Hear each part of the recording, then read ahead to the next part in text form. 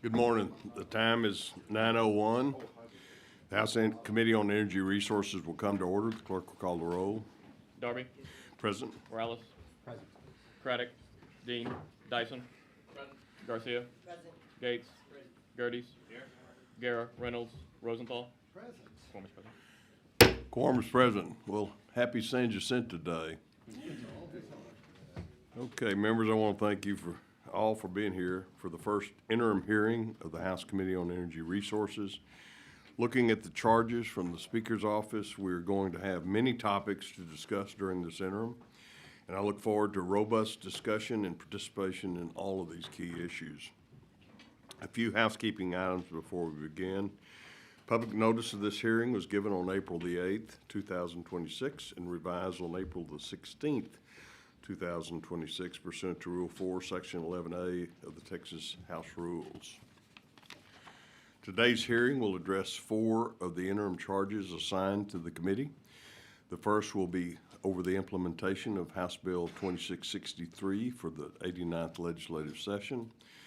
The second will be over the implementation of House Bill 48 from the 89th legislative session. The third is a global energy overview as it relates to the Middle East and Venezuela. And the final charge discussed today will be over the hydrogen industry. I want to remind those in attendance that pursuant to our posting, the committee will take invited testimony only for today's agenda. Invited witnesses have been provided to the committee in advance, so if you have registered to testify and have not been invited, you will not be called. Members of the public who wish to have their opinion recorded may electronically submit comments at the link located on the committee's official posting. The comment period for all 4 agenda items before us today will close upon adjournment of this hearing. This hearing is also being live streamed, and a recording will also be available on the House website. For those unfamiliar, our committee clerk is Santino Camacho. If you have paper copies of handouts or prepared remarks that you wish to provide the committee, I ask that you hand those to the clerk directly, and he will in turn pass them out to the committee members present. With regard to scheduling, the committee is still working to determine the rest of our interim schedule, but I want to accomplish much before the summer, so you will have an opportunity to be in your districts in the fall. If you have questions, please reach out to my Chief of Staff, Laramie Stroud, or Santino, our committee clerk. We will provide you with all dates and times as they get finalized, and we will work with you to accommodate availability during this time. If there are no questions, I'll begin with my opening statement. Texas is the leader in oil and gas and energy production. It is a dominant position that we've enjoyed for as long as I have served in the legislature, and it is a position that we will continue to hold with smart, sound regulatory policy that balances industry, landowners, and the environment. America runs because of Texas, and it is because of Texas that Americans from New York to Florida to California can enjoy products, comforts, and amenities that we've come to associate with 21st century living. If you want to know what the future of Texas or any nation, it looks like when ready access to cost-efficient, abundant power, look no further than the nations to our southern border and across the globe. There are countries where access to electricity is a luxury and industrialization is a dream. I believe that as Texans, we have a moral obligation to use the abundant resources at our disposal to maintain and improve the way of life of every Texan, and to export that abundance worldwide to deliver a future of growth for those who need it while reaping the financial benefits to our state. And we do. Texas exports roughly 75%, 3/4 of the United States oil and gas exports to the world. There is no America without Texas energy. I'm going to repeat that. There is no America without Texas energy. In 1915, the oil pump from Texas wells won World War I.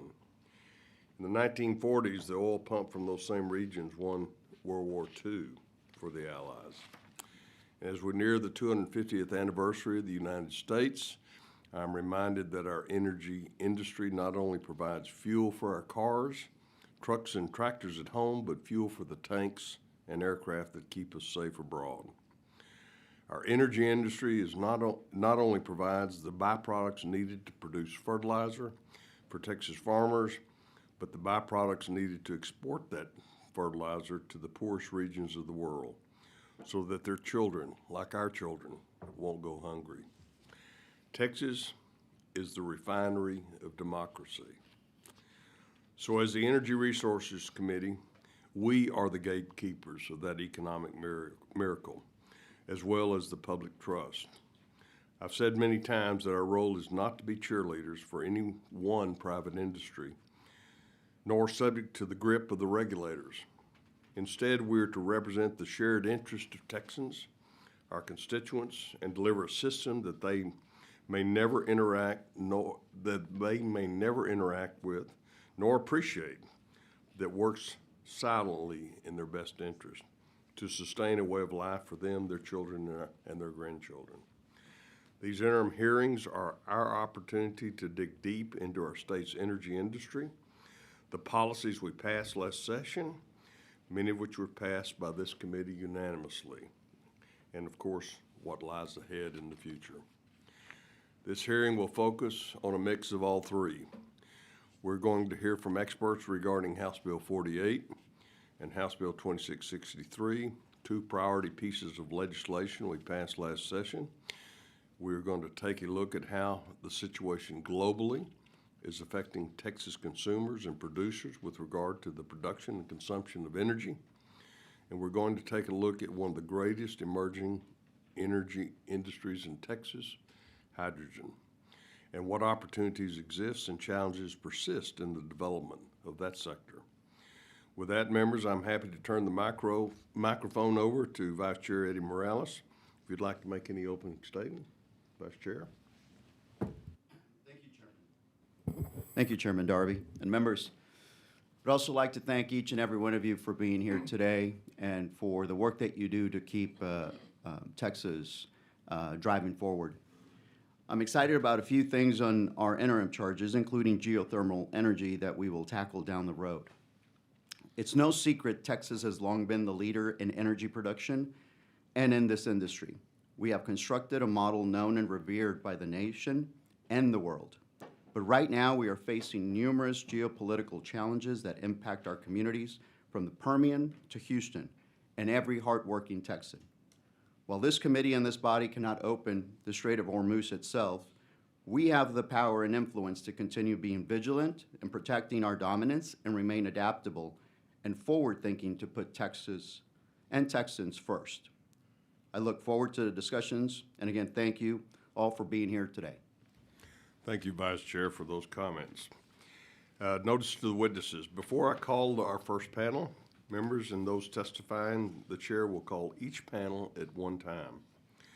After they are seated, we will confirm the witness registration one by one, then proceed with each witness's prepared remarks.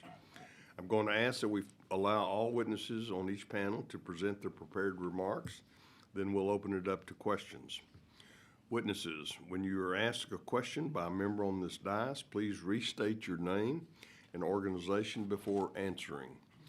This helps those listening at home and our folks in the audio-visual department. With that, we will now proceed with our first agenda item, the implementation of House Bill 2663. Members, House Bill 2663 was the legislation we passed unanimously out of this committee last session regarding the inclusion of an operator's written affirmation on the discontinuation of electrical services prior to an extension for plugging. The chair calls the following as the first and only panel for this item. Mike Hoke, Director of the Office of Public Engagement, Public Utility Commission of Texas. David Lindley, Director of Field Operations, Railroad Commission of Texas. Carr Ingham, President, Texas Alliance of Energy Producers. And Peyton Schuman, Executive Director of Governmental Relations, Texas Southwest Cattle Raisers Association. All right, Mr. Hoke, we have you registered as Mike Hoke with the Public Utility Commission, testifying neutrally on today's proceedings. Is that correct? Yes, sir. Mr. Lindley, we have you registered as David Lindley with the Railroad Commission of Texas, testifying neutrally on today's proceedings. Is that correct? That's correct, Chairman. Mr. Ingham, we have you registered as Carr Ingham on behalf of the Texas Alliance of Energy Producers, testifying neutrally on today's proceedings. Is that correct? That's correct, Mr. Chairman. Mr. Schuman, we have you registered as Peyton Schuman on behalf of the Texas Cattle Raisers Association, testifying neutrally on today's proceedings. Is that correct? That's correct, Mr. Chairman. With that, Mr. Hoke, you may begin your testimony. Thank you for being here. Good morning, Chairman, members of the committee. My name is Mike Hoke. I'm the Director of Public Engagement with the Public Utility Commission of Texas. I'm going to talk today about how a customer, including an oil and gas operator, can disconnect their electric service. With the help of an electrician, the customer can remove their equipment up to the electric meter. And that electric meter is the line of demarcation where the customer's equipment ends and the electric utility's equipment begins. The customer doesn't need permission from the electric utility to remove their own customer equipment, but they would, of course, need to follow any local building codes. Now, if the customer needs to remove or relocate the meter or other electrical distribution equipment on the utility side of the meter, or if there's a malfunction with their own shut-off device, the customer would just make a service request to the utility, and they would handle that shut-off. The other situation I want to point out is when there's an unsafe electric condition at an oil and gas site specifically. Now, Natural Resources Code 91019 lays out a process for the Railroad Commission, the PUC, and the electric utility to cooperate on disconnecting electric service where there's an unsafe condition at an oil and gas site. The Railroad and PUC, we have a memorandum of understanding to enshrine this process. Now, the Railroad Commission would contact the electric utility directly to inform the utility of the unsafe condition at the site and request disconnection. And the utility can often disconnect the electric service remotely without even needing to travel to the well site, though they can also go out to the meter and disconnect there as well. There's no need to get permission from the PUC before disconnecting, and the PUC rules already authorize a utility to disconnect electric service where there's a known dangerous condition. And this process, according to the MOU, the PUC gets involved in the disconnection if for some reason the Railroad Commission cannot determine who is the correct electric utility. And this could be on the boundaries between two service territories, or if the name of the utility is obscured on the electric equipment or on the meter, and it's hard to determine. In these cases, the PUC would review which electric utility is the appropriate one and then inform the Railroad Commission. And so those are really the two main avenues for a customer disconnecting their electric service, including an oil and gas operator. And I look forward to any questions y'all might have. Thank you very much. Thank you, Mr. Hoke. I inadvertently thought we called the tune Hokey Pokey, and so I may have introduced you wrong, and I apologize. I'll put my left hand in and my left hand out, sir. Okay. Mr. Lindley, you may begin. Thank you, Chairman. Here today to discuss House Bill 2663, which was adopted November 18th of 2025 and made effective December 8th, 2025.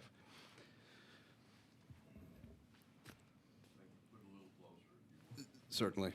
I think I also forgot to tell you who I work for and what I do.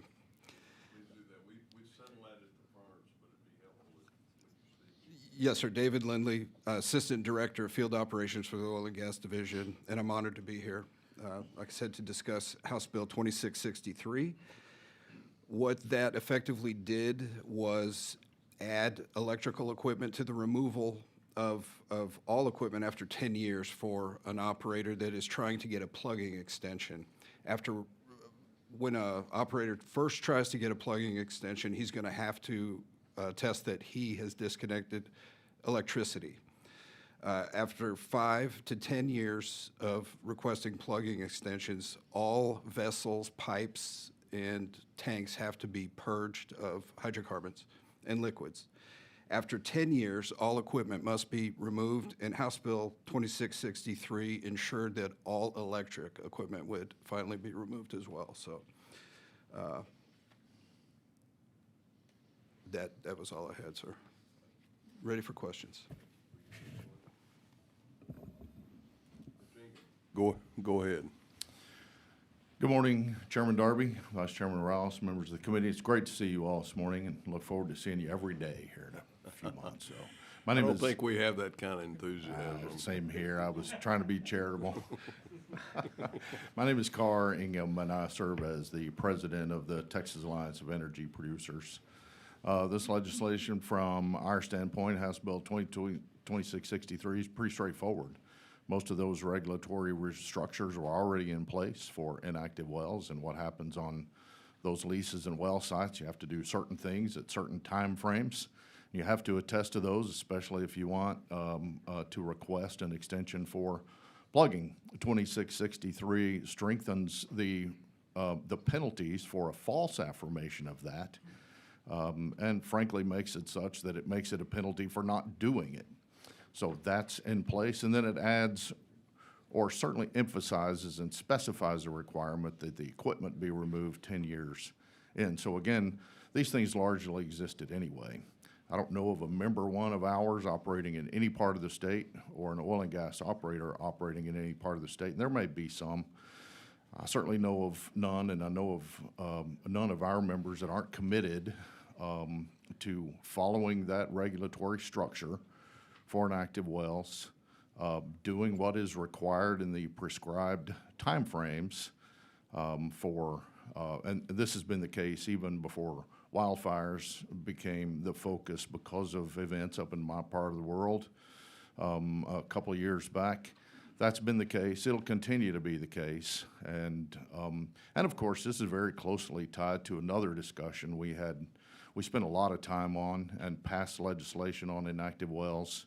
And so we want to continue to protect the inactive well inventory, do what needs to be done for those, follow this new piece of legislation, and work with the commission to put that rulemaking into place. And again, make sure we preserve these inactive well bores, again, these are not inactive, they're not orphaned and abandoned, they're inactive, they're under the control of a licensed, permitted operator in Texas who's required to do these things on those leases, including the removal of the electric equipment, disconnecting after a year, et cetera, et cetera. So again, our members are committed to that. We'll remain committed to that. We look forward to working with the commission in the enforcement of that, and appreciate your time this morning. Thank you for your testimony. Mr. Schuman, you may start your testimony. Thank you, sir. Good morning, Chairman Darby, Vice Chairman Morales, and committee members. My name is Peyton Schuman, and I serve as the Executive Director of Government Relations for the Texas and Southwestern Cattle Raisers Association, or TSRA. I'm here today to testify on HB 2663, and I'm neutral. TSRA is the state's oldest and largest livestock association, founded in 1877, and we'll be celebrating our 150th anniversary next year, with 28,000 members that include both individuals and businesses across Texas and the Southwest. I want to begin by recognizing the work of this committee and the legislature and the Railroad Commission in implementing House Bill 2663. This legislation was an important step forward, and our members appreciate the increased attention to long inactive wells, site maintenance, and operator responsibility. We are seeing progress, and that progress matters to the ranchers and landowners that we represent. Since the passage of HB 2663, there has been increased activity on sites that, in many cases, had gone unaddressed for years. On Craig Cowden's Breezy Point Ranch, located in Skellytown, Texas, wells that have been inactive for over a decade are now receiving attention. The Railroad Commission has required operators to begin removing equipment, and in some cases, operators have taken initial steps toward compliance. Our members are also seeing more engagement from the Railroad Commission staff in the field, particularly in the office located in Pampa, Texas. Producers have noted inspections occurring where there had previously been little to no presence. That increased visibility and oversight is both needed and appreciated. At the same time, we would respectfully note that challenges were made. primarily with consistency and follow-through in operator compliance. In a number of cases, cleanup efforts have been partially completed. Operators may remove certain equipment, such as pump jacks, but leave behind other infrastructure, including power lines, tank batteries, and flow lines. Work is started, but not always finished. As a result, a significant amount of equipment with little or no productive value remains on the land. Producers are also observing instances where operators appear to fall out of compliance after initial corrective actions are taken. This creates ongoing uncertainty for landowners and points to the need for continued oversight, particularly with repeat offenders. We offer these observations not as a criticism, but as constructive feedback from those directly affected on the ground. It is clear that the direction is improving. The combination of HB 2663 and increased enforcement of existing regulations is beginning to address issues that have developed over a long period of time. At its core, this is about accountability and stewardship.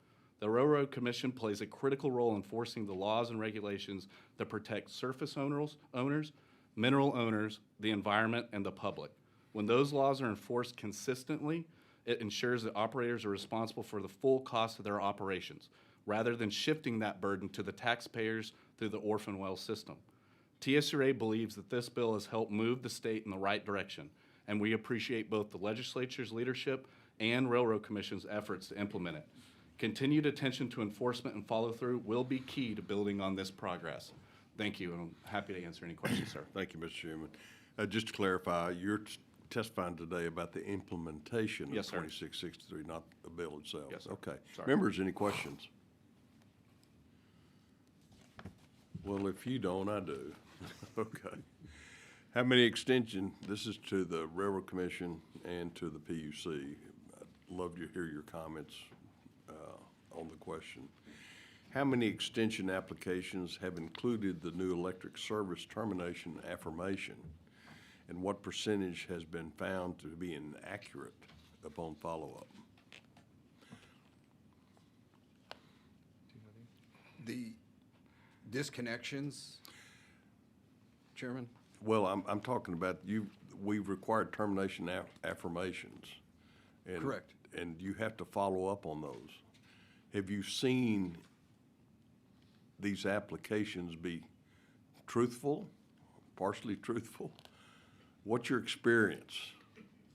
My Are these- experience is that we'll take it at face value, but then do an inspection as quickly as we can. Okay, to that point, you take it initially at face value, as I think you should, but then you follow up. Yes. Trust but verify. Yes, Chairman. That's been around for a while. So after you've verified, do you have an idea as to the percentage, if any, that have proven inaccurate upon your follow-up? Interesting, Chairman. I looked at this morning, just from January of 2025, and we have 10,478 that we had to issue a violation on.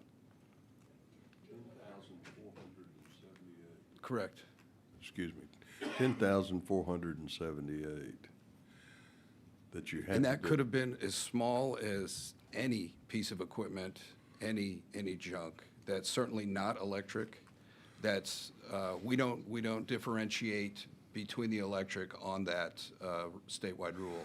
So there's no subclassification for electric service termination affirmation? Not as of yet. Not, It is falls that- under the same rule, Chairman, as equipment. I would hope that the commission would use that as a data point that would be helpful in formulating policy from this Agreed. body. I would hope that the commission would adopt rules that would create some way to identify and track these affirmation extensions.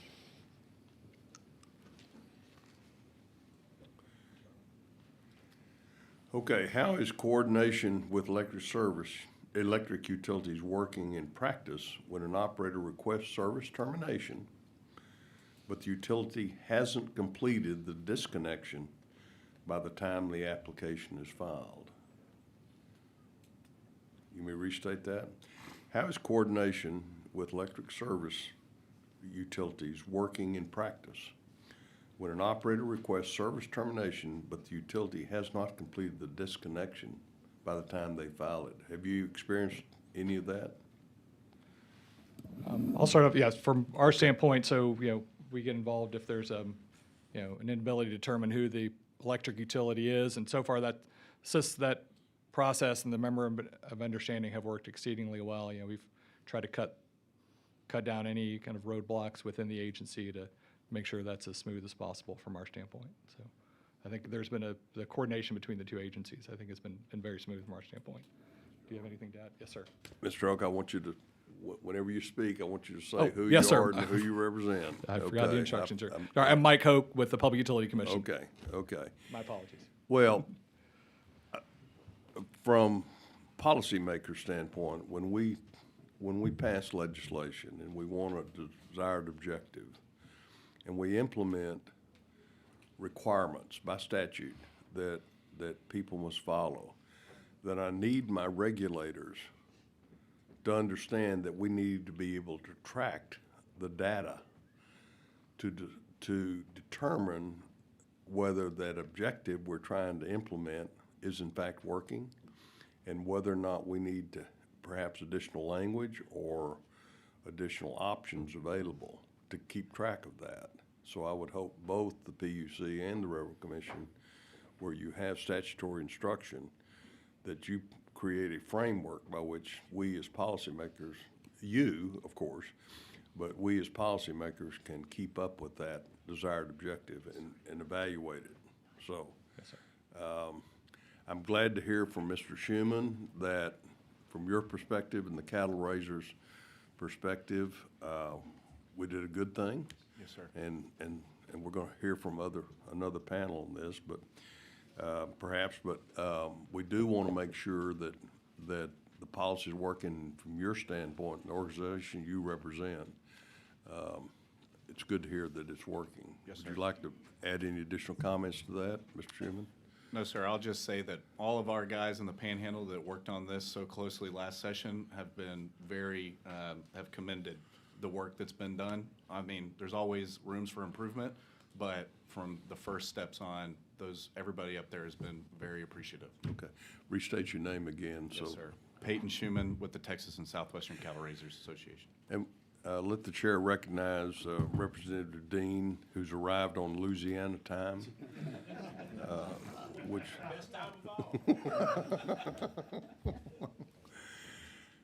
We need a translator for him, by the way. That means staff said 9:30. Okay, I think we have a question. Representative Gardner. Well, just, Peyton, correct me if I'm wrong.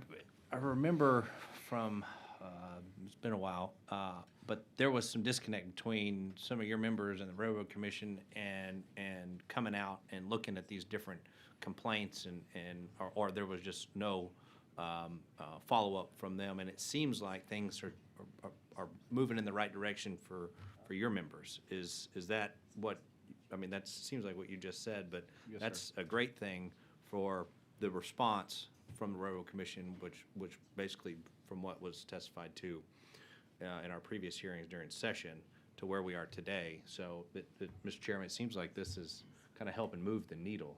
And is that where we're headed? Is that right? Yes, sir. Peyton Schuman with Cattle Raisers. Yes, sir, you're exactly right, Representative Gertis.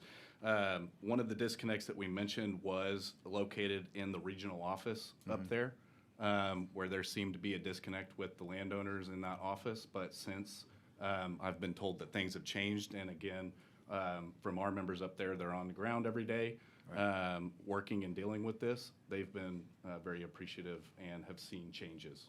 Well, that's great. And sir. keep us updated if that changes. Yes, sir. Thank you. Vice Chair Morales. So if I understood correctly, there's over 10,000 violations of inactive wells that you've logged since January of this year? January of last year. January of last year. So that's the number of violations. How many, have you been able to track the number of affirmations that have been submitted to the agency since the implementation of the legislation? David Lindley with the Railroad Commission, Vice Chair. That I have not tracked. Okay. I guess for us, to us, we understand affirmations will equal that the operator is moving towards disconnect. Is that accurate? If they submit their affirmations, that they're formally disconnecting. Yes, Vice Chair. That they affirm on the very first W3C that they apply for, that they have to disconnect electric to get their first plugging extension. So all of those are affirmed by the operator, that And we they're don't- shutting in the electric. We don't have a total number of how many affirmations have come in. That would be for as many, I do not have that number, Vice Chair, I apologize, that I can get. Okay. And the way I was understanding Chairman Darby's questions is, after the affirmations, is there follow-up to ensure that they have disconnected? And how many of those have been verified, the trust but verify portion of the questions that Chairman Darby was asking? I guess if we are misunderstanding the process, I'd like for somebody to explain it, but that's the way I understand it to go, and I think that would be the key. How many affirmations we would like for the committee to receive, how many affirmations are coming in, and how many are actually being checked and verified that they did disconnect. Vice Chair, David Lindley again with the Railroad Commission. So we inspect when we, I'm not sure, we don't really have a time frame for right after. But the next inspection, we have it in our system that was affirmed that the electric is disconnected in order to get the W3C. So our inspectors see that in ICE, and they go out. If the meter's removed, which is optimum, we know that the electric is disconnected. If the meter's still there, but they have the electric pulled from the line, we can also see that. So, again, Vice Chair, I do not have the number of affirmations, but I can certainly get you the number of W3Cs applied for and the number of Inspection. affirmations as far as we've gotten. Okay. Would you provide that to the committee? Absolutely, today, sir. Absolutely. I think that's important. Yes. If we're going to track the success of this bill, we need to have that information, so I appreciate that. All right. And then my second follow-up question would be, understanding the short time frame for the implementation of this legislation, do you already have any recommendations, or have you seen any loopholes that we need to address in the interim session from anyone? Anything that I understand, Mr. Peyton, that you mentioned, it's a work in progress and, there's always room for improvement. Is there anything that you'd like for this committee to consider? Yes, sir. Peyton Schuman with Cattle Raisers. One thing that was conveyed to me was that, another concern raised is the accuracy of production reporting. There are leases that producers know have not produced in many years, yet filings indicate continued activity. Where discrepancies may exist, additional tools such as verification through a third party, data like electric meter records could help ensure reporting is accurate and consistent with actual operations. But I'm happy to, like with Representative Gertis said, to get with our people. Our wildfire kind of working group is going to get back together to maybe find if there are still some little tweaks and things that we can offer to this committee and to you, Vice Chairman and Chairman Darby. Yeah. If you can submit those, that'd be great. Thank you, Mr. Chairman. Members, any other questions? Thank you, panel, for your testimony. Appreciate you being here. We'll now move on to wait. Okay. Housekeeping. Members, if there are no further questions or comments, the chair will now close testimony on the first item of business. Hearing none, the chair closes testimony on the implementation of House Bill 2663. With that, we'll now move on to the second item of business and the implementation of House Bill 48. Members, House Bill 48 was a bill we passed out of the committee unanimously last session, which created the Texas Organized Oilfield Theft Unit within DPS. as a part of the measure to combat oil field theft across the state. The chair calls the following as the first panel for this item of business. Captain Tim Murphy, Criminal Intelligence Division, the Texas Department of Public Safety. Jason Clark, Director of Agency Projects, Railroad Commission of Texas.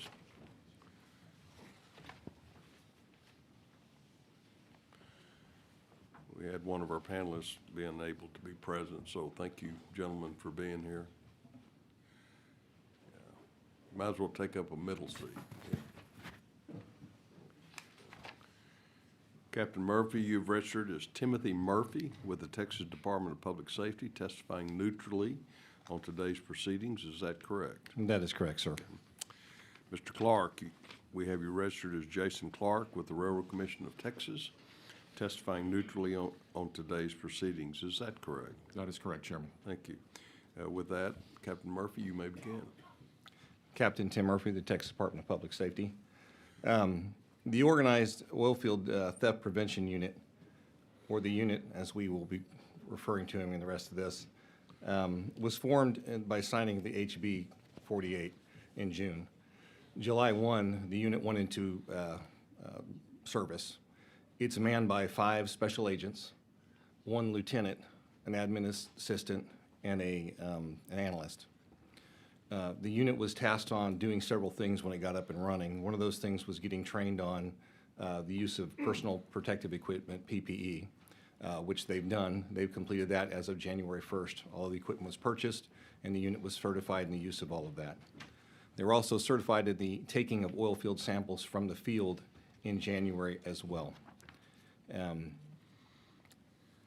unit was also tasked with the creation of a class for officers to go to be taught on oil field theft prevention. That was submitted through TCOL, which is who holds our licensing for police, and it was given the designation of 3280 is the class. We've taught that class as well. We've trained so far since the beginning of the year 157 officers and about 36 departments. So those are the things that we've done so far with the tasks that we've been given in the oil field unit. Okay. We'll ask you questions about what successes you had just a minute here, but we'll proceed on with Mr. Clark. You may begin. Thank you. Good morning, Mr. Chairman and members of the committee. My name is Jason Clark. I'm the Director of Agency Projects with the Railroad Commission of Texas.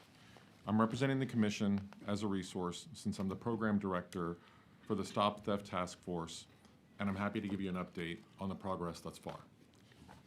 Stop Theft is the acronym which stands for the State of Texas, the State Task Force on Petroleum Theft.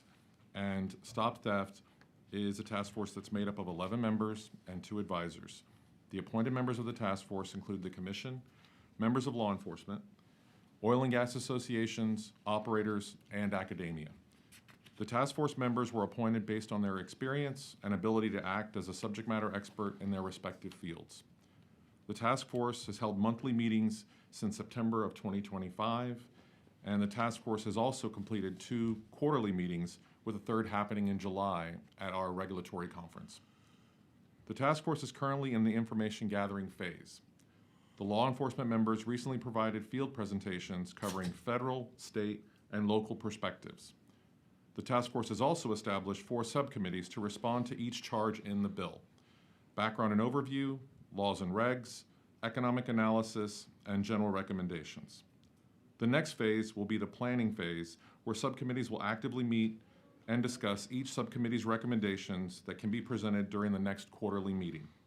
The last phase will focus on the execution and completion, where the task force and advisory members will use an iterative process to generate a report that will increase transparency, improve security, enhance consumer protection, and address long-term economic impacts related to the theft of petroleum products as required in the bill.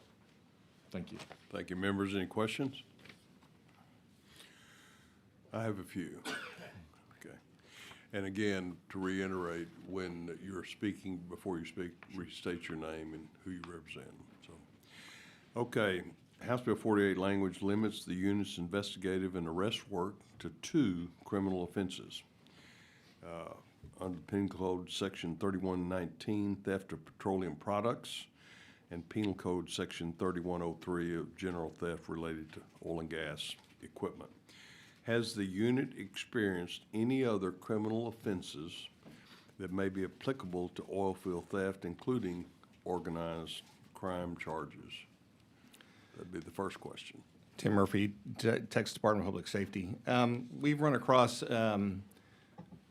basically, the only thing we've run that's a little bit different outside would be the theft of vehicles used in reference to this type of stuff.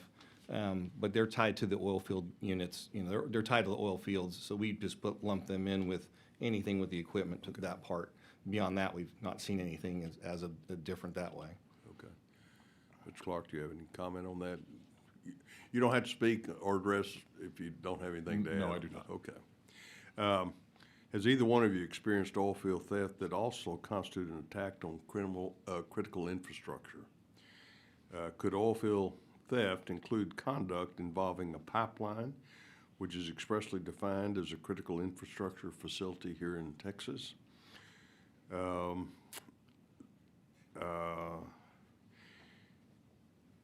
Are there specific offenses contained in Chapter 424 that the unit does not have authority to investigate? I guess would be, we're focusing on attacks on critical infrastructure. Mm-hmm. Do you have enough statutory latitude, if you will, to investigate those instances, even if it relates to, say, a pipeline? Tim Murphy, Texas Department of Public Safety. Yes, we did have a situation where we did have a pipeline where they did what's called pigging. They cut into the pipeline and tried to tap directly into the main pipeline in the Pecos area of our ARR. Unfortunately for them, they didn't do it right. It sparked and it blew. They got out of the way.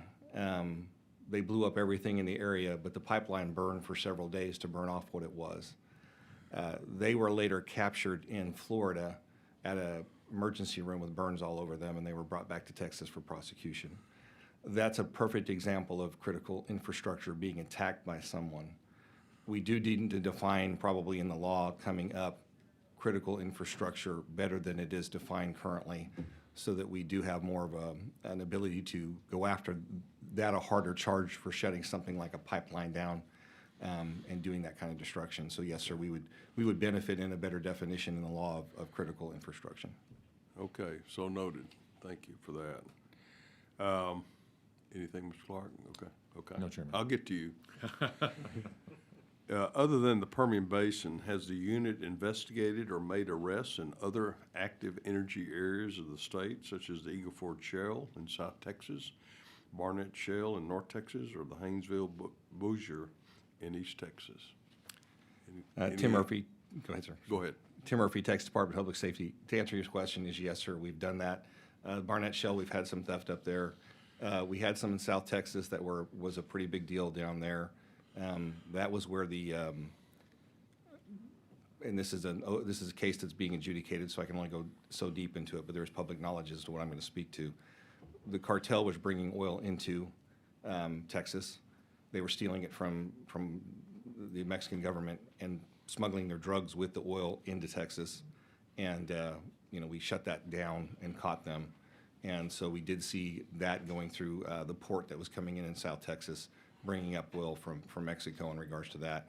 So yes, we've had that type of a situation in that area. We do know there were oil theft in a lot of different other areas. I don't know how much the unit's been primarily working in and around the Midland, Odessa area. We haven't really been called to these other areas, but I know that it's definitely happening there. I just don't know that it's being reported as much as it should be, or we're even aware of it's happening sometimes. Well, I guess that kind of leads me to my next question about the interaction with other agencies. Whenever you stand up a new group, there's always interagency jealousies, budgets, staffing, that everybody kind of becomes protective of that. Can you talk about how we can improve the unit's interaction with other agencies with regard to these issues, so that we can investigate and try and convict criminals that engage in this activity? Tim Murphy, Department of Public Safety. Yes, sir. Basically, coordinated efforts, task forces are the key to that. We have the Permian Basin Task Force that we currently are associated with. I have 5 agents and 1 lieutenant, and it's a really big state. So I've got to use these other resources, other departments to supplement and fill in and help us. And that's what the task force has done tremendously in the Permian Basin. Those task forces need to be opened up probably in other areas, and funding for the sheriffs and people like that would probably be helpful to get buy-in for them to be able to come in and put more of their personnel and to help out with that type of a situation. But yes, task forces would be the key to be a force multiplier, because everybody's short on manpower in law enforcement, sir. So if we all pitch in one guy, then we've got the group that we need. It's been very successful in the Permian Basin. We're pushing that up towards the Amarillo area and trying to get that task force formed up there, using us as a model for that. We've been to New Mexico, which doesn't involve Texas, but we did help them with their task force to get them going. We may change that. Yeah, that's what I hear. So task forces would be the key, sir, to helping out, and that would allows you to have those interoffer relationships without breaking down those barriers, because everybody's part of the solution rather than fighting one another. And I guess that, we would like, when we have an initiative and we determine it to be a priority, and it goes through the process, and the governor signs it, and, we commit money, budget. But again, there's this natural tendency for people to shrink in and protect their own little initiative, or sometimes big initiative. But so I just want to make sure that we have created a framework that encourages cooperation with other law enforcement agencies. And you mentioned the Sheriff's Department. Have you found that our county sheriffs are cooperating with this effort and helping you perhaps with some of these investigations? How do you characterize your relationship with local governmental entities? Tim Murphy, Department of Public Safety. Sir, I have 27 counties, so I have 27 sheriffs that are in my area of operation. We have incredibly great relationships with all the sheriffs, and they do have massive buy-in. They have, their constituents are all people that live and work around the oil fields. So they're very interested, and they're very much wanting to be a part of the operations and help us out. We use their jails. DPS is, we're in furtherance of other people's crimes is what we do. We take and help the smaller agencies and bring those crimes and give them the resources to work on it. So we work very hand in glove with everybody out there, and we really don't have anybody that's stonewalling us. They're very happy to see us to come in, and they'll commit what they can commit. They'll commit to us and give it. So right now we've got great relationships with all of the different departments we're working with in getting their support and their help in regards to this matter. Has the unit investigated oil field theft that involves transnational gangs or crime that inherently crosses international borders? You mentioned the fuel issue, but either by moving the stolen fuel or components to Mexico or by sending the cash proceeds to another county. Are you experiencing some of those situations? Tim Murphy, Department of Public Safety. Yes, sir. We've had instances where the thing about Mexico, and many of you on this board are very knowledgeable about this, so I don't mean to be speaking down in a way, but most people don't understand Mexico doesn't have refineries. They bring all their oil up here to be refined. So they steal gas and they take it back to Mexico because refining down there is very difficult. They bring oil from down there and steal it and bring it up here. We have run across that in the major case with the drug dealer. We took hundreds of barrels of oil that they were stealing coming from in the port, bringing that up, the cartel was, and that was directly tied to the cartel. So we have seen that. As far as the fuel is concerned, yes, the fuel crosses the border all the time. We lose diesel is a big, huge hit that we're having, and obviously as fuel prices go up, we're getting higher, recalls for theft of that. So we do get that going into Mexico. So we do run across that border operation as far as that's concerned. The other part of your question, as far as the transnational gangs, we have had nothing so far that we've been able to put specifically on a transnational gang, and we've been looking, trust me. We've not made a correlation yet of anyone doing that. It's usually Mexican nationals that we're dealing with.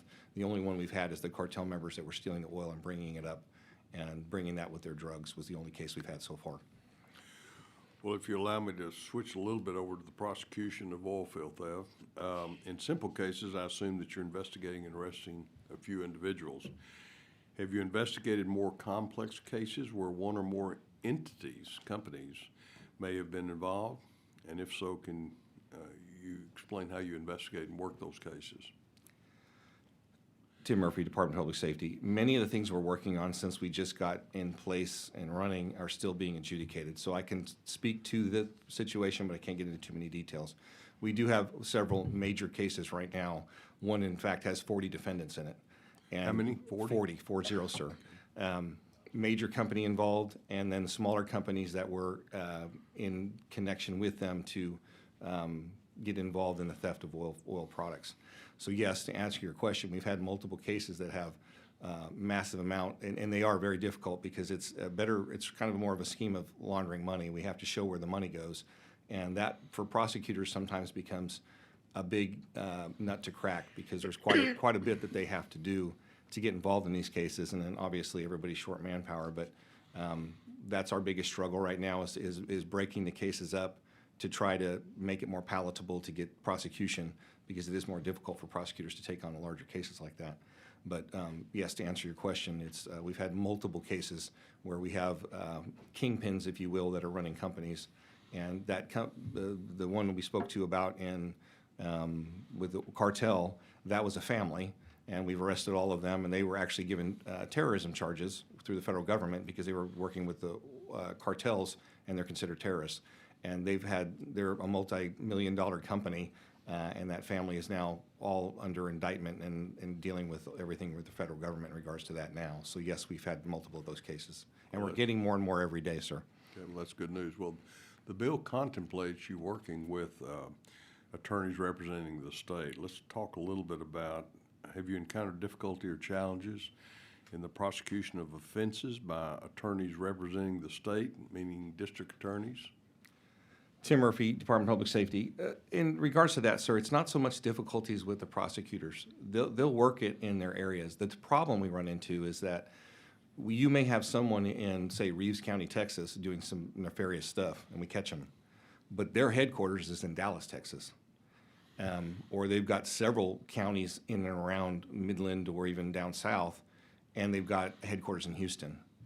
The problem for the prosecutors is they don't have multi-county jurisdiction. They have the county jurisdiction of what they have. So we have to take that case individually, break that bigger case up and bring that to that particular prosecutor for them to prosecute that person in their county that's connected to that. And then we've got to go to all these different counties and file things, which that becomes a little bit more harder to do. Unlike the federal government, who their AUSAs can take a case and their boundaries are the entire state, if you will, so they can prosecute someone in Dallas that's connected to a place in Midland. Our local prosecutors, without an MOU signed with another prosecutor, would have difficulty doing that. And that's what we're running into is on the state side, is that it's difficult. Some of these cases do reach out to multiple counties in different places, and getting that ability to have them all talk together and work together is a little bit of a strain because it comes back on us to make that happen. Have you, in your experience, determined that these prosecutors are either understaffed or have to handle oil field theft cases, or do you find any lacking experience in prosecution of these cases with these county or district attorneys or other prosecutors? Tim Murphy, DPS. Yes, sir. To answer your question is all of the above. They're all understaffed, like everybody in law enforcement seems to be these days. The other part of that is this is a newer venture, the way we're doing this and building these big cases up. So yes, there's a lack of knowledge, not a lack of desire to help us with the case, not a lack of desire to do the case. Just they just like us, we're learning as we go to build these cases up to give them the most power that we can to put these people out of business. So we've got to get with our and coordinate that with them. And some have, depends on where you're at. If you go out to Loving County, Texas, there's no DA out there. There's a DA that takes care of 3 different counties that handles that. And the great DA is great there, and they work with us on everything. But they're limited to the staff they have. It may be the DA and one another attorney. So that's part of the problem, is that the staffing is always low. and they have murder cases, and they have, you know, all those type of cases, so. Just one more question. Well, with regard to these resources, you know, this committee and others in the legislature in prior years have created additional resources. And that's the Texas Anti-Gang Grant Program, which put prosecutors working next to law enforcement. And the one that I'm particularly fond of is the Border Prosecution Unit, which I think has been very successful. I mean, what are your thoughts about working with these folks to provide those additional trained and specialized prosecution resources, deploy them early in the investigation, and bring them along so that they can be of assistance to you in that prosecution? I mean, what are your thoughts? Tim Murphy, DPS. I'm wholeheartedly agree that the BPU is an incredible group of people. So are the tag people. Any type of resource we would have like that would be a force multiplier that would help us tremendously. If we could get buy-in from those groups of people or something along those lines we can model after, that would be a great benefit to us to get prosecution taken care of. Now, my sensors propped up when you said get buy-in. You know, we created them to address these issues. And what obstacles are you having getting them to buy in to these additional resources, for you having access to these additional resources? What's preventing that or inhibiting that? Tim Murphy, DPS.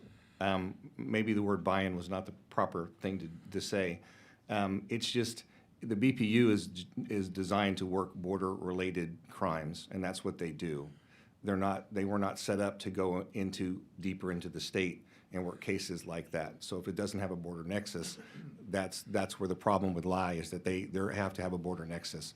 The tag centers, when they have people in there, they're just busy, sir. They're extremely busy, and they've got so many cases that come with people doing drive-by shootings or murders and things like that. And as much as we want to be passionate about this, and I am this is a large theft case.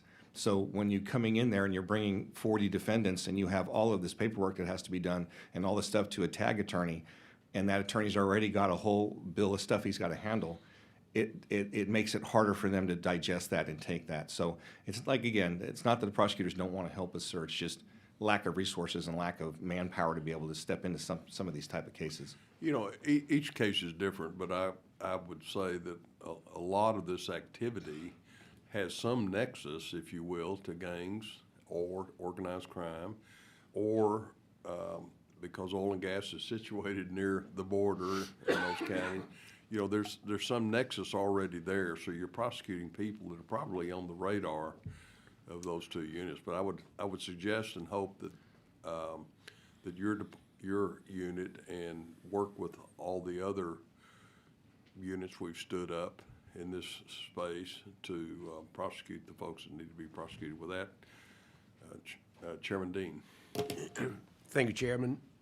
You know, I appreciate your honesty about, you know, staffing and our lack of. I'm just wondering, Chairman, because this is a big thing, and we haven't really talked as far as how granular that you actually go, because you're talking pipelines, infrastructure. I had a bill session before last regarding the theft of oil field tubing, you know, valves, compressors, et cetera, et cetera. Y'all hadn't even really gotten to that particular level, probably.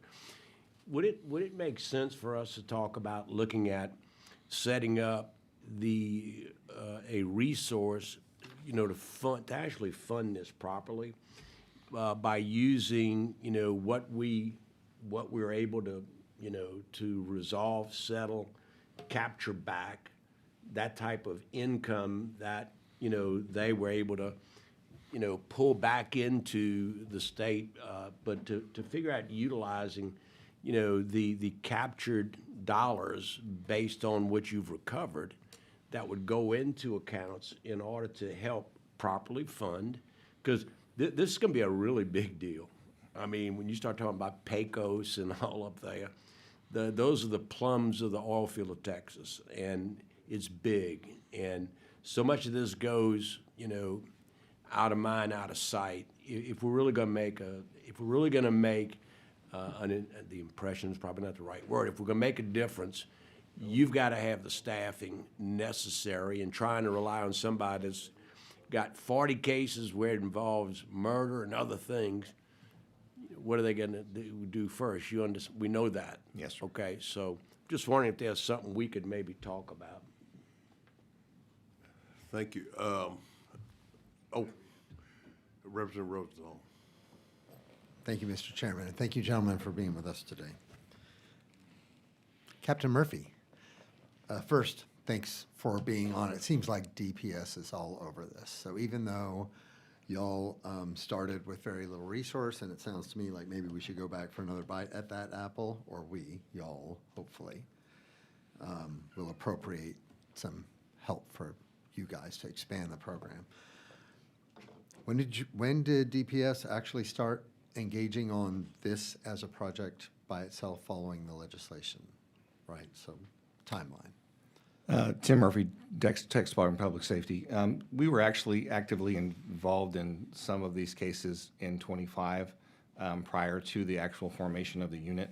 I had a couple of agents actually doing the work already because there was a need in the area and we just couldn't deny it. So even though we were shorter staffed then, we still had people working there. So we started this in 25 and we did quite a bit of work in 25, even though the unit, some of the stuff I talked about, like the training for their PPE and things of that nature, didn't get done until January because it had to be purchased, and then it's a process to get them trained on it. They were still out working and still putting people in jail. They were still out catching people, stealing pipe, stealing ECMs, doing all the things that we do for oil fields. So they were still out making those cases all through the calendar year of 25. But the unit actually stood up and started becoming official the July 1st number. Very good. And what was the effect of the legislation actually going into effect? How did that help you scale up or change your operations? Tim Murphy, DPS.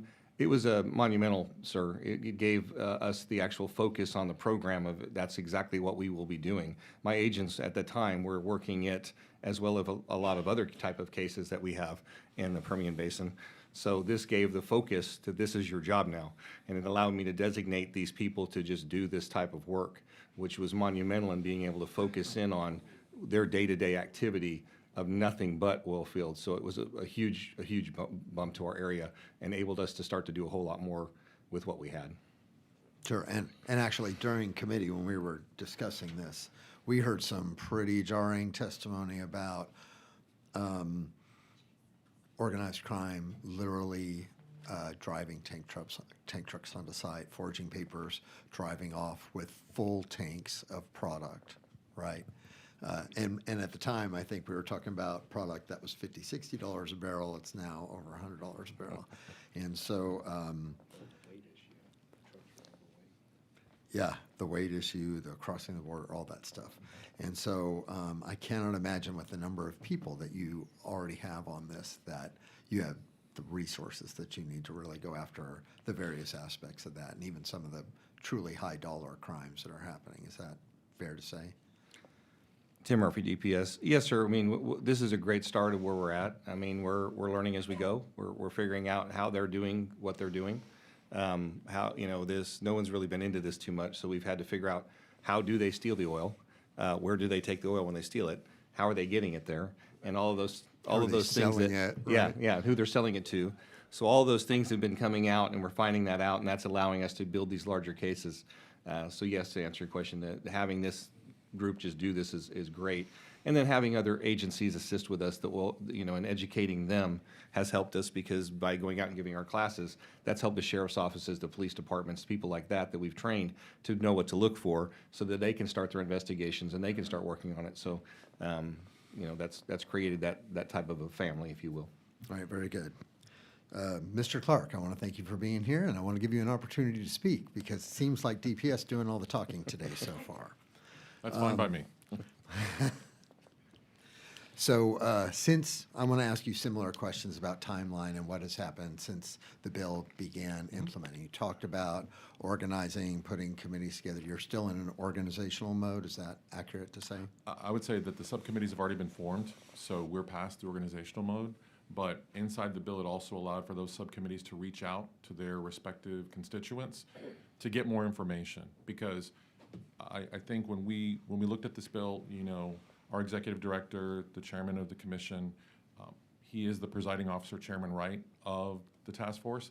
And what he has done is, since the day the bill came out, they came up to me, you're going to be the program director, this is how we needed to be set up, and then we established the timeline, and then we met immediately thereafter. So it was set up the application, put it out for the public, take in the applications, make the appointments rather, and then start moving. We wanted to make sure that we had the first meeting before the end of that month, so that everybody on the committee could understand who they were, on the task force rather, who they were, introduce themselves, and start going. We wanted to make sure that every month we had something established, so that way those members, the task force members, could see what's been going on in the field if they didn't have that information already. Very good. And it's my understanding that this task force is supposed to work collaboratively with DPS, helping to inform them to be more effective and efficient. Is that right? Yes, sir. Captain Murphy is actually on the task force. Of And course. so he is, again, the tip of the spear, getting us that type of information, working closely with another member from the FBI. And then most recently, we've also had Homeland Security come in and listen to our meeting in Midland, where we had a field meeting to actually go through and have our quarterly meeting out there. So, And to be fair, I would expect the Railroad Commission, as a bureaucratic agency, is operating in a more bureaucratic fashion, right? So organizing and doing all that stuff. What is the timeline do you anticipate for actually stepping into a much more active role? Because while DPS hits the ground running, and they've already, and to be fair, again, they're an action sort of agency already involved in law enforcement. It is a law enforcement bill and a law enforcement operation, so you all will have the primary role. I'm not criticizing about that, but my question is, for them to be more effective, they need the field experts, which I assume are your role, to help inform and advise. And just like if they're training for PPE, they need to be trained in operational logistics and stuff, right? So they know when they see something, if it's okay or if it's actually possibly going wrong. So when do you anticipate the Railroad Commission more actively engaging in that process? what I would say is I believe we're already actively engaged in that process as the Railroad Commission. You know, in our Office of General Counsel, we have an enforcement division, and in that enforcement division, there are 2 investigators, and one of them is in Midland. So he's available, ready to go on site to help and assist, like you said, aid whenever Captain Murphy or any of his unit need any help. We've also wanted to make sure that, again, during our regulatory conference that's happening in July, we felt that was an opportune time to bring the task force members together to, again, see how we train as the regulator those operators in our forms, policies, procedures, so that way they have a better understanding of, again, what they're tackling and what they should be looking for. Very good. You know, when someone says pigging, your mind could go everywhere, but again. I actually think pigging is cleaning pipes by shooting objects through them, right? That scrape the walls, but that's just me. So while it seems clear to me, at least, where DPS could use additional resource and how this is encouraging to us as a legislature to commit to efforts to increase that, I'd like to hear from the Railroad Commission how this legislature can help advance, accelerate this process, and to become more effective as a partner in the role of helping to stop oil field theft, working with DPS. Well, I don't want to speak for the commission as a whole, but what I can say as the program director of the task force, you know, stepping into this role, it is a privilege for me now that I understand, you know, the breadth and scope of what this what's actually happening. And I think once we get further down and when we get closer to actually providing the recommendations that are going to be put inside the report, that's when we'll have a better understanding of what impactful direction needs to be taken in order for us to help mitigate and eliminate the theft of oilfield products. That's what I can say. Okay, and just curious, are you the original appointee to direct this program? So you were stepped into the role immediately, right? Yes, sir. Okay, very good. Thank you so much. Member Joe, Representative Garcia. Captain Murphy. There we go. Hello, sir. Thank you so much. Captain Murphy, I have a couple of questions in terms of your caseload. And also, have you noticed an increase in activity now that, as Representative Rosenthal mentioned, the price of fuel is doubled? Have you noticed an increase in activity? And what does your caseload look like? Tim Murphy, DPS. The caseload right now, my agents are carrying anywhere from about 15 to 30 cases, depending on the level of the training of the agent, that they're working on different cases that we've been involved in. That's roughly. As far as the cost of things, when oil was down, we saw a lot more of the stealing of copper because copper was up. So then all of a sudden they shift and they steal copper. So this first quarter of this year, we've not seen a whole lot of petroleum product oil being stolen, less people reporting it. With it going up, we know it's gonna, I mean, it went from, when they stole that oil before, they're getting about $35 a barrel for it when they'd steal it. And that's what they would pay them, roughly. Then it got down to like 15 bucks. Well, it's a lot of work for $15 for a barrel of oil, and it's easier to go steal copper. So they'll go and they'll do that. So they shift as time goes by, depending on what's happening. Now that the price goes up, I guarantee you this next quarter, we're gonna get a lot more report, or hopefully a lot more reporting on theft of oil. That's part of the problem that we run into, is getting people to report that the oil has been stolen from them. And there's not an incentive for them to do that.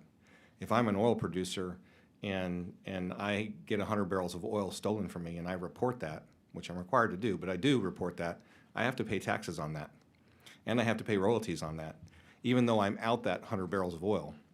So the incentive to get the oil producers to tell us how exactly many oil they've lost, that somewhat becomes a problem sometimes, because I don't want to say they're being deceptive, but at the end of the day, we know when we're talking to these guys, when we catch them and they're saying, I'm stealing hundreds of barrels of oil, somebody's getting those stolen from them, and they're not probably letting us know that that's happening. And they may not be aware of it. I'm not beating up on the oil industry, but there's not an incentive for them to come forward to us and say, I just lost 100 barrels of oil, because they know they're going to have to pay the taxes on it and they're going to have to pay the royalties on it.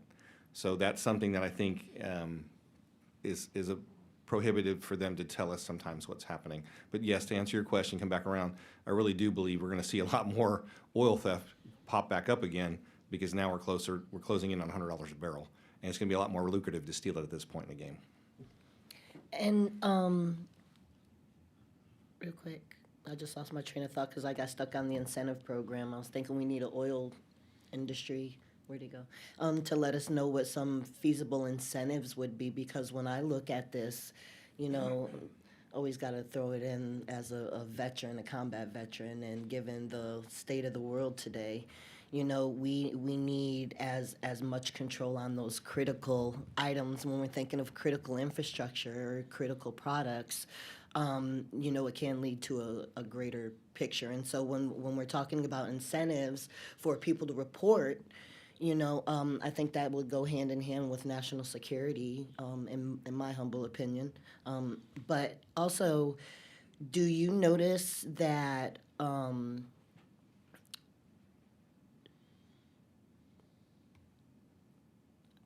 I don't know what I noticed.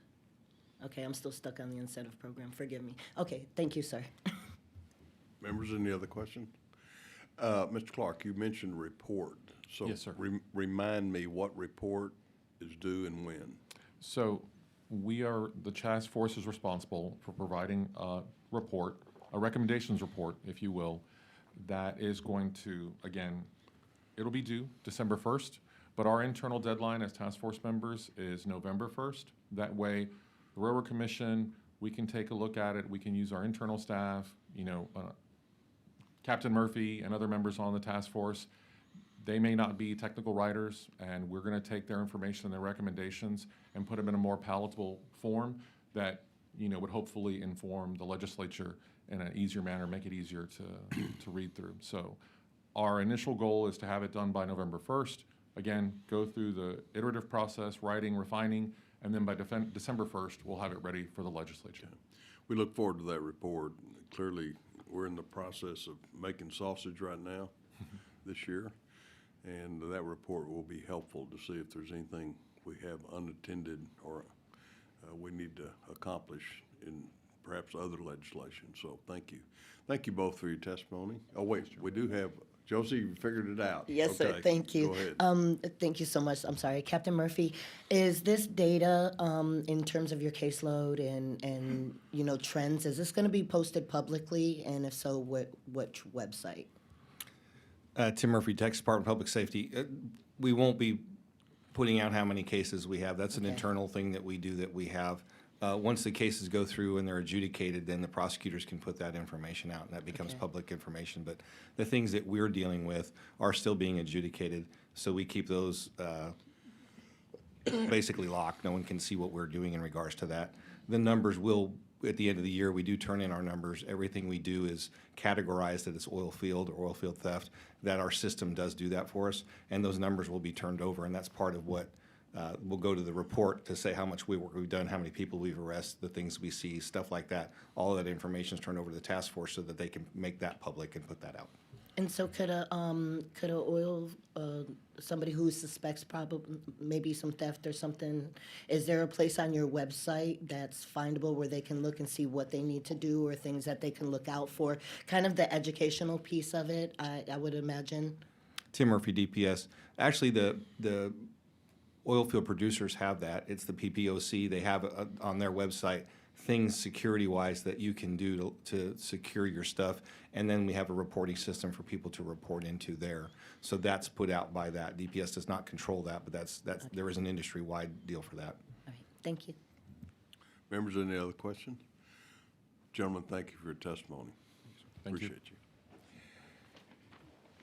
Chair now calls our second panel for this item of business. The chair calls the following: Tulsi Oberbeck, Vice President of Government and Regulatory Affairs, Texas Oil and Gas Association; Carr Ingham, President, Texas Alliance of Energy Producers; Michael Lozano, Governmental Affairs and Communications, Permian Basin Petroleum Association; and Ryan Paylor, Director of Governmental Affairs for the Texas Independent Producers and Royalty Owners Association. I'm going to go down the line. Mr. Oberbeck, we have you registered as, Ms. Oberbeck, we have you registered as Tulsi Oberbeck. On behalf of the Texas Oil and Gas Association, testifying neutrally on today's proceedings, is that correct? Yes. Okay. Mr. Ingham, you have registered as Carr Ingham on behalf of the Texas Alliance of Energy Producers, testifying neutrally on today's proceedings, is that correct? Yes, Mr. Chairman. Mr. Lozano, we have you registered as Michael Lozano on behalf of the Permian Basin Petroleum Association, testifying neutrally on today's proceedings. Is that correct? Yes, sir. Mr. Paylor, have you registered as Ryan Paylor or Paylor? Okay, I've already messed up one. Okay, on behalf of the Texas Independent Producers and Royalty Owners Association, testifying neutrally on today's proceeding. Is that correct? Yes, sir. Okay, so we're going to start with Mr. Lozano. He wants preferential treatment. He wanted to go first. So, Thank you, Mr. Chairman. I appreciate that. Mr. Lozano, you may begin. Mr. Chairman, members, I'm Michael Lozano with the Permian Basin Petroleum Association. Thank you for the opportunity to join you here today. Obviously, I think there were a couple of questions that might be helpful to answer first before I go into the more dedicated testimony. Hence your I offered. insistence on going forward first, right? Okay. Well, no, I think it's important. I also want to compliment both the Department of Public Safety and the Railroad Commission for the work they've done to really quickly move to this point. I think one of the challenges is recognizing the DPS task force is House Bill 48, so we're talking about that certainly. But there were additionally two other pieces of legislation that were part of the suite of bills that I think were very vital to helping the task force develop, the DPS task force. I guess we'll call that the unit, and I think we'll call the Railroad Commission organization the task force for clarity here. And I think I'd offer just some sort of context of that. There was also another bill, Senate Bill 1806, which established that statewide jurisdiction that helped that DPS task force interdict this law enforcement effort. But I can't compliment Captain Murphy or Jason Clark's work individually enough, as well as Chairman Wright's, to get this thing going. We've had several meetings. We've had several law enforcement briefings that include local, state, and federal law enforcement as far as the task force goes, which has really helped us understand the breadth and scope of this issue. I think, all things being equal, I think what we would have liked to have come to the legislature last session with some ideas that were concrete about how to address this issue. But I think, frankly, when we thought about it pretty diligently, we found that we didn't have the greatest, arms around what exactly was going on and how organized these efforts were. I think the one thing we recognized more than anything was that organized crime was meeting disorganized industry, law enforcement, et cetera. And I think when we didn't know what one hand was doing, that made some real challenges for all of us. I would Michael, also- we're not on a time frame here. You can slow down. If you don't Fair point, thank you. speed of light, you don't have to talk speed of light, so go ahead. I can't help it, you know that. Okay. But I do want to note that you hit the nail on the head, I think, with regard to one of the recommendations. I've been tasked with serving as the recommendation subcommittee chair for the Railroad Commission Task Force, which is going to, in the report, provide ideas to y'all that are very concrete and very deliberate.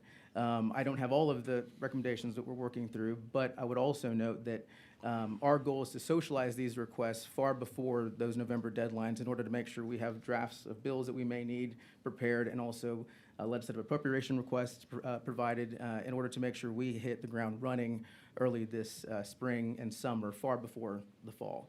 So I want to, make sure the committee is aware that we are working diligently at the speed of fast to try to get these things done for y'all's benefit. Maybe not as fast as I talk, but as fast as we can. And that includes a prosecutorial arm. There's no question one of the greatest challenges we recognized with regard to this investigation challenge is while operators for a long time have investigated these crimes on their own and brought them to local law enforcement or local prosecutors, there has been a bit of a concern that these are not prosecuted. And that creates challenges, I think, for a lot of our operators. And so when there's a lack of faith in the reporting, there becomes a lack of reporting. And I think that's kind of where we're at, is really that real fundamental challenge that's existed. I think as we look at how to create that prosecutorial arm, we're open to all sorts of suggestions and concepts, whether that includes kind of a BPU concept specifically for oilfield theft. As you know, Mr. Chairman, we've seen great success with specialty courts and specialty prosecutors in the past. I'm not suggesting a court, but in this case, perhaps some prosecutorial assistance, whether that's at the AG's office or a specific unit that helps provide resources through CJD grants or whatever, criminal justice division grants or whatever, to local prosecutors. That would be helpful. I think I'd echo Captain Murphy's point that we don't see a lack of interest from local prosecutors wanting to do that. We see a lack of specialty, of resources. And those are real challenges because these aren't just a stop and grab theft. There are people that have stolen vehicles, they have created false paperwork, they're moving, laundering money, they're laundering crude. And I think one of the things the commission has done that's been very helpful at educating the law enforcement group here is also understanding that there are several data sets of interdiction that are helpful. There have to be waste hauler permits that are required to understand if this is a legitimate waste hauler or not. That's something that local law enforcement may not be the most familiar with. In fact, in rewriting the Chapter 4 rulemaking last session, or last interim, there are new requirements for these haulers to have more understanding and transparency about who they are and what they're hauling with their manifests. And so that's something that was unaware for law enforcement.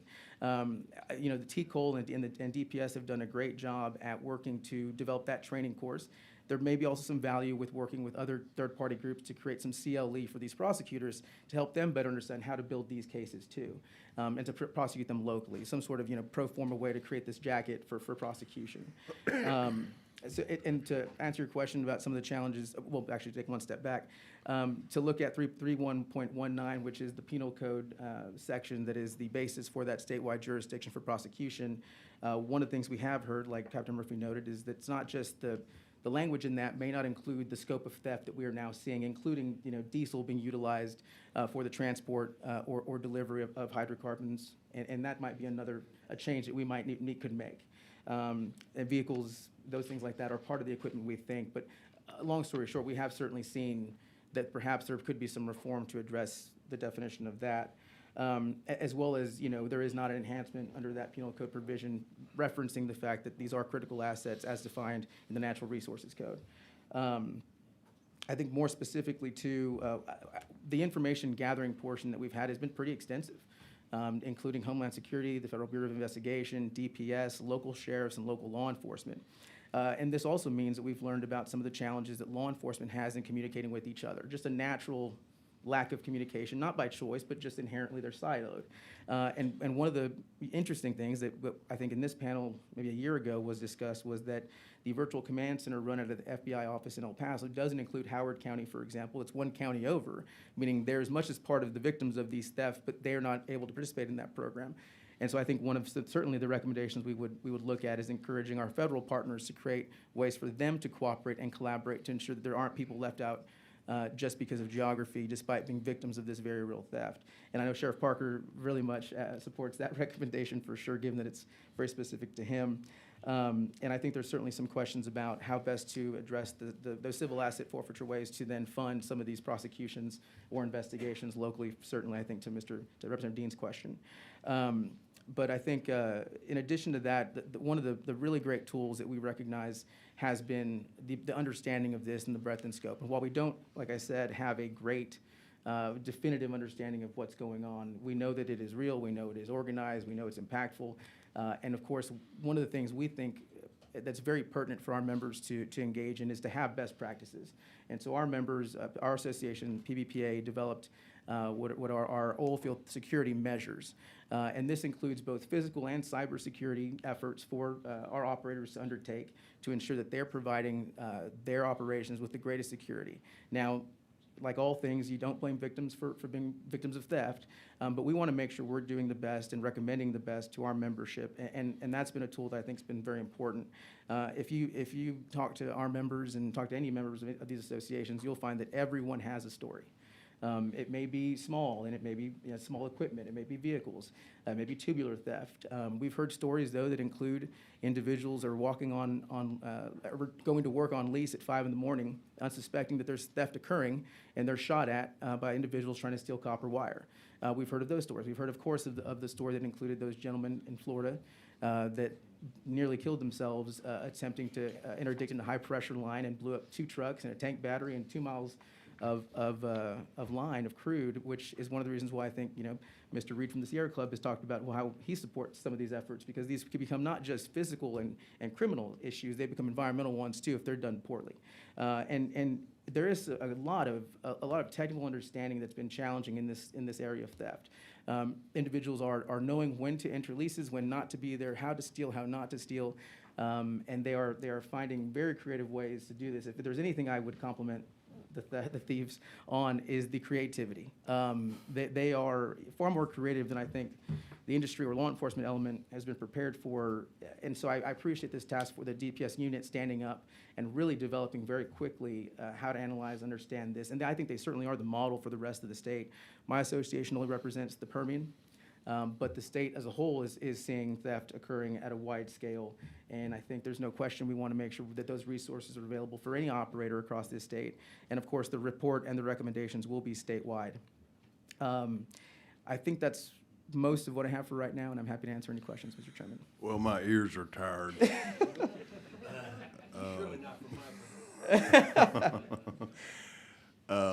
Tulsi. Hi, Just good Oberbeck. morning. I'll try Please to talk proceed. slower. Okay. It shouldn't be hard, you're right. For the record, my name is Tulsi Oberbeck. I'm here representing the Texas Oil and Gas Association. We're a statewide association that represents every sector of the oil and gas industry. I'm here to testify on House Bill 48 along with oil field theft and the other bills that passed in general. Like you've heard from the previous panelist, this is a statewide problem. This is not just a Permian problem.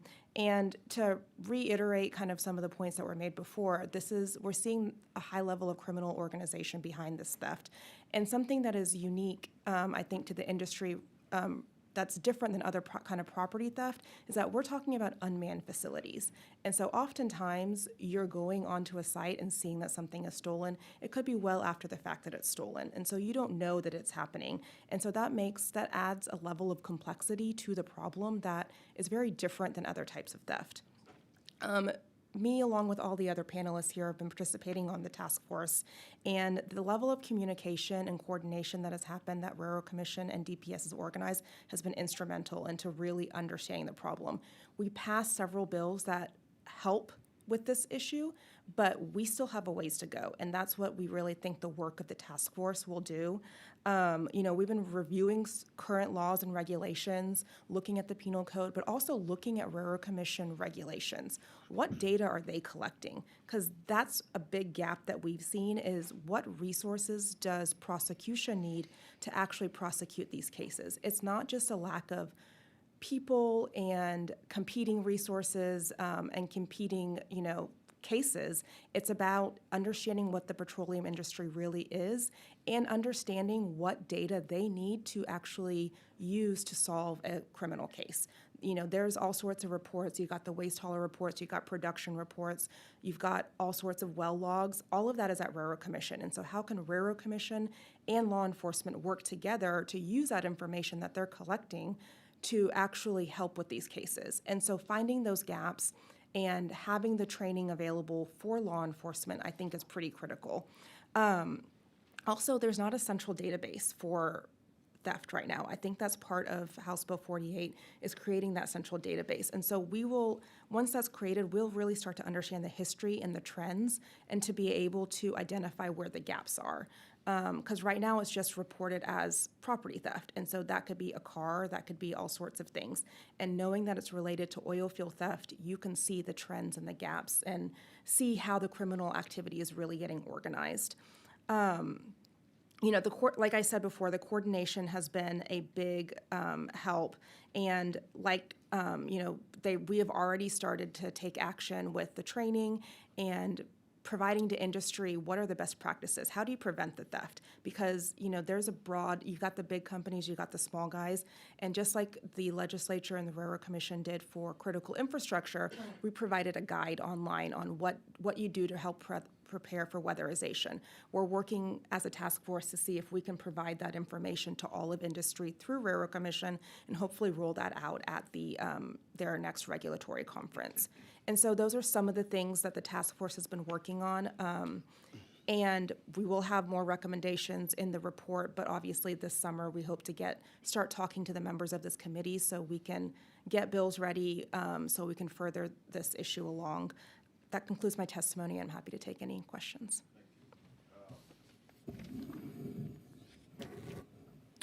Good morning again, Mr. Chairman, members of the committee. Carr, Ingham, President, Texas Alliance of Energy Producers.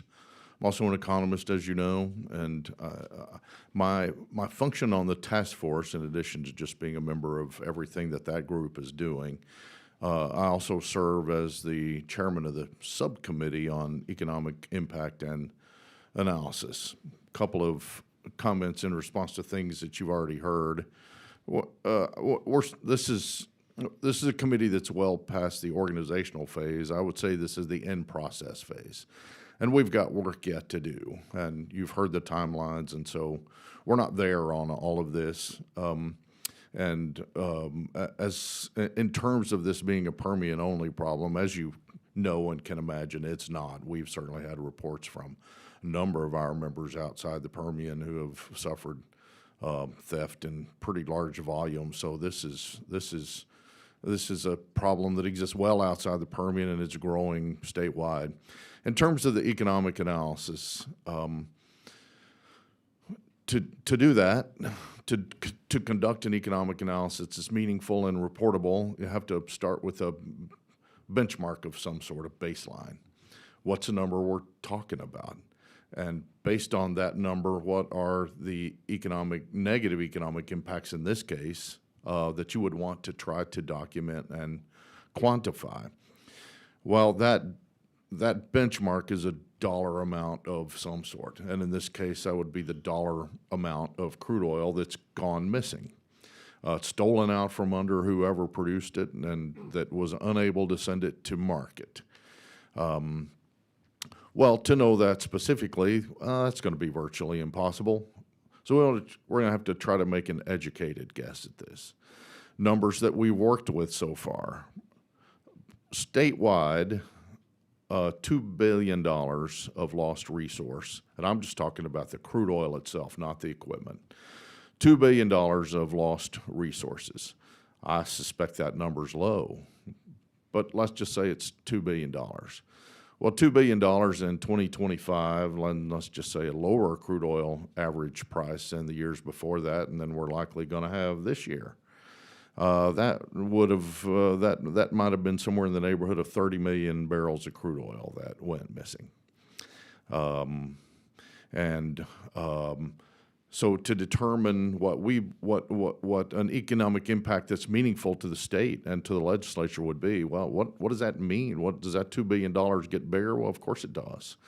There are spin-out effects of all of this, and we economists are kind of famous for overcooking multipliers to try to make a point, but we're going to utilize a set of developed multipliers that already exist that I've ordered up from the U.S. Bureau of Economic Analysis, though are certainly defensible, and that's what we'll run with.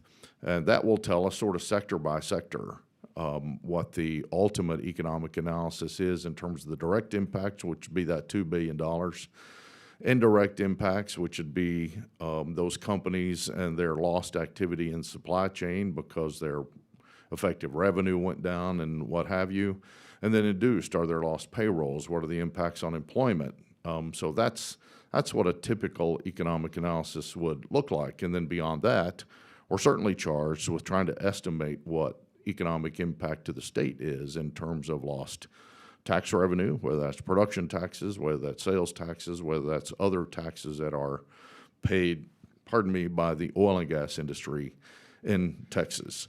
And to know that, we have to determine some things that have already been addressed. Did an operator have to pay severance tax or production tax on that, even though they didn't achieve the revenue for it? Well, that's a pretty nasty deal for an operator, but we don't know that that was always the case. We also know that, as one of our committee members pointed out, that's typically being sold for a dollar amount less than the posted price of crude oil. So anyway, that's how we're going to go. That's how we're going to go about this. And again, work to be done yet. And we need to nail down some of these numbers and make sure we understand, for example, what volume of that was there no severance tax paid on, and then consequently, of course, money lost to the oil field cleanup fund and other places crude oil revenue goes. And so I wish I had hard numbers to report to you today, but we're again in process, and we've kind of figured out what the methodology will look like, and our reporting dates are, as you've already heard. So I'll leave it at that for now and be happy to answer any questions about that. Thank you. Chairman Darby, committee members, thank you for the opportunity to testify on the implementation of House Bill 48 today. My name is Ryan Paylor. I am the Director of State Government and Regulatory Affairs for the Texas Independent Producers and Royalty Owners Association, TIPRO. As you know, oil field theft has become a serious and growing problem in Texas. Sophisticated criminal organizations are stealing crude, condensate, equipment, and materials from well sites, essentially everything associated with oil and natural gas in the state. This criminal activity has escalated in recent years and cost Texas producers, royalty owners, and the state billions of dollars annually. These thefts also threaten public safety, damage critical infrastructure, and deprive the state of important tax revenue. During the 88th interim, we established TIPRO's Oil Field Theft Task Force to develop solutions to address this type of criminal activity. We also created a survey to better track and quantify these crimes. We worked closely with Texas legislators, Texas congressional leaders, state and federal law enforcement, the Railroad Commission, and other stakeholders to identify meaningful solutions, several of which took the form of legislation last year. TIPRO heavily endorsed House Bill 48 to create a specialized oil field theft prevention unit with dedicated investors and stronger enforcement tools. We also strongly supported Senate Bill 494 to establish the Stop Theft Task Force to improve coordination across state and local agencies and various stakeholders. Together, these bills have already begun to deliver results through better intelligence sharing, faster response times, and more effective prosecutions. While the problem is not completely solved just yet, House Bill 48 and Senate Bill 494 have given Texas enhanced resources and a coordinated approach to push back aggressively against these criminal enterprises. TIPRO's president, Ed Longnecker, was also appointed to serve on the Stop Theft Task Force. The study conducted by this task force will help to further quantify this problem and identify gaps and additional solutions that are needed. On behalf of TIPRO's members, I want to thank Chairman Darby and the entire House Energy Resources Committee for your strong leadership and bipartisan support on passing these important bills. We stand ready to continue working with you to protect Texas oil and gas industry from further theft. Thank you for your time. Thank you, panel, and we're going to open it up to some questions, and as a reminder, just before you answer, just restate your name and who you represent. Members, any questions? Chairman Gates. Just a couple of questions. Maybe the economist, Mr. Ingham, can answer this. I don't care who. Last session, or a year ago, when we passed these, the price of oil was $55, $60 a foot, per barrel. And today, it's over $93, $94. So I was sympathetic to helping the industry with whether it's the Department of Public Safety or whoever to help. I'm going to have a tough time explaining to constituents who are paying $2.50 a gallon for gas are now paying $4 a gallon why the state, why shouldn't you be taking more of this burden upon yourself at this point where the price of oil is?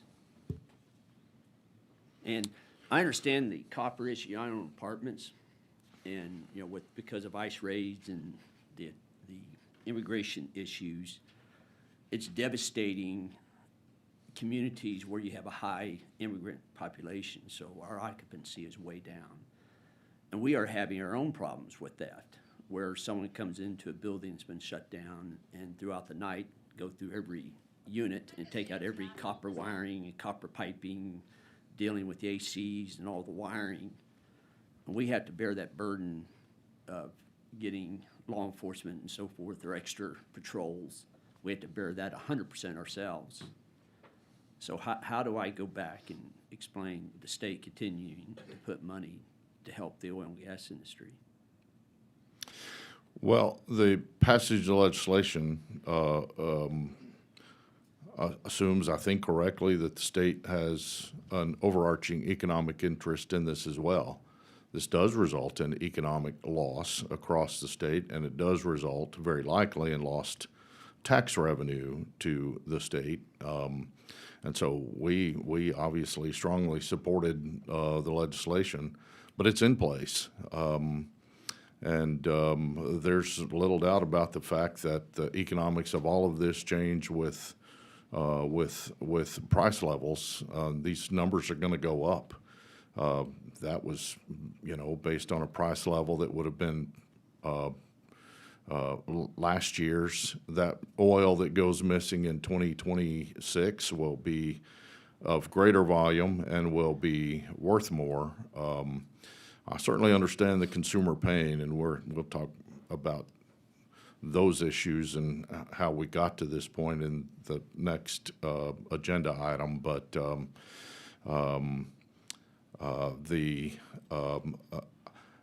there's no assumption in this legislation that oil and gas operators somehow get reimbursed for their loss. There's no such thing. But a crime was committed when that crude oil was taken. It's a prosecutable crime, and the loss of that product results in economic damage to the industry and to the state and to tax loss to the state.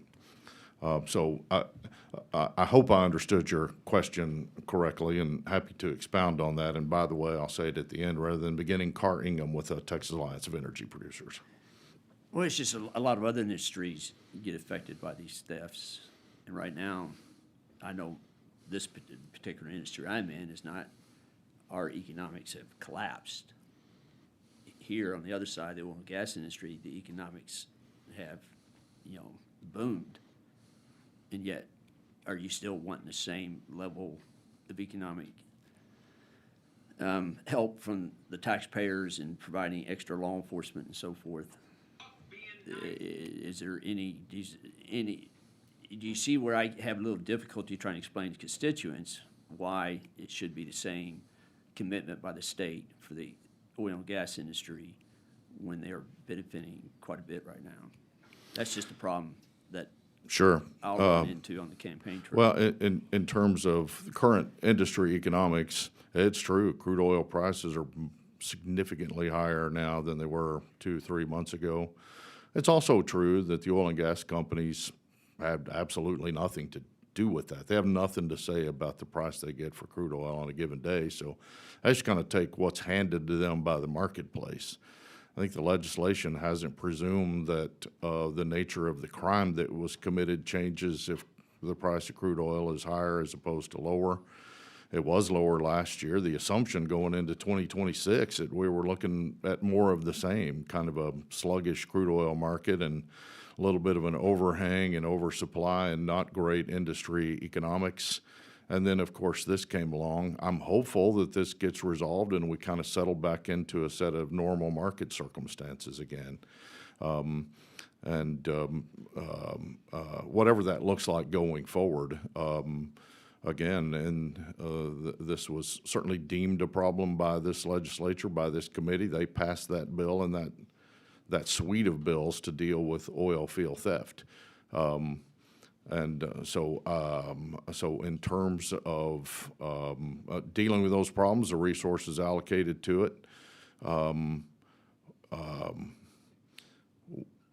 again, crimes were committed and prosecutable crimes, and we want them to be prosecuted. We want accurate data, and we want to limit that problem for the benefit, certainly of the industry, yes, but the state's economy as a whole, and to the state's tax revenue. Yeah, I'm not in any way, you prosecute all of it as possible. It's just that what is the industry now doing with the profits that they're getting to ensure the safety of those sites? Isn't there more money they can put in to try to eliminate, or are they?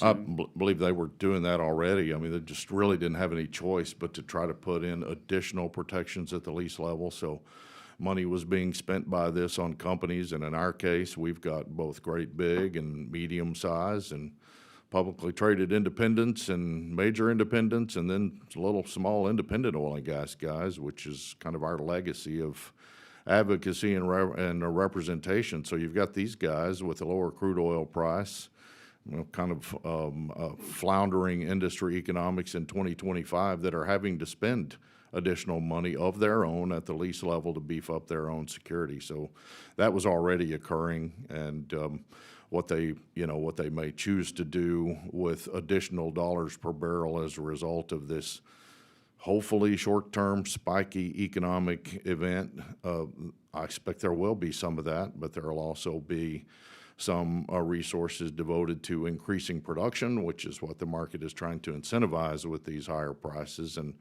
so what they may elect to do with their money, that'll be up to them, but I don't see any way that they're not devoting additional dollars to their own security. They have to. And Mr. Chairman, if I may, Michael Lozano, the Permian Basin Petroleum Association. I think the one thing I would note is that volatility is not our friend. I think I would not characterize this as the boom necessarily, given that at any given day that price fluctuates aggressively, and that does not impact a drilling plan for any operator looking 18 months down the line. But I certainly empathize with your concern about how you answer this question for your constituents, and I think that's a fair point. I don't think we're asking for exceptional care. We're asking for adequacy or equity in how these are prosecuted, knowing that these are real cases that have been under-resourced for several years, and also recognizing if you look at most of operations occurring in rural areas, these are areas that are inherently less resource intensive, with less prosecutors, less law enforcement, who are trying to do the same jobs as every other county in the state, with a lot more lane miles and a lot less resources.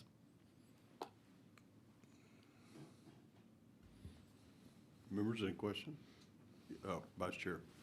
It may be a different panel that we need to ask this, but do you all know how much it's costing now after the implementation DPS to run this special unit? I do not have the numbers of the task force from the LAR. No, I don't. Okay. No, sir. Chairman Curtis. Thank you, Chairman. Paper tags on these big trucks, aggregate haulers. I know we're not talking about aggregate haulers, but it's obviously there's a loophole coming out of last session, 2 sessions ago, I guess, with the getting rid of the paper plates. Is that being seen in the oil field as well, obviously?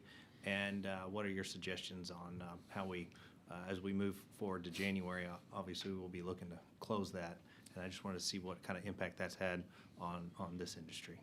I'm sure, Michael Lozano, Permian Basin Petroleum Association, I'm sure it is. I'll tell you, unfortunately, in most of the instances we've heard of, including some that we know of personally, from some of our members, people are stealing metal tags and putting them on trucks and running them, and they're falsifying DOT numbers on trucks. They're also blacking out VINs, and I mean, the sophistication on the level of the vehicle theft that's being utilized in the theft is it probably does utilize paper tags, but I think they're stealing actual. They're beyond that. Yeah.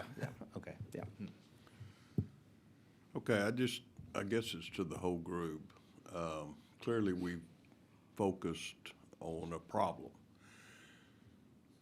In a lot of ways, operators are disincentivized from reporting some of these thefts because, as you know, we don't know when that occurred. It could have occurred weeks or months ago. And when you quantify it, Carr, for your economic analysis,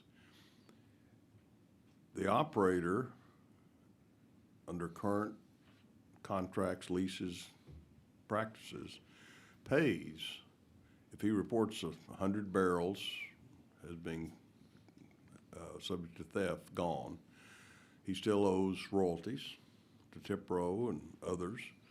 He still owes severance taxes.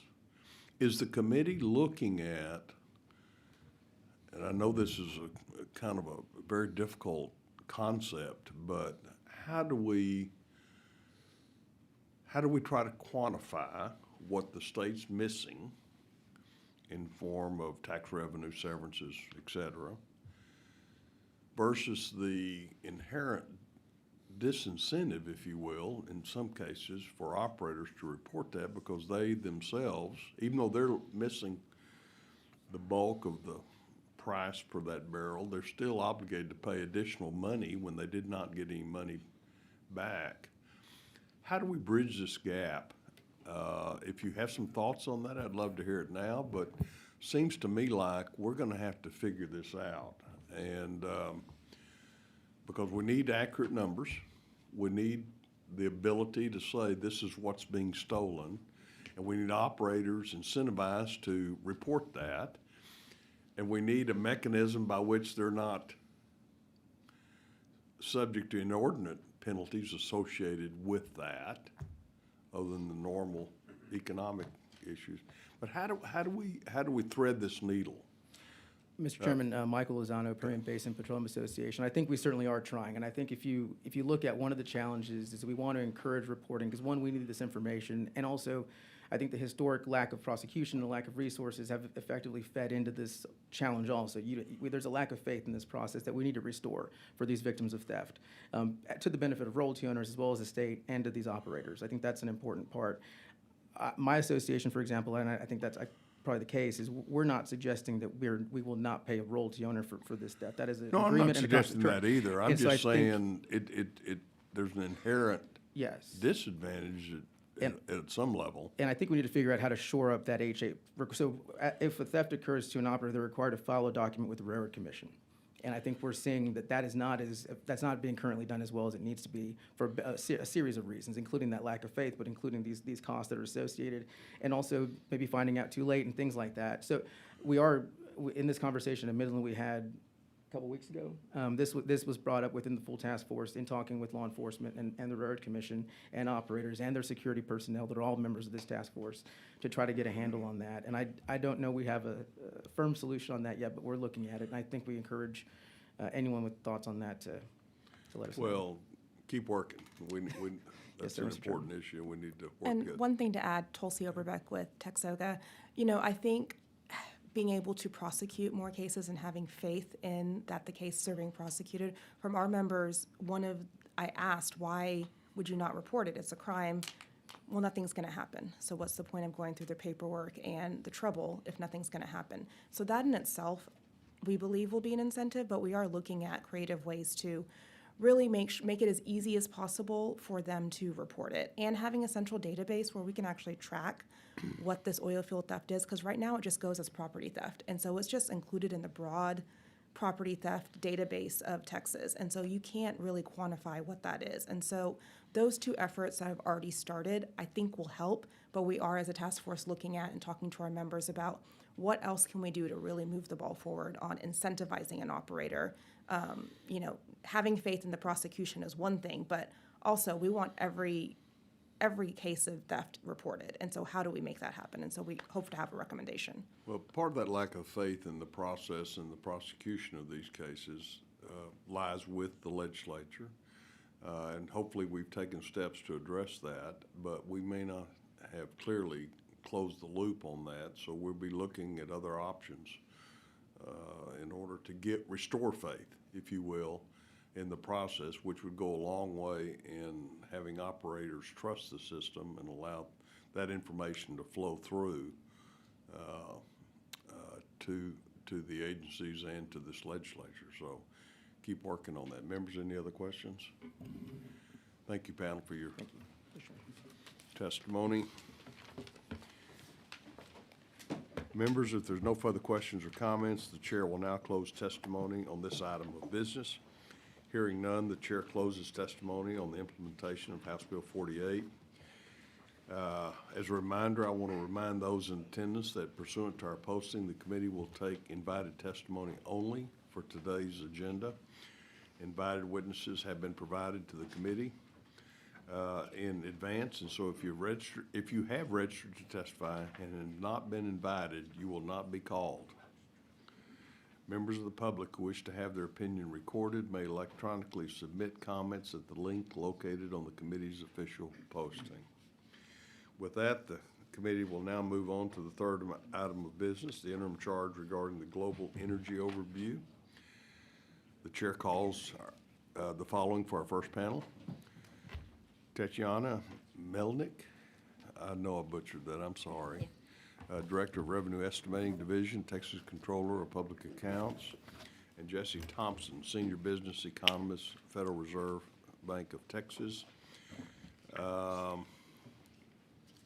want to mention that we're not calling, but we have as a resource Mr. Lynn Pham, a revenue estimator, as a resource. So with that, Ms. Melnick, we have you registered as Tatiana Melnick. Did I say that right? Yeah. Yes, you are. Yes, you are. With the Texas Controller of Public Accounts testifying neutrally on today's proceedings. Is that correct? Yes, sir. Mr. Thompson, we have you registered as Jesse Thompson with the Federal Reserve of Dallas, testifying neutrally on today's proceedings. Is that correct? Yes, sir. Thank you, and we'll start with Ms. Melnick. Chair Darby, members of the committee, good morning. My name is Tatiana Melnick. I'm a Director of Revenue Estimating Division with the Texas Controller of Public Accounts. Today, I will walk you through current conflict involving Iran and how its impact on the Texas energy position. What we have observed so far was that history tells us about similar shocks and how trend associated with those shocks can impact future state of Texas. Currently, as we know, we just last 2 months into current conflict. Historically, market needs several months of uncertainty, of elevated prices, and supply disruption. So far, we haven't seen a full month tied to revenue collection in our data. The first month, March, that is fully exposed to these collections, and we're getting those receipts currently. And we will have a better picture what revenue look like in a week or so. Today, I will be working through presentation, and I believe the slides delivered to you right now. If otherwise is not stated, the data will be on a calendar year basis. So let's get started. Slide 2, giving you a comparison about oil sector in 1970 and today. As you can see, in 1970, price was the main dominator factor in industry decision and a future expansion. Currently, the sector operates under dual paradigm of price and production. Over the last 50 years, this sector went through several booms and busts, and also along with significantly technological changes and regulatory changes allowing particularly for export. However, through all of these years, this sector continued to contribute at least 9% to total GSP. It is no longer considered by our friends in Federal Reserve Bank a dominant sector. However, it's still considered to be major and consequential sector.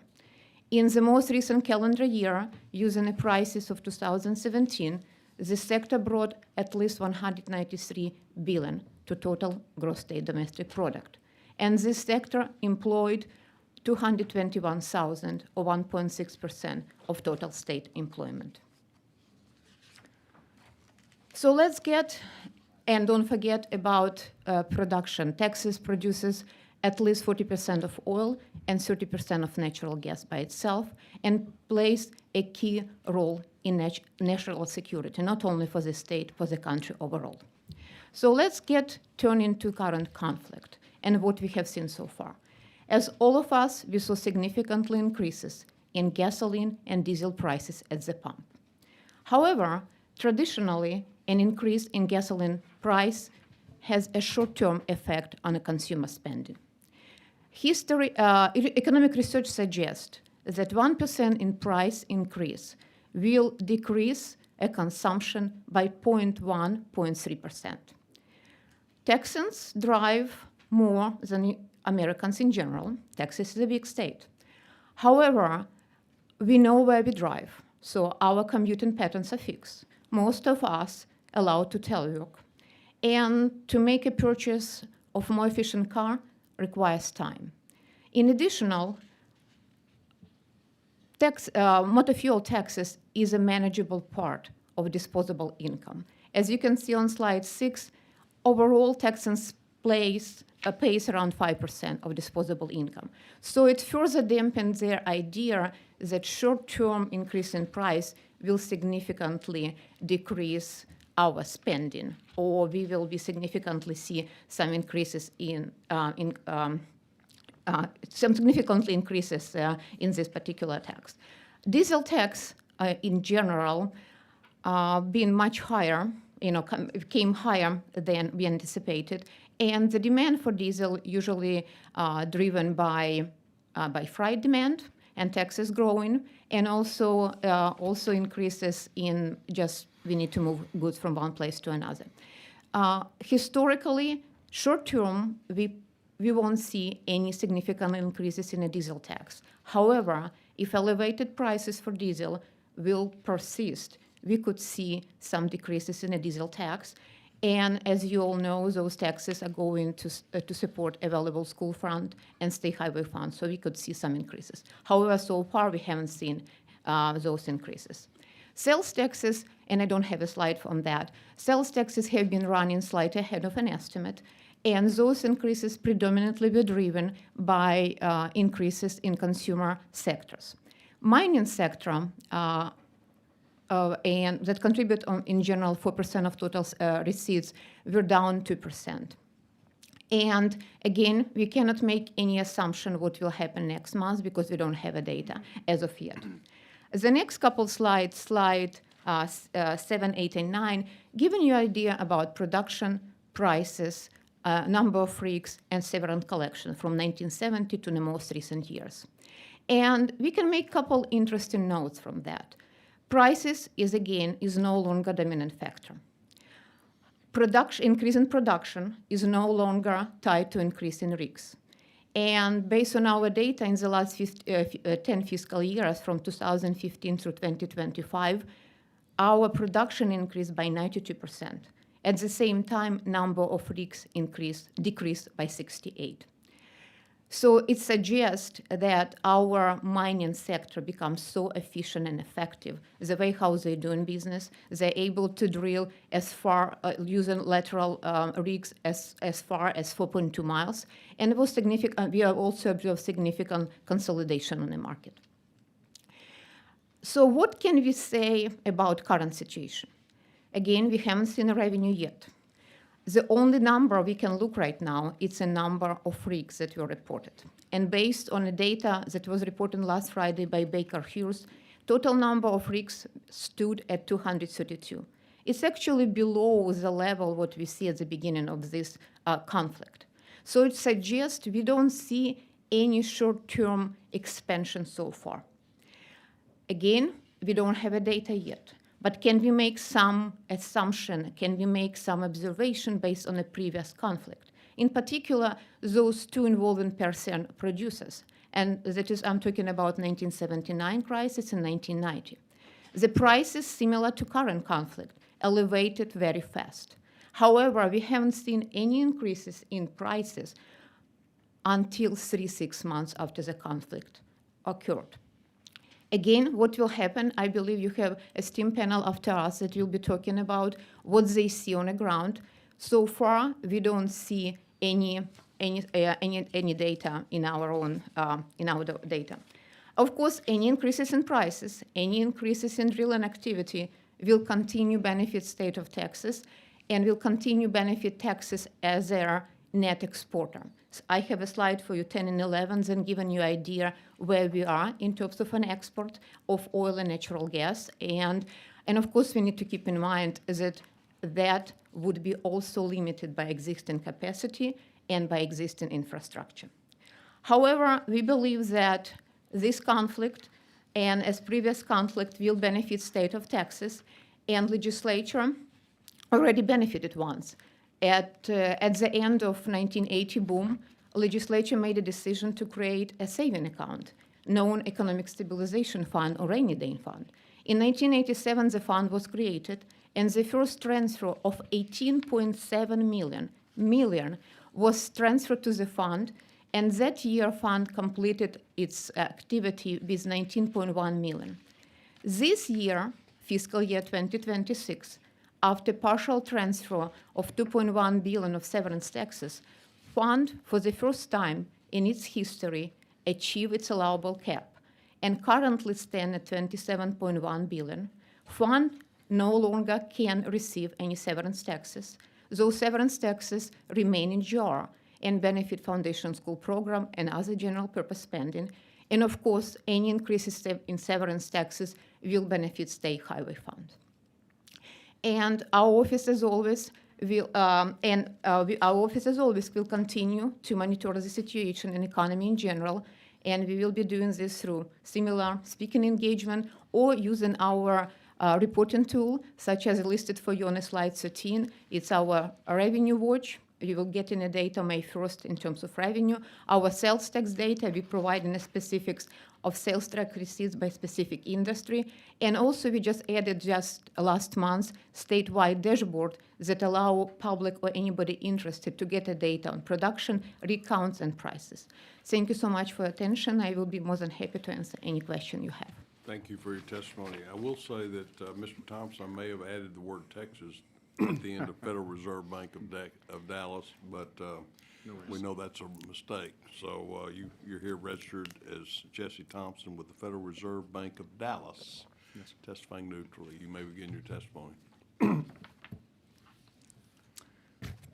Chairman Darby, Vice Chair Morales, and other members of the committee, I appreciate the opportunity to present my views on the impact of recent disruptions to energy markets caused by geopolitical events to Texas. Before we begin, I will note that my views, or the views expressed in my testimony and any discussion that follows, are my own and do not necessarily reflect the official positions or views of the Federal Reserve Bank of Dallas, the Board of Governors, or the broader Federal Reserve System. So, as we've stated already today, we are one of the largest energy producing and exporting regions in the world. Texas oil and gas industries and Texas oil and gas industries and the state economy in aggregate are likely to benefit from a boost, to get a boost from the recent increases in energy prices that have resulted from the closure of the Strait of Hormuz and the war in Iran. However, the data, anecdotal information,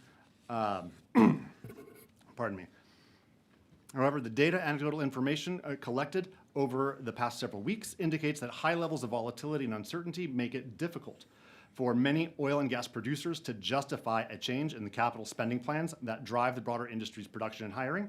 And as such, the general outlooks for 2026 discussed in the Dallas Fed Energy Indicators in February and the Dallas Fed Energy Survey in March mostly remain intact for now, with only modest changes.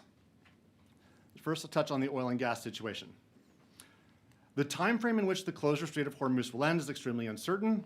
Market data, survey data, anecdotal information collected through Friday, April 17th, altogether indicate that E&P companies do not yet have sufficient confidence that the current period of WTI prices, of elevated WTI prices, will be durable enough to justify a material increase in planned capital expenditures for production.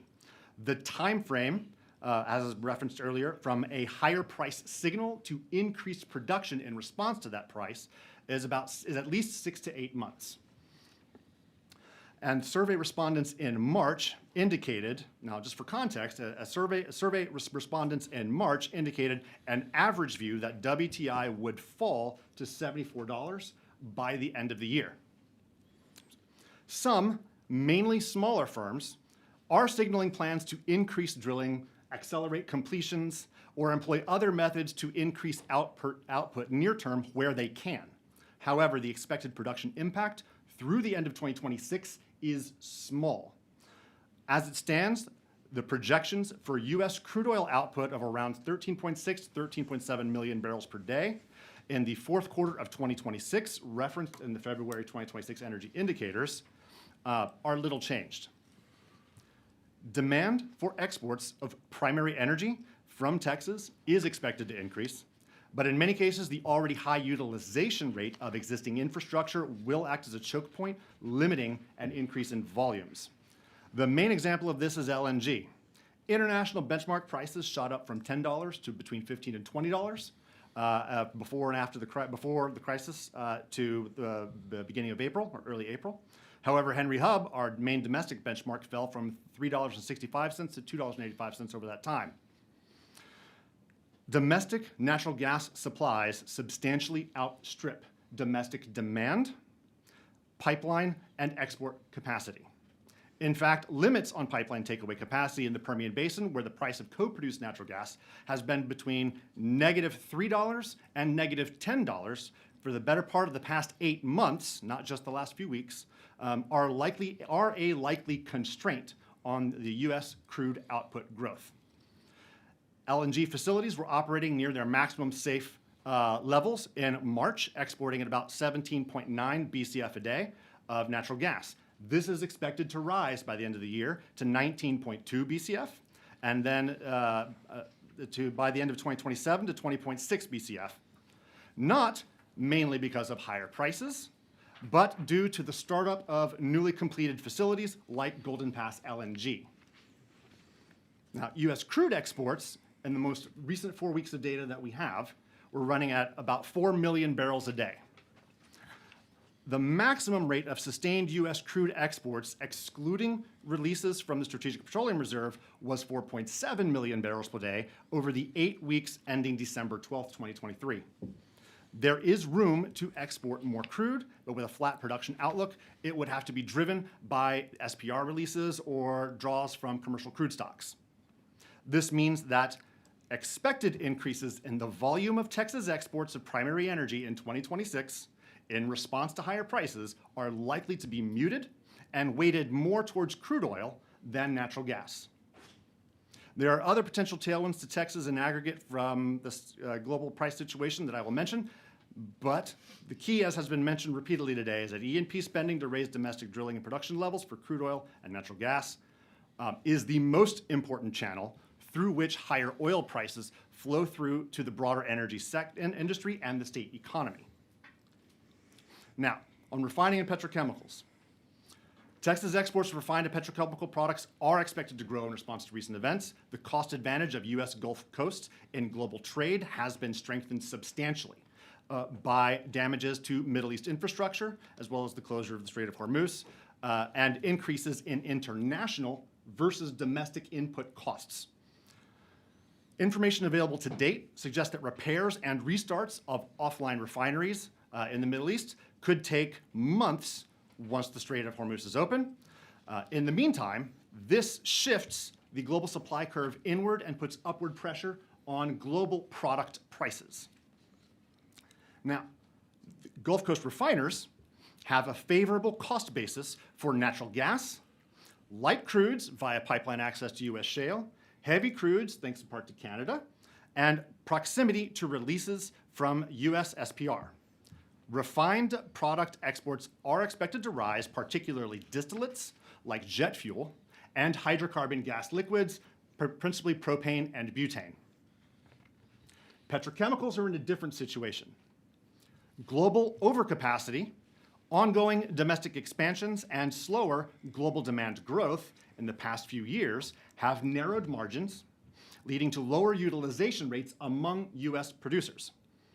The timeline for recovery of Middle East chemical output is highly uncertain, but anecdotal information to date indicates that repairs and restarts, in many cases, or in some cases, could take over a year. Over the past few weeks, data for U.S. rail car loadings of chemicals, as well as anecdotal information from industry outreach and surging petrochemical crack spreads, all suggest that U.S. petrochemical producers have the capacity to materially increase production in response to export demand and have begun to do so. Now, some final comments. The key point here is that geopolitical supply disruptions have a history of reversing or correcting more quickly than U.S. supplies can materially respond. If markets become more confident that global supply will remain significantly impacted for an extended period of time, then a stronger U.S. supply response becomes more probable, subject to some capacity constraints. For now, E&Ps in our surveys, ongoing outreach, and public comments remain averse to chasing higher prices at the risk of delivering expensive new production into a market correction. The high rate of utilization of much of our LNG and refining sectors puts some limits on the capacity for export growth of those products from Texas. However, the effects of higher energy costs to Texas consumers and businesses remain. Taken together, these conditions signal that the aggregate boost to Texas and its energy industries in 2026, as measured in terms of real output, real exports, or employment growth, is likely to be more muted on net than some might expect based on past positive oil price shocks. Thank you, and I look forward to your questions. Thank you, panel. That was very well done. I think my brain again is fogged over with all the data. And thank you, Ms. Melnick, for reliving the oil and gas booms and busts during my lifetime since 1970. I certainly have the scars to prove all the busts. Yeah. And thank you, Jesse, for your appearance today. I know this was on short notice, and you graciously appeared to testify, so thank you both for that. Members, any questions? Okay, just a second here.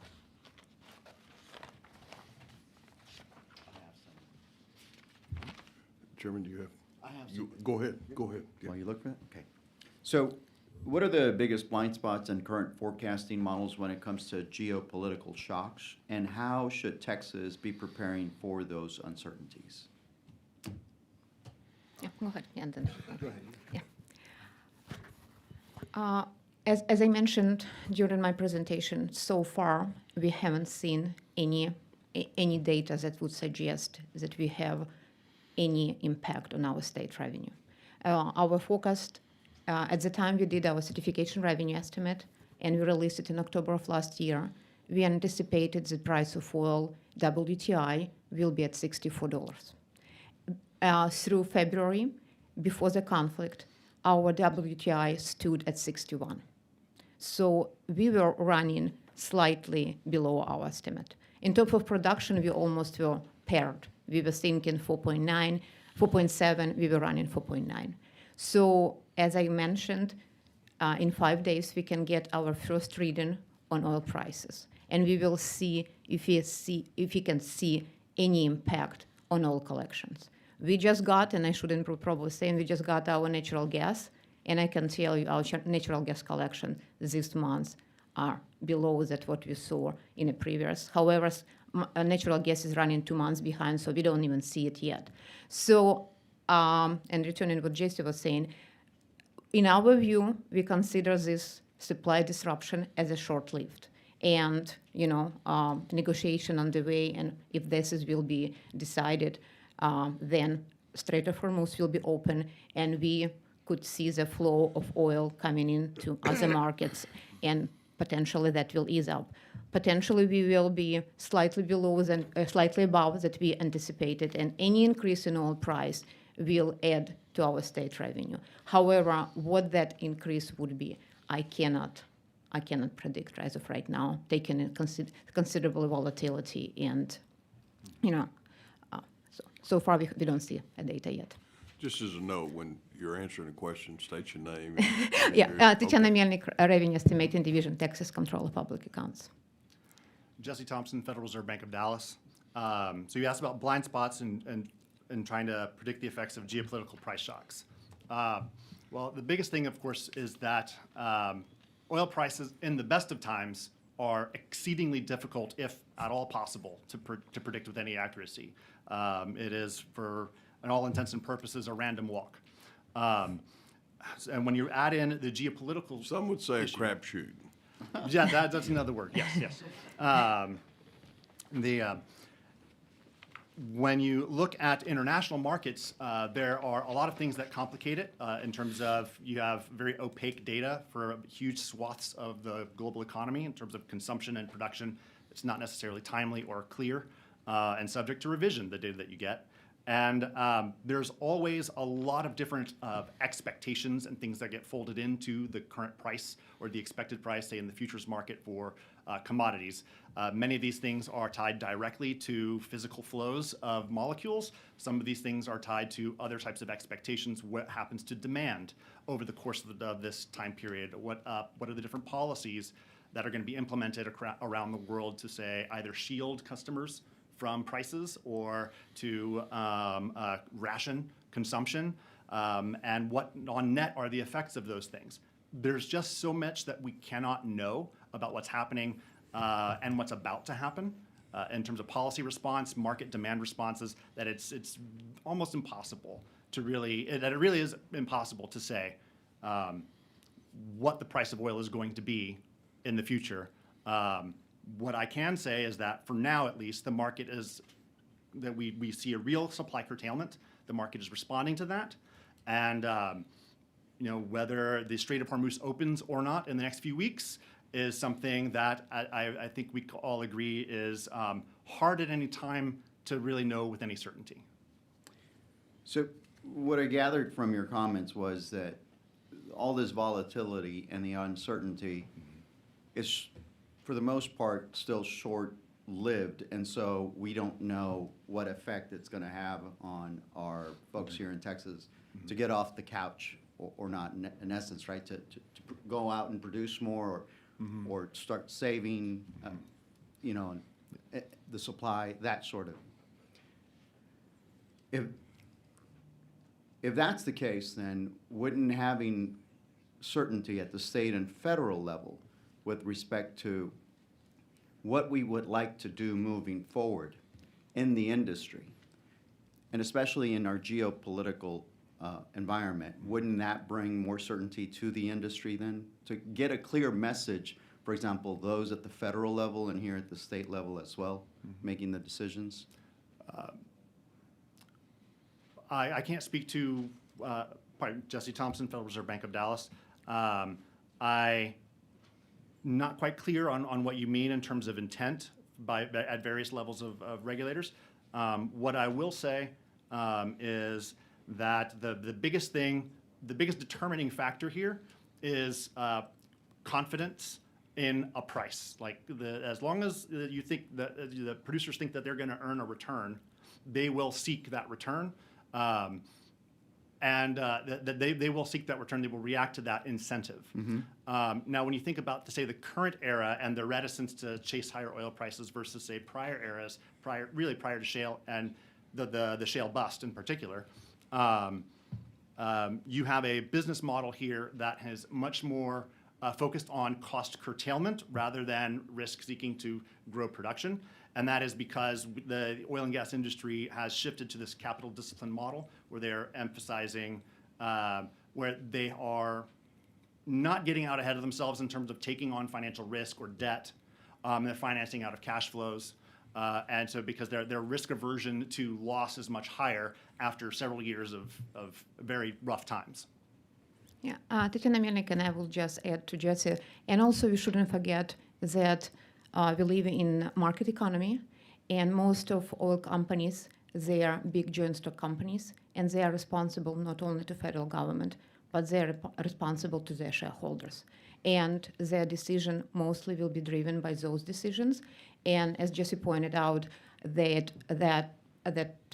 stewardship of their funds has become so much more important. They're looking at that bottom line and they're determining what can I do and should I go and invest in a capex and put in money in. And also in another aspect, we also shouldn't forget about what type of shale we have. When we're talking about our primary acreage is getting smaller and smaller, and in order to get to that sweet oil, we need to drill more. It means investment will be much higher, and taking into consider volatility, are we going to go there if we know it's a short live? And I definitely believe your next panel will provide details like what they're looking at that, but you need to take multiple things into consideration. And definitely you as regulatory body, you can decide what those should be made, because you made the decision in 1987. You used a boom of 1980s created economic stabilization fund, and now we have the fund, the second largest in the country. So that is was definitely chart. Yeah, yeah. That's nice to see that also.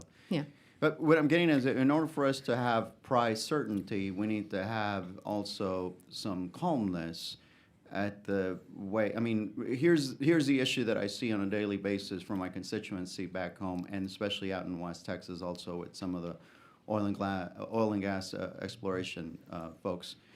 One day we have the Strait of Hormuz closed. Another day we have it. We seem to have an agreement and we have it open. One day we may be bombing again Iran, and then another day it seems that we have a deal already.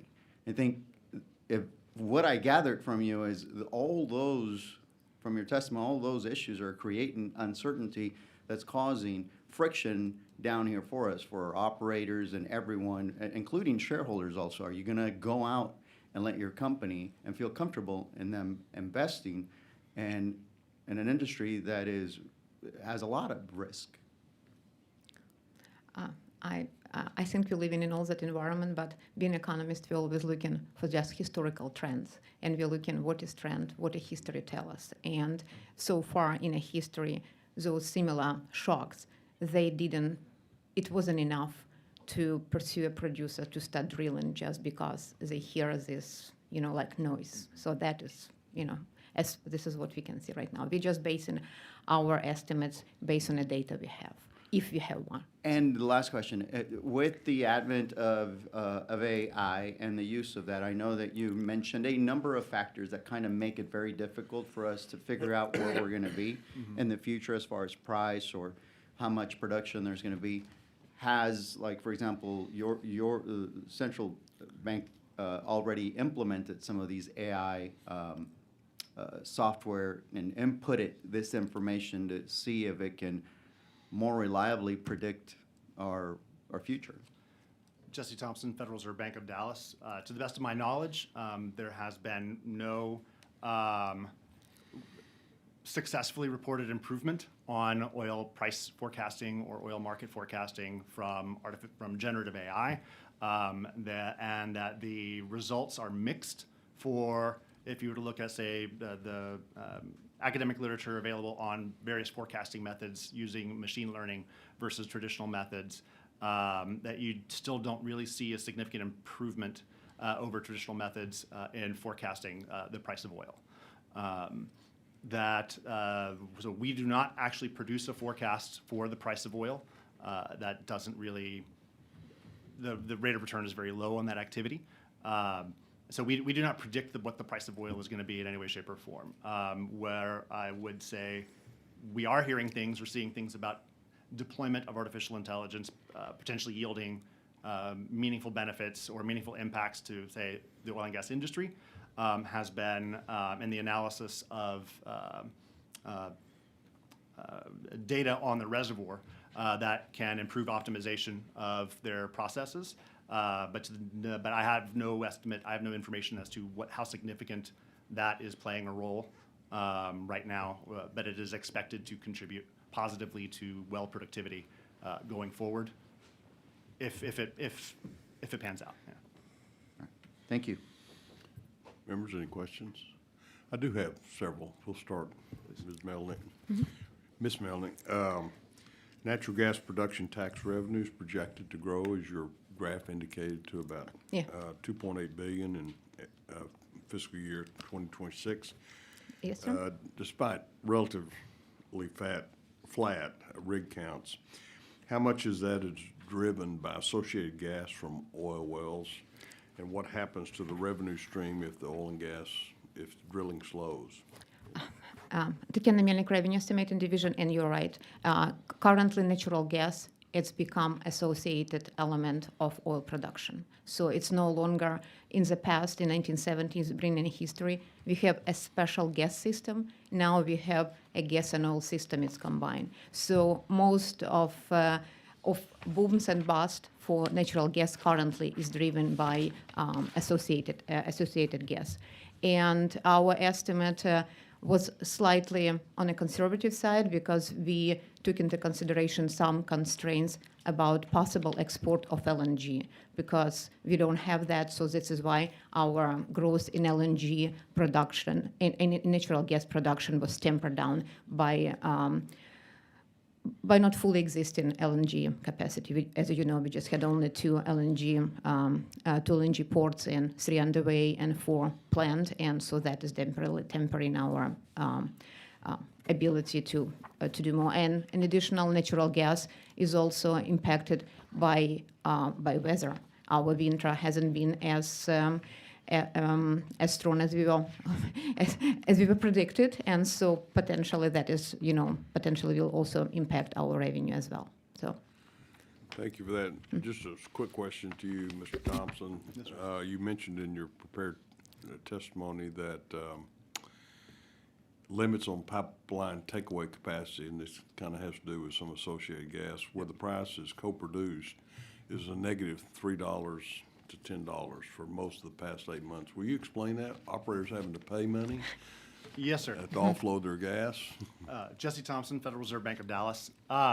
So the price that I'm referring to there is the Waha hub price, and this is the main gathering and processing hub where we have good information that we use as a benchmark against Henry Hub, which Henry Hub is in Louisiana. Waha trading at negative $3 for prior to this, say negative $3 to $5 from February all the way back to about September, has been driven by the fact that you've got limited physical. I mean, to put it bluntly, they're physically running out of places to put the stuff. And so the pipelines are full, and there's a limited storage capability. And and that pipeline, that gas supply that is coming largely from associated gas, and it's coming no matter what you do. Think of it, the way I like to explain Unless you stop production. Unless you stop production. The way I think of it is that shale wells are basically, shale reservoirs are basically bottles of Coke. Really hard to get at bottles of Coke, Coca-Cola.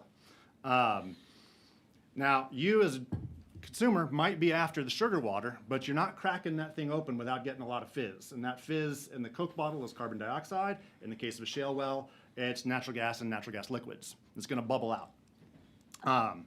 So that physical inability to place the stuff to find a low-cost place to put it is a constraint on the system, and so you're seeing negative prices where you're having to pay to get that gas taken away. When oil prices initially spiked with the Hormuz crisis, you saw Waha Hub and in an anticipatory sense drop to negative $8, I think, that day. And it has been in that negative $5 to negative $10 territory for the bulk of the last 6 weeks. There is new pipeline capacity, takeaway capacity coming on the fourth quarter of this year, if everything goes as scheduled. And then another big chunk of expansions are occurring in late 2027. That's going to provide some alleviation to that. So you'll get that price will come up, and that will open up, of course, more room physically for crude oil production should prices justify that growing more crude oil production at that time. And those expansions are not exactly in concert, but they are associated with the ramp up of new LNG capacity on the coast. Till we get more takeaway capacity, basically, it's an inhibiting factor for additional production. Yes. Ms. Benedict, the Economic Stabilization Fund appears to be at or near, as you testified, Yeah. the limiting factor, the ceiling, if you will.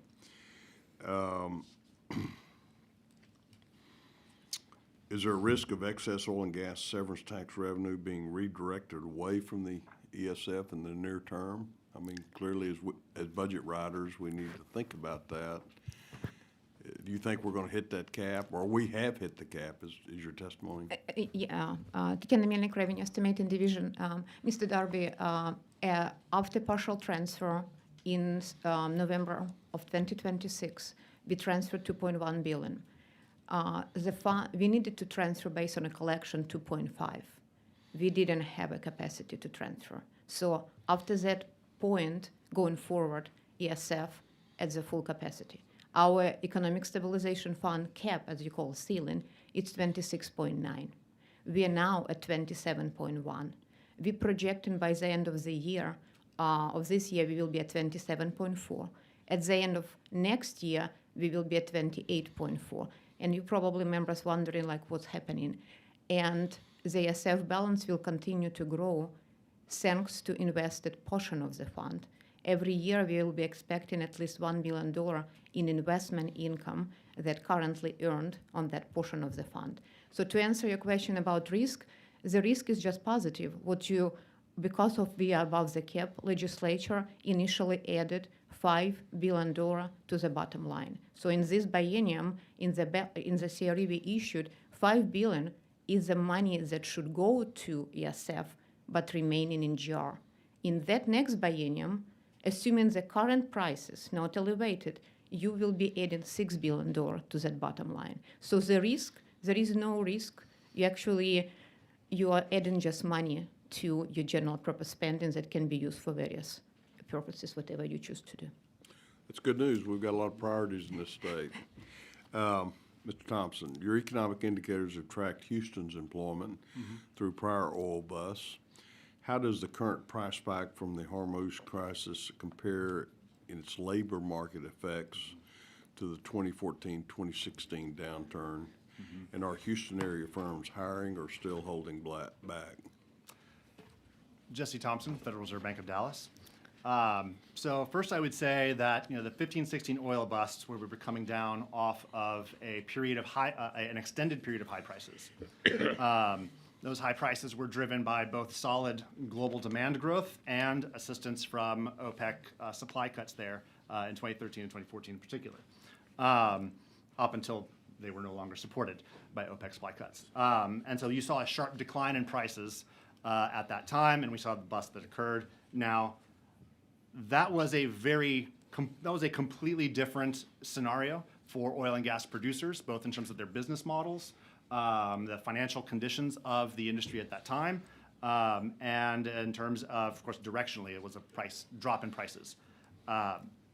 Carry that, so I really don't see much comparison at all today to the oil bust of the 2015-16 oil bust on Houston.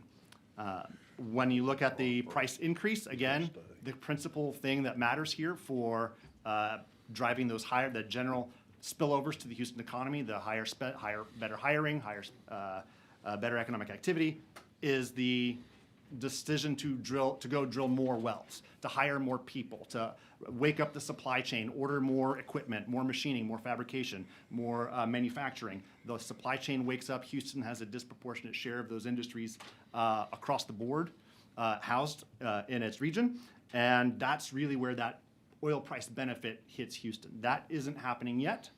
We are seeing some acceleration in hiring and the employment data that we have for December through February. February is the most recent month for which we have employment data. So there has been an acceleration in hiring there. That data is yet to be subject to a couple of different revisions that are going to be coming. But there has been an acceleration. When we look at the Houston Purchasing Managers Index, so Houston is one of the few metropolitan areas with a large enough manufacturing base that it gets its own ISM Purchasing Managers Index survey. And as a good measure of real-time economic activity, it's hard to beat. And that index is pointing towards some acceleration in hiring and some acceleration in overall economic activity, as are other leading indicators. It's not signaling a boom time. It's signaling a modest acceleration from the relatively anemic pace of growth that we had at the end of last year. Chair's going to exercise his authority here. We're going to keep this panel where you are. Carr Ingham is on the next panel. He's got some prepared remarks. If we can just have him come up, and the chair calls Carr Ingham with Texas Alliance of Energy Producers, and you're on the next panel, but I think you have to leave, so go ahead. I do, and I'm grateful for your. Wait, we have you registered as Carr Ingham, and on behalf of the Texas Alliance of Energy Producers. Is that correct? That is correct. Testifying neutral. That I am. Okay, my gosh. Protocols. Yeah, well, we're not going to get anything reversed anyway, but anyway, Well, go ahead. Carr Ingham, President and economist for the Texas Alliance of Energy Producers. Much as I appreciate my colleagues I was going to be with on the next panel, I probably fit very well on this one because it's economics I want to talk about. And I know these folks, and they're fantastic at what they do. I just wanted to point out some economic realities having to do with this. Your opening statement, Mr. Chairman, couldn't have been more on target today. This is the biggest supply disruption I've ever seen, probably any of us ever seen, and it is a market shock to write home about. About 15 million barrels a day of crude oil alone used to come through the strait, and that was largely pinched off virtually entirely. There's no way to make up 15 million barrels of crude oil a day, and it's not going to happen in the United States. And even if we get an uptick in production, it won't happen soon enough, as you've heard. That is absolutely correct. And if it did, it wouldn't be sufficient to cut into that 15 million barrels a day at all. It's important to note, though, Mr. Chairman, as you did, that in terms of Texas and the U.S. doing the heavy lifting on behalf of raising supply to benefit consumers, this work's already been done. In the last 15 years or so, the U.S., led by the great state of Texas, has raised crude oil production by a staggering 8 million barrels a day, about 5 million barrels a day, which came from Texas. So we went from 1 million barrels a day to 6 million barrels a day. We were approaching 14 million barrels a day nationally before we kind of peaked and started to drop off late last year. That may stabilize because of current prices, but again, we're not going to get an uptick sufficient to do much to provide relief in prices for consumers. We've got a lot going for us in Texas, though. We don't access very much crude oil from that part of the world. Only about 3% of the crude oil that we import into the U.S. comes through the strait and to here and into the front end of refineries. So, and we haven't, and we may have lost that, but we get our crude oil from other places. We get it from ourselves. And our most reliable, largest single country supplier is Canada.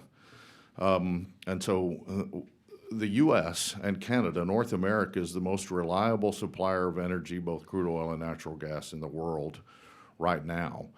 And so we're not suffering in that regard. Refinery inputs haven't gone down at all. In fact, they've ticked upward a bit in the last couple of weeks. So again, we're pretty well positioned in terms of not having a supply crunch in the state of Texas or nationally, because we're producing our own crude oil to a much greater extent than we were, and accessing more crude oil from Canada than we ever were. This volume of crude oil coming to the U.S. from the Persian Gulf has gone down steadily for the better part of 25 years or so now. And at the same time, our imports from Canada have gone up about the same rate over the same amount of time.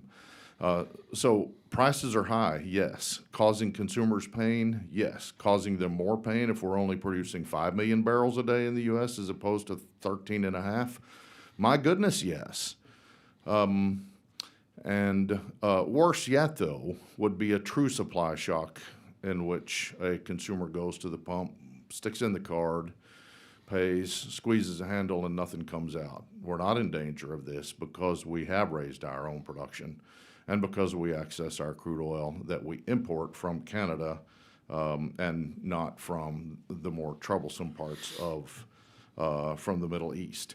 We were already seeing, as you've probably heard, the rig count in the U.S. has been going down steadily for about 3 years now.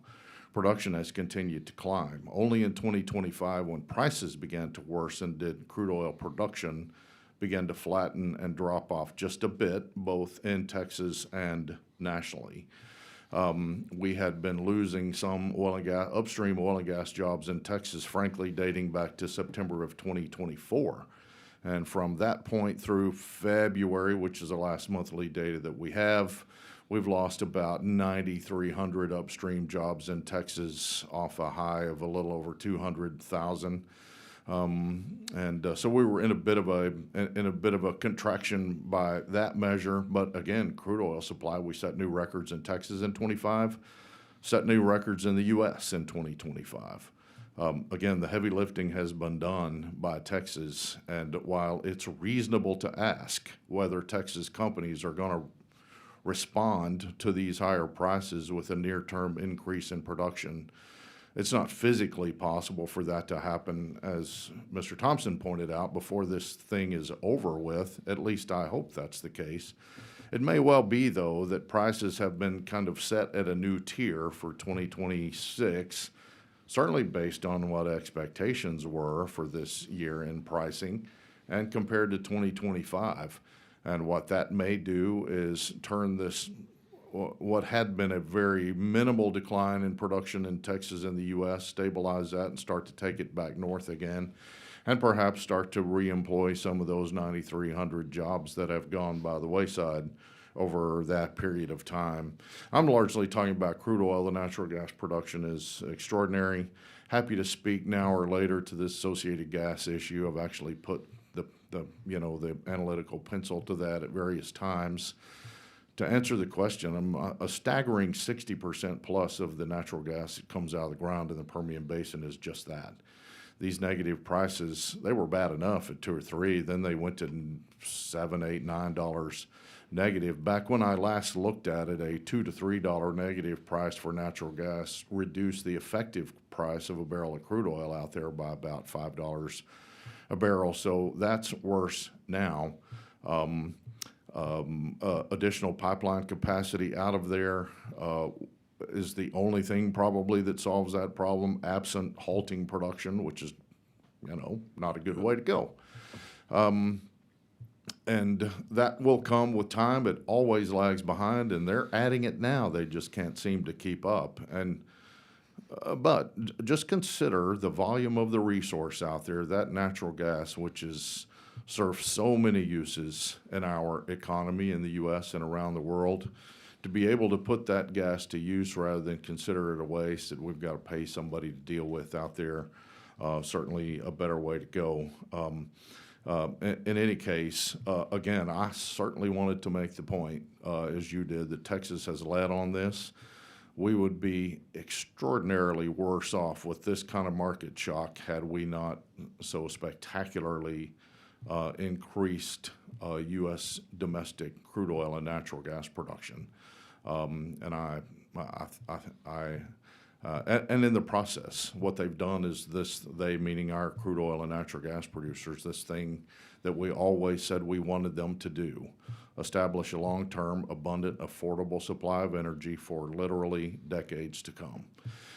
No data that suggests at all that any of that is going to change for the worse anytime soon.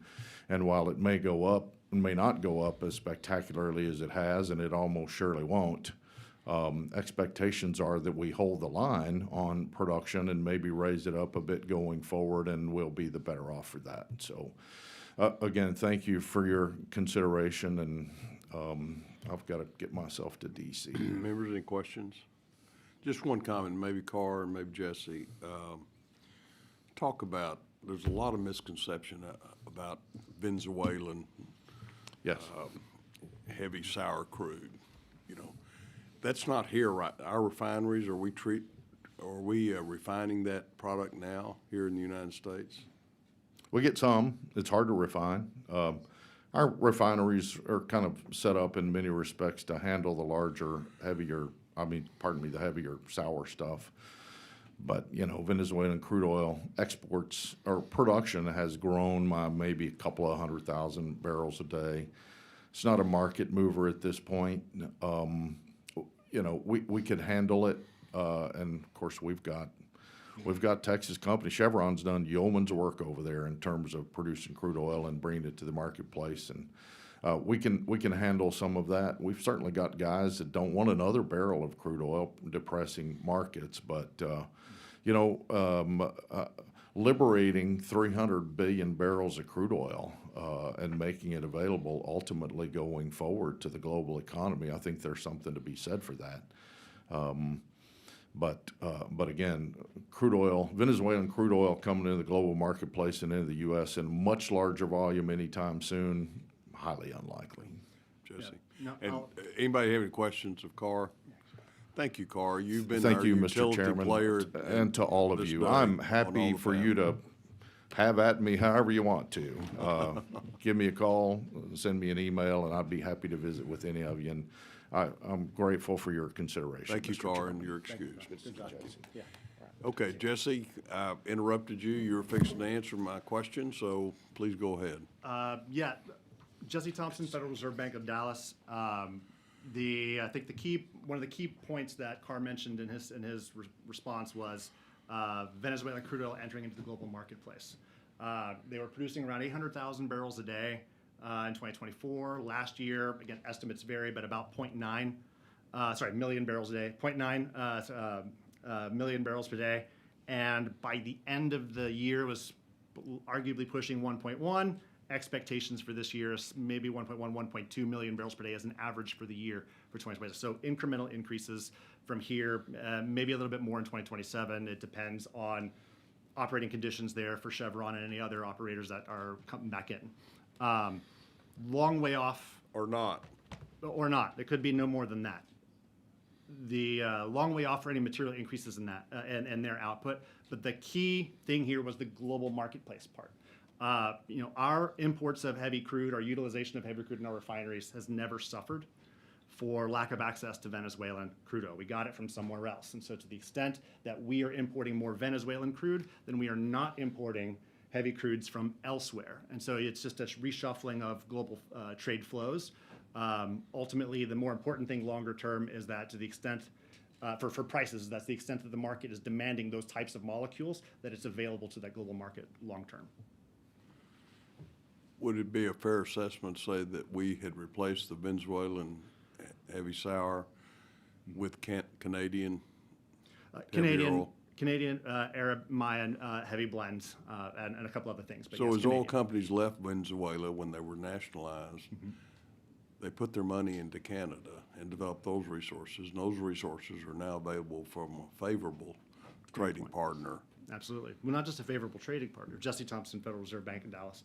Not just a favorable trading partner, but a trading partner to which we have pipeline access, which is very low cost, and who lacks substantial capacity to find another buyer, which gives U.S. refineries substantial bargaining power for bidding on that Canadian barrel. So that Canadian barrel is actually for U.S. refiners is discounted versus the on the water equivalent blended crude. Because I represent part of it, your February indicator showed that the Permian Basin is plateauing, even as efficiency gains have masked the decline in rig counts. Does the current price spike change that trajectory, or have any structural limits on Permian growth because of the ceiling on America's ability to respond to a Middle East supply shock? Jesse Thompson, Federal Reserve Bank of Dallas. Again, the current price shock isn't. Speak directly in the microphone. Sorry. I've been directed.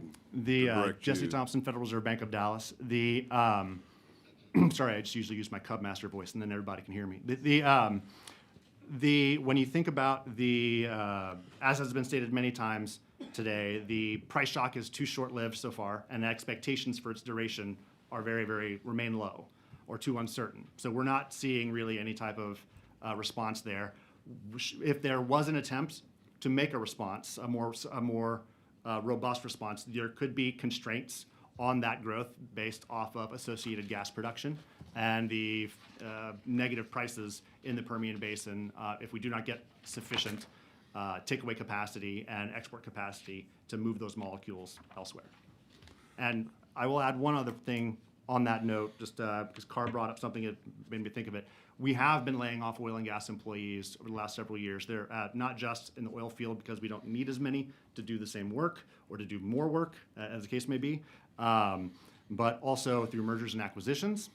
And I will add that in the city of Houston and in the state of Texas writ large, there has not been a sort of flow from the industry into the unemployment rolls, into unemployment or the lower labor force participation rates. These individuals have secured alternative employment elsewhere. And so in order to ramp up, that there would be a period where we'd also have to rehire, retrain to grow that labor force again, which is something that has not been mentioned, but like those workers are not sitting idle. Well, having lived through these peaks and valleys in the oil industry over the last 40, 50 years, we've had that never-ending cycle of training oil field workers and then having a downturn and having them go to other industries and then having to find more and retrain them for the next boom. I'm glad to hear that. We don't have unemployment being directed at our oil and gas employees. They have jobs. That's good to hear. Members, any questions of the panel? Thank you so much for taking time, both of you for being here this morning.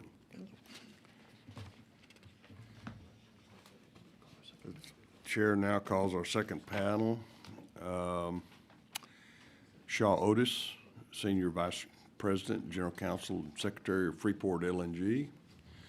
Ben Shepard, President, Permian Basin Petroleum Association, speaking slower than Michael Lozano. And Todd Staples, President of Texas Oil and Gas Association. Thank you folks for being here. Commissioner Staples, we have you registered as Todd Staples on behalf of the Texas Oil and Gas Association, testifying neutrally on today's proceedings. Is that correct? Yes, sir. Mr. Shepard, you have registered as Ben Shepard on behalf of the Permian Basin Petroleum Association, testifying neutrally on today's proceedings. Is that correct? That's correct. Mr. Otis, we have you registered as Shaw Otis on behalf of Freeport LNG, testifying neutrally on today's proceedings. Is that correct? Yes, Chairman. Okay, we're going to start with you, Commissioner Staples. Thank you, Mr. Chairman, Mr. Vice Chairman, distinguished members of the committee. My name is Todd Staples. I serve as president of the Texas Oil and Gas Association. And on behalf of our member companies who are responsible for the production, the transportation, the processing, the refining, the servicing, the exporting of oil and natural gas and refined products, we thank you for the opportunity to testify today and to address the interim charge on the global energy overview. Mr. Chairman, we couldn't agree more with your comments about the importance of this committee in ensuring that Texas remains the energy leader of the world and provides the reliable energy that literally powers every aspect of our lives. I do want to add to being San Jacinto Day, which is a very important day for all Texans. It's also Aggie Mustard Day. A very solemn occasion. I wouldn't know about that reflects the sacrifices that our men and women have made. Why do they have to come freedom. together on this day? I mean, what's this? Two very important issues for our great state. You know, I think the uncertainty that you've all been discussing today of what's happening politically around the world, geopolitically, and with the energy markets, makes me glad that the voices that tried to stop oil and gas the last few years weren't successful, because if they had been, the world would be in a much unbearable condition today. If you think about it, many countries around the world are experiencing shortages today. Many countries around the world are experiencing the worst of the price volatility, and Americans are somewhat insulated from what's going on around the world thanks to the world-class oil and gas infrastructure that is meeting the world's energy needs today. And Texas has certainly been responding. When the world called for more energy, when what happened in the Middle East, the first call was to the United States of America. And to just put in context what did occur and how it's being responded, it's been reported there's been about 16 million barrels per day that has been restricted of crude oil through the Strait of Hormuz. There's about another 4 million barrels a day of refined product, and that's just in crude oil, and I'll discuss that first before I get into LNG. But put that into context, the United States of America is producing about 13.6 million barrels of oil a day. China's demand for oil is about 15 million barrels of oil a day. But the big question is, where do you make up for this shortage in volume? And that's what the energy industry has been working to solve. Fortunately, America is a net energy exporter. That means energy security. That means operating from a position of strength today.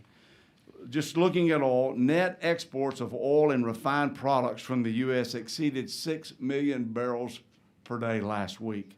It's an increment of 2.5 million barrels just from the week before. It represents an all-time record for net exports, even higher than what was achieved during World War II.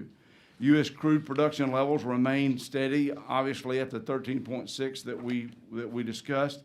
At the beginning of this year, though, very importantly to this whole equation, U.S. storage of crude and product were at its highest level since we came out of COVID.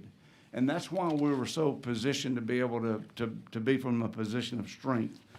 Now, if you look at the reduction of the 20 million barrels of oil, that's not what we're dealing with of the loss of the world market. About 5 million barrels was achieved through the UAE and Saudi pipeline network of rerouting that oil production. You've also had an incremental increase of strategic petroleum reserves of about 2 to 4 million barrels per day. And that was done globally in concert, very, very important.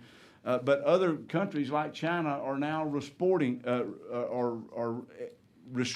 exports. And so this is a very interesting dynamic. I know that Charlotte or Freeport will go into a deeper dive on LNG, but I do want to hit a couple of key points.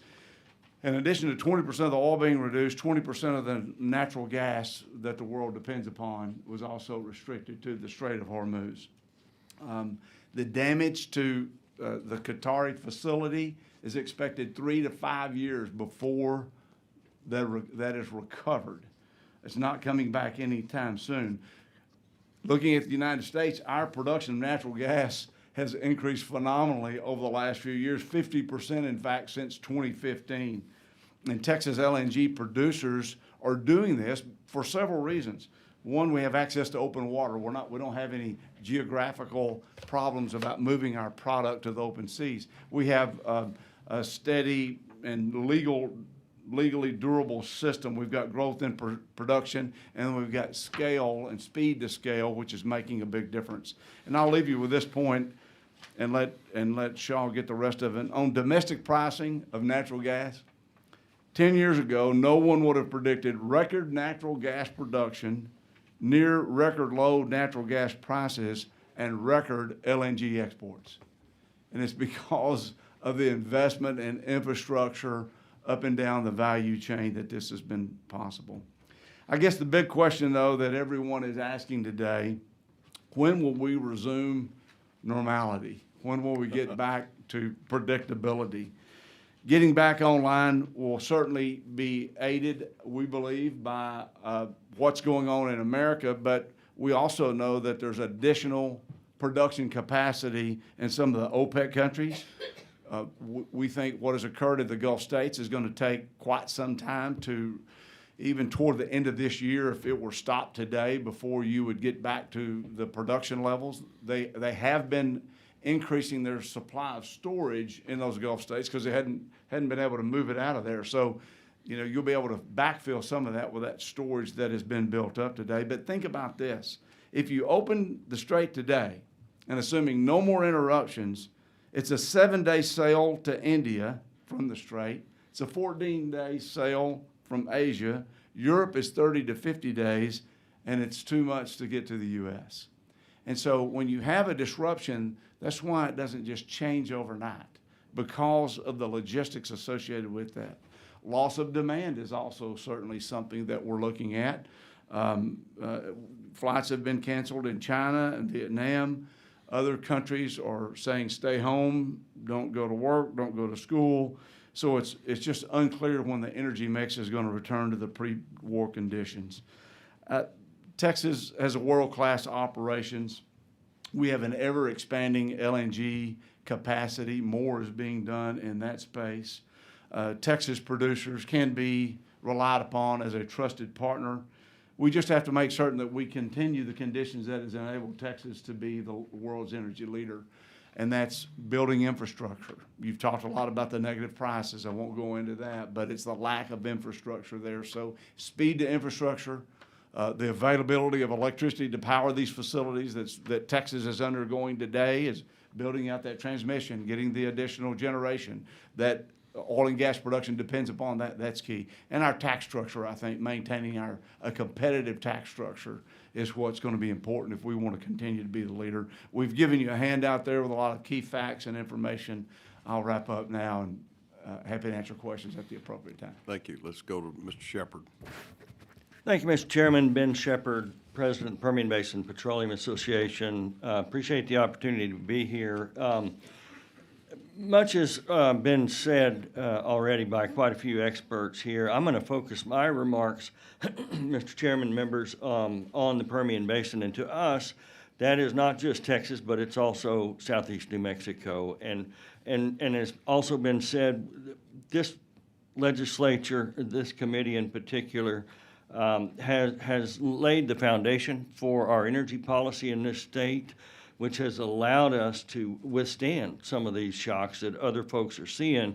I mean, the Permian Basin is the greatest place right now in the world to offset this global potential disruption. But just if I may digress just a little bit, I realize this is a Texas Legislative Committee, but the situation is not exactly the same in New Mexico. Each session, even though of the 6.7 million barrels a day that are produced, about 1.5 million of those are in New Mexico.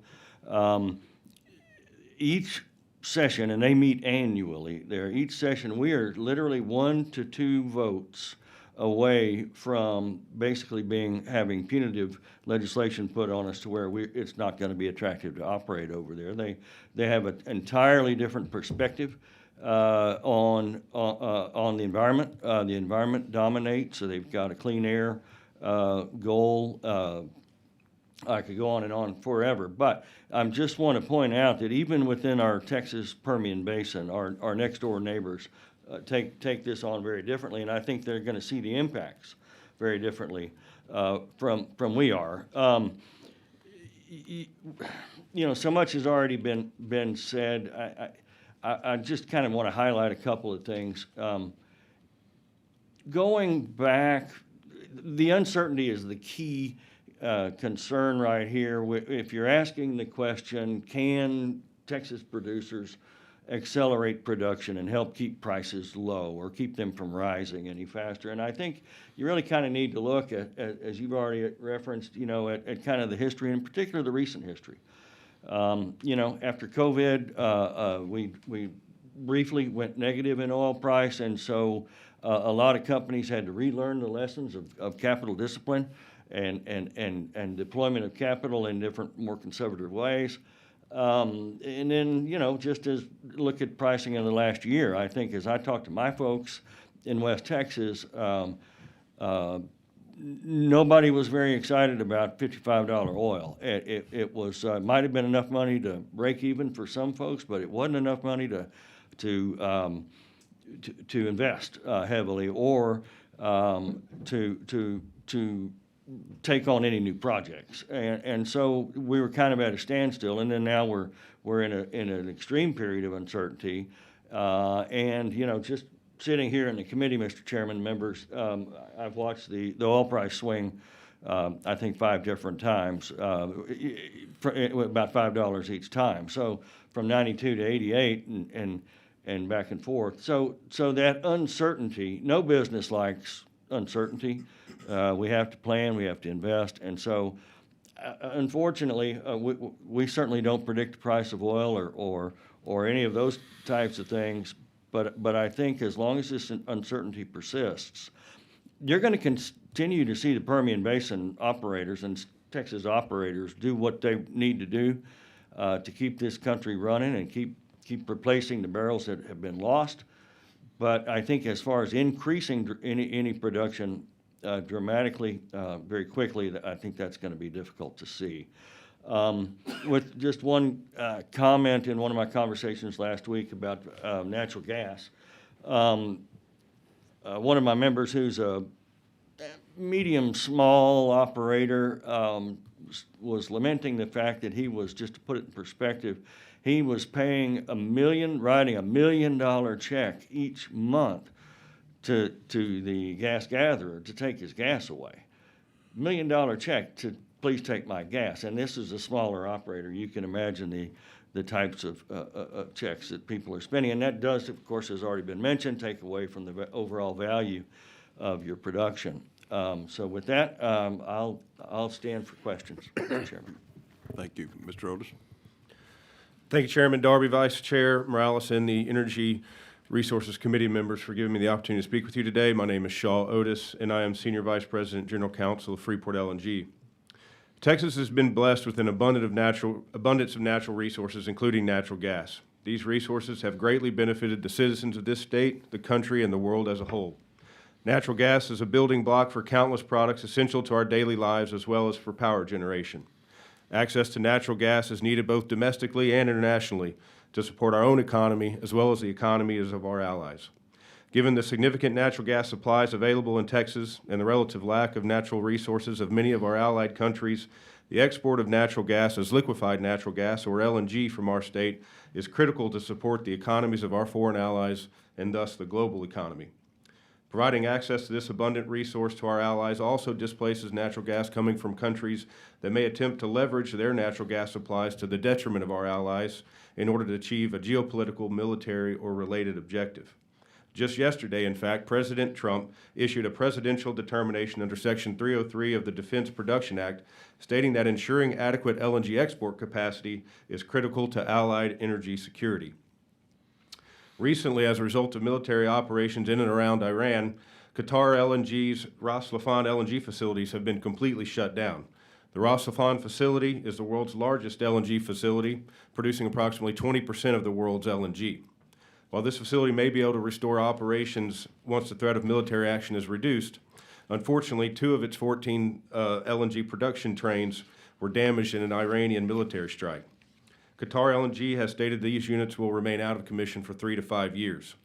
While those 2 units remain offline, Ras Laffan's LNG production will be curtailed by 18%, or approximately 13 million tons of LNG per year. By way of comparison, Freeport LNG's facility produces almost 17 million tons per year, and Cameron LNG's facility in Louisiana is roughly the same. So even when Ras Laffan facility does restart, and for the world's sake, hopefully it does soon, its production will still be impacted by almost the entire capacity of a typical LNG facility in the U.S. Further, even when that facility is able to be brought back online, there's no certainty at this moment that it will be able to freely export its LNG cargoes around the world. Its LNG must pass through the Strait of Hormuz in order to access the world's LNG import markets. LNG shortages will continue to worsen as long as the outage at Ras Laffan extends in duration, as well as while and when access through the Strait of Hormuz is restricted. Beyond the significant impacts of the events occurring in the Middle East at the moment, Europe is slated to cease LNG exports from Russia at the end of this year and all imports of Russian natural gas in September of 2027. While this is a necessary step to end EU reliance on Russian gas, it will also create additional strain on EU gas supply. So the LNG supply and demand is out of balance at the moment and could remain so for the foreseeable future. The world needs the help of Texas's natural gas and Texas's LNG infrastructure, and the Texas natural gas industry has a huge opportunity in front of it to better position itself on the global scale. I would urge our state lawmakers to help position Texas and Texas energy companies to take advantage of this opportunity. We need to be able to site and construct pipelines, compressor stations, processing facilities, LNG facilities, and the related gas and power infrastructure. While I would also recommend that we ensure that our state regulatory agencies, in particular TCEQ, have expanded funding to hire and retain permit engineers and related staff in order to expeditiously process permits. I would recommend that our permit processes be reviewed in order to make them more efficient and limit the potential for these processes to be hijacked or held for ransom by proxies alleging tenuous public interests or unfounded environmental or health impacts. I would recommend that the PUC and ERCOT continue to push for electric grid accessibility and resiliency and make common sense approaches to encourage the development of new power generation. But at the same time, I would also caution against focusing on the demand side of the equation to promote grid resiliency, as the fundamental solutions in resiliency will be with the grid infrastructure and power generation. While I recognize that some believe tax abatements account to corporate welfare, I would also encourage lawmakers to look closely at the significant benefits that LNG infrastructure projects have to the state and local economy, and recognize that those tax abatements are critically necessary in order to level the competitive international playing field that are fighting for these LNG projects. LNG is an international market, and we compete internationally, not just with other states.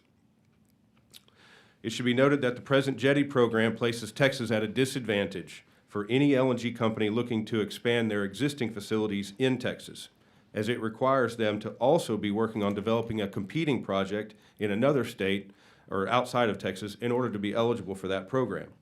This is not practical or possible for LNG companies that only have facilities in Texas. And the lack of access to those tax abatements means that another company in another state or another country will expand their facilities instead.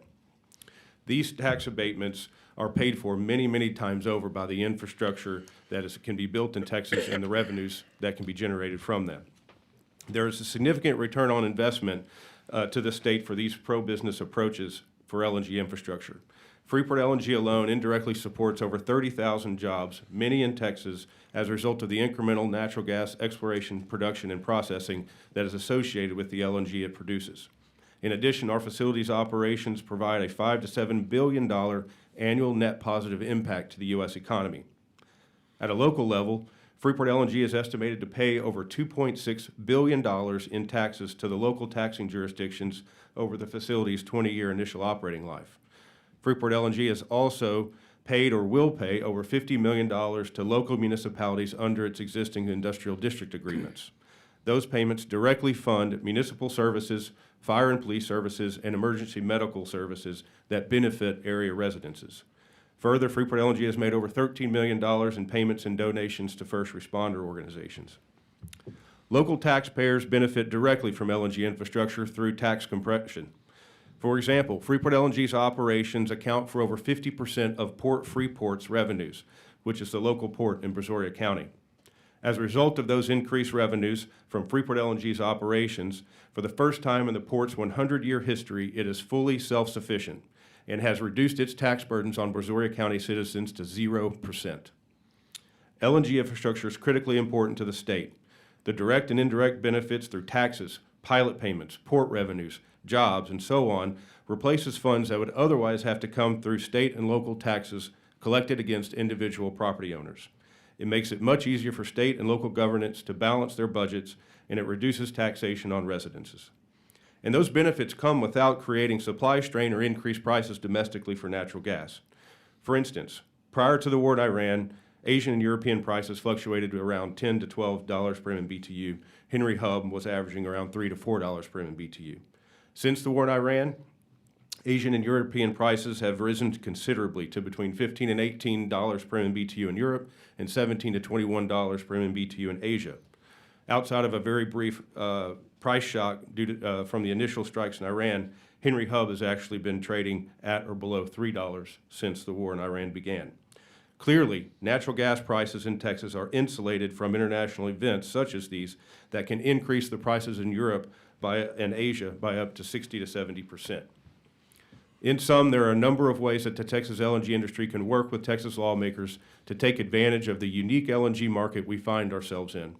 With the right statutory and regulatory support It is an opportunity that Texas is well positioned to take advantage of and reap the substantial windfall of benefits related thereto, including many high-paying jobs, substantial additional tax revenues, additional royalties from incremental oil and natural gas production from state-owned lands, and the ability for Texas and Texas LNG companies to provide much-needed natural gas to our allies across the globe. Thank you for giving me the opportunity to speak with you today, and I'm happy to answer any questions. Thank you, gentlemen. Members, questions? Yes, Representative Dyson. Thank you, Mr. Chairman. My question is for Mr. Stables. Looking at your presentation here, the weekly average of U.S. net exports of crude oil and products, I think you hit on it a little bit in your presentation, but we've shot up over about 6 million barrels per day, it looks like, about mid-April. My question for you is, can you kind of go back over what factors have contributed to this and made it possible? Yes, Representative Dyson, thank you for that question. The reason that the United States has been able to respond like this, and Texas in particular, is I think it's several factors. At the beginning of this year, industry was storing capacity. It was an oversupply situation, and now we're drawing on that private withdrawal of storage. That's a big factor. I think the release of the Strategic Petroleum Reserve is certainly another factor. I think we've also seen a withdrawal of refined product that has been produced. So all of those factors, and then we've had a slight decrease in imports, and all those factors together result in the net increase in export that has enabled the industry to respond. Okay. I appreciate that. So, we always talk about oil and gas industry as part of national security, and it's a big part of our national security, right? So I think we get questions, we see questions a lot of times, especially when we start doing this net exports and we've increased. Do we have enough reserves here to be able to handle this next net exporting that we're doing now, or are we putting ourselves in any concern future based on what current reserves we have? I think that there's a lot of ways to answer that. Obviously, our storage, our ability to produce, and our structure. But the one that jumps out to me more than anything, at TSRA Week here, S&P Global Platts in Houston, a few weeks ago, Mike Wirth, the CEO of Chevron, in response to the increase in production, have we seen all that we're going to see? His response was, never bet against innovation and technology. And I say that because many of the companies testified that they're only able to produce 10 to 20% of the known gas reserves and 5 to 10% of the known oil reserves. And so as long as we keep an environment where we're rewarding research and development, we're rewarding good old-fashioned build a better mousetrap here in America that's built our country, I think we'll be able to continue to meet the global demands and the domestic demands without any problem if we maintain that philosophy. Appreciate it. Thank you. Chairman Dean. Yeah, thank you. Chairman, just listening today, and it seems like with everything going on in the world markets, et cetera, we're doing our share. Sounds like the biggest problem we have, I mean, we know we can kick up our production. I mean, you look at some of the information regarding how many rigs we're running not too long ago versus today. Right. And why is that? Because the new drilling rigs are so much more efficient today versus just 4 or 5 years ago. It's unbelievable. So they can ramp that up pretty quick. They still have a lot of new rigs that are still coming. But what do we do to expedite, this storage capacity situation? I mean, I listened to our young man behind you talk about, projects that are coming toward the end of this year and next year. But we have a crisis coming probably sooner than that that's going to relate directly to storage. So as far as oil I'm talking about, probably natural gas as well. What other projects are coming along now that we may not be aware of that's going to help to insulate some of that situation? Todd Staples, Texas Oil and Gas Association. You do have pipeline projects in the works for both liquid lines and natural gas lines. There's not much you can do to expedite that today because of the logistics that goes into it. But you can build those projects faster here than just about anywhere else. And that's why you've seen the phenomenal growth. That's why Texas is the 4th largest oil producing country in the world and the 3rd largest natural gas producing country because of that. And so I think the volatility, though, is just the big factor because, as it's been testified, the negative prices of natural gas at Waha, wasn't many years ago that oil prices were negative during COVID. I mean, and it was a crisis of major. It was not proportion. fun. Yeah, it was not. It was awful, right?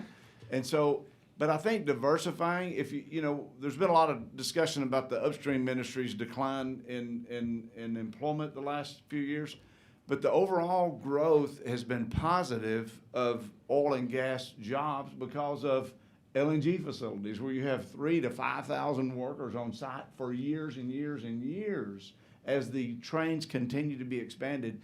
And so I think we have to continue to look for ways to incentivize the companies to be responsive to market conditions and do that in a way and make certain that there's decisions that are not made that would freeze them. Anytime a decision is made, it changes the operating environments that these operators are making decisions on, whether it's at the federal level or even at the state level.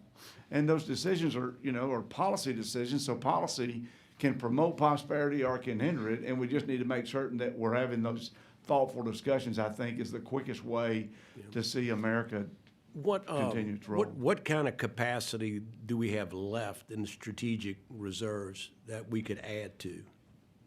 Because as I understand, I don't think we're finished, putting back, oil that was taken during the last administration. Is that correct? That's correct. My best recollection is we're about 50% of capacity at the beginning of this situation. So, and then we're drawing down from that. So we have a long way to go to fill that back up, and that would be the right structure for the nation as prices begin to mitigate from where they are today, so that it's a smart economic thing to do. I guess what I was thinking is, if we have a capacity problem with our pipelines, of course you need them to pump the oil into the reserve anyway, right? The good but I mean, as far as storage, the good news on storage of natural gas, the private market has responded, and our natural gas storage in Texas has expanded significantly since Winter Storm Uri, and in response to that crisis that occurred. And so oil reserves, you have the SPR, so there's the government's providing that role. Industry does have that. You see all these storage tanks, above ground storage tanks all over the state where there's oil being gathered. But on the natural gas side, we actually have been growing, and it's been a benefit to consumers. And you look at the prices today to see that. Okay, thank you. Members in question? Vice Chair.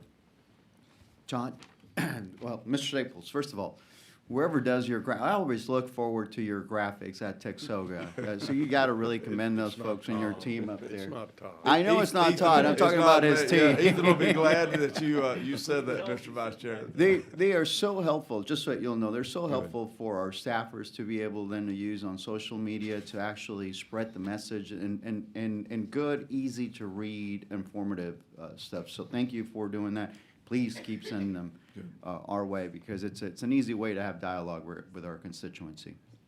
Second, it seems that the previous panel, as well as you all, have hit on the natural gas and more of the storage and distribution versus a demand issue. Although I didn't get, if we're able to store and distribute more of this gas, is the demand there for the use? Or is that why we have this bottleneck? Shaw, just Freeport LNG. I think our supply and storage combined together is very much sufficient for current demand, and I think it will be very much sufficient for increasing demand that we're probably going to see with power plants, with support AI data centers and things of that nature. And I also think if you just look at it from an economic perspective, and we're taking, I think the gentleman from Federal Reserve mentioned that we're 17.9 BCF per day of natural gas is being exported. And I think probably, I would say 10 of that is probably coming from Texas, give or take. If the supply-demand signals are such that that gas should remain in Texas, then it remains in Texas. And so you've got just 10 BCF per day, boom, that just doesn't get exported and stays in the domestic market. And so I think that's also an inherently wonderful thing about the LNG export infrastructure is what it can do domestically when the price signals are such that gas is better served to stay at home. But, and go ahead, I'm sorry. Ben Shepherd, Permian Basin Petroleum Association. I'd just add to that, I mean, all the wonderful things that LNG is providing for our neighbors around the world through exports and everything. I just want us as a state to continue to consider additional uses for this natural gas, generation and whatever else may be coming down the technology pike, because we have it and we need to put it to work. So we have it, but my concern was we keep hearing about like these folks having to issue, some of these operators having, or oil and gas producers, $1 million checks just to take their gas. What can we do to address this issue? And is there anything that we should do? Or does the market actually like this at the negative? Todd Staples, TXOGA. The market does not like that, this current situation. There's several things that I think that are in play. Mr. Otis mentioned the permitting process, making certain that that is a timely done. When you have the cost to put in an LNG facility is astronomical. So if you have borrowed capital in the billions of dollars that are sitting on the sideline waiting to be deployed because of some regulatory snafu, then that's a real crisis. So I think making certain that looking at our permitting processes, the timeliness of that is one key factor. I think making certain that and this is, you can encourage your friends in Congress about this, making certain that we don't have pauses on LNG export permits. What a terrible signal to send to the world who is trying to wean itself away from Russian gas and is trying to develop long-term partnerships. And so we have to make certain that those policies are there. We have an abundance of natural gas. And the other uses that have been mentioned, making certain that we can accommodate those is the way you can use that, and the way you'll get that production. But for reference, what is it taking the permitting process now to get a facility up and with the permit? Well, bit of a loaded question because I got to deal with the federal government as well, and I would say normally the state is faster, but because I mentioned TCQ in my remarks, I'll use them as an example. Getting a major permit or major permit amendment through FERC is a year to 18 months typically. My last major permit amendment through TCQ took over 2 years. So it's kind of, Texas is pro-business and is very business friendly. I readily admit that. The outcomes of regulatory processes are more certain in Texas than they are at the federal level. But it is surprising that, at least with TCQ, it's actually slower than the federal process. And reasonably, from an industry insider, what should you expect from a state agency? If 18 to 24 months is way too much, what is your reasonable expectation of what an agency should take? Sure, thank you. Shaw Otis, Freeport LNG. I think I missed that on the first remark. A year I think is sufficient. I think that's fairly standard in what most people would plan for in terms of the timelines to develop projects and how they would go about it. The issue that we've had, frankly, is because of the lack of funding, permit engineers go to private industry because they can get paid better. They actually go to other agencies that pay better within the state. And so when you lose the permit engineer, your permitting process comes to a standstill for a while the permit engineer that took over that application gets back up to speed. Mm-hmm. Okay. And that you addressed that on the funding from the TCEQ, also the employees, to make sure that, I think in your remarks. So this addresses the issue of having paid employees within the agency so that then this process also can be streamlined. Show it as Freeport LNG, yes, sir, that's correct. And there's other mechanisms that should the legislature so desire, that could be put into place. True expediting process where if an applicant wants to pay for, say, a third-party environmental consultant that is not working for them but is actually working for the TCQ, so that permit application can be progressed more expeditiously. that's something that could occur as well if that applicant wants to fund that so that the state doesn't carry that burden. I think there's a lot of ways you could skin the cat to make these processes more efficient if the legislature was open to that and the TCQ was.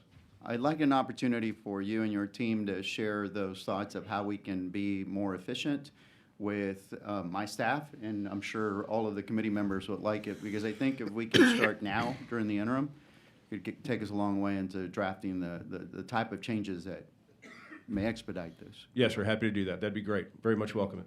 Thank you. So I had a question here about Venezuela also, but from the previous panel and from you all, it doesn't seem that the production that we're showing, whether it's 800 to 1 million barrels a day, is really moving the needle much for us. So I'm going to skip through that unless you guys have a different opinion. Yeah. Got it. So I want to know, what are you hearing from international partners about demand for Texas energy, and are we doing enough at the state level to meet that demand? Todd Staples, TXOGA. The world is literally at the doorstep of Texas in energy need. Our exports are increasing. Our LNG facilities are expanding in response to that international demand. And just the biggest hindrance on the oil side of things is this is an artificially induced supply disruption. And are there going to be long-term demand changes because of this? How soon will the Gulf states be able to respond? Those are all factors that the industry is waiting to get information from in order to know how to respond. Shaw, it is Freeport LNG. Yes, Vice Chairman, it's an amazing situation, and I use that kind of really more in a bad way. I've had folks out of the blue from national oil companies in Bangladesh and Bahrain literally tag me on LinkedIn and try to say, hey, can I get an LNG cargo?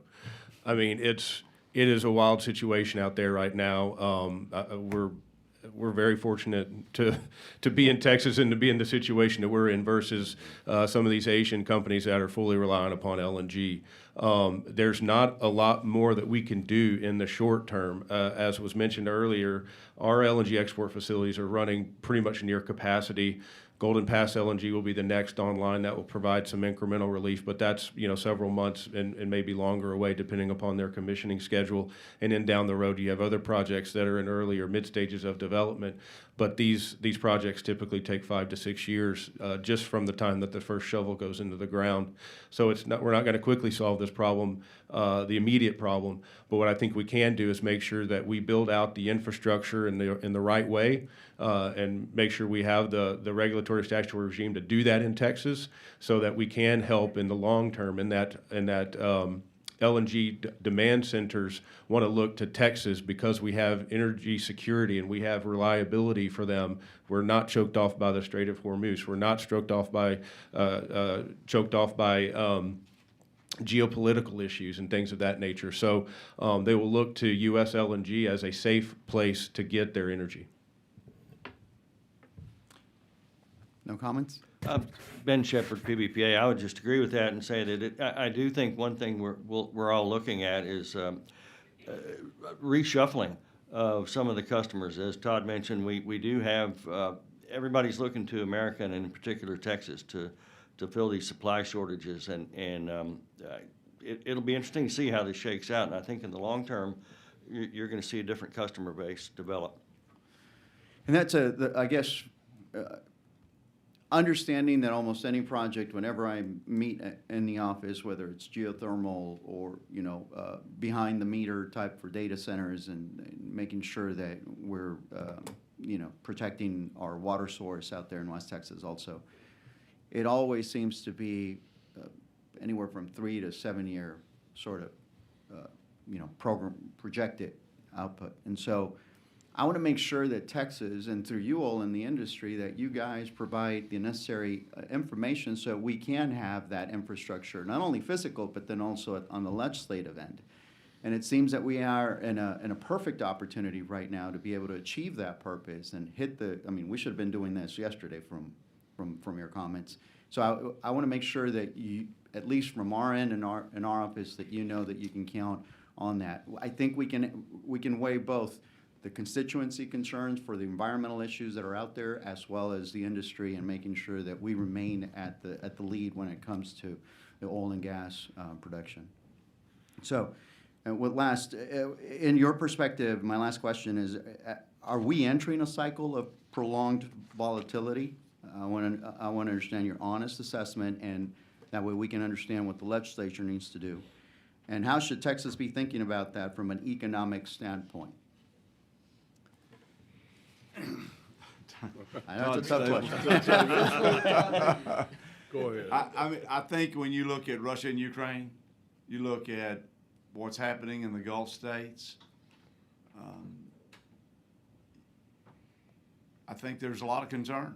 I mean, we need world leadership that understands we need to provide for opportunities for growth, for opportunities for citizens. Obviously, the headlines as we're going through this committee meeting today indicated that the military in Iran is essentially cut off their political leadership and are no longer having those kind of conversations. That doesn't bode well for stability. And if the Strait of Hormuz is left in the hands of one country to use as a political weapon, it's to the detriment of every other citizen in the world, not just our country. And so that's a real uncertainty. Having said that, it is amazing what this industry is capable of if given the opportunity. And so there's no real threat if the market is allowed to work and relationships are built and the product that can be delivered. So that's what we need to stress for and fight for. Mr. Shepherd, before you move on, and understanding that, what you just mentioned about the Strait of Hormuz and the issues that we're having, even if we go back to a perfect place where there is now movement through there, it seems that everything that you all have testified shows that we're only going one way as far as the supply that is needed and the demand that is needed and how much supply we need to continue to produce. Why are we not doing more now? It's simply just because of the economics of it, because once you get the tipping point of the oversupply, you have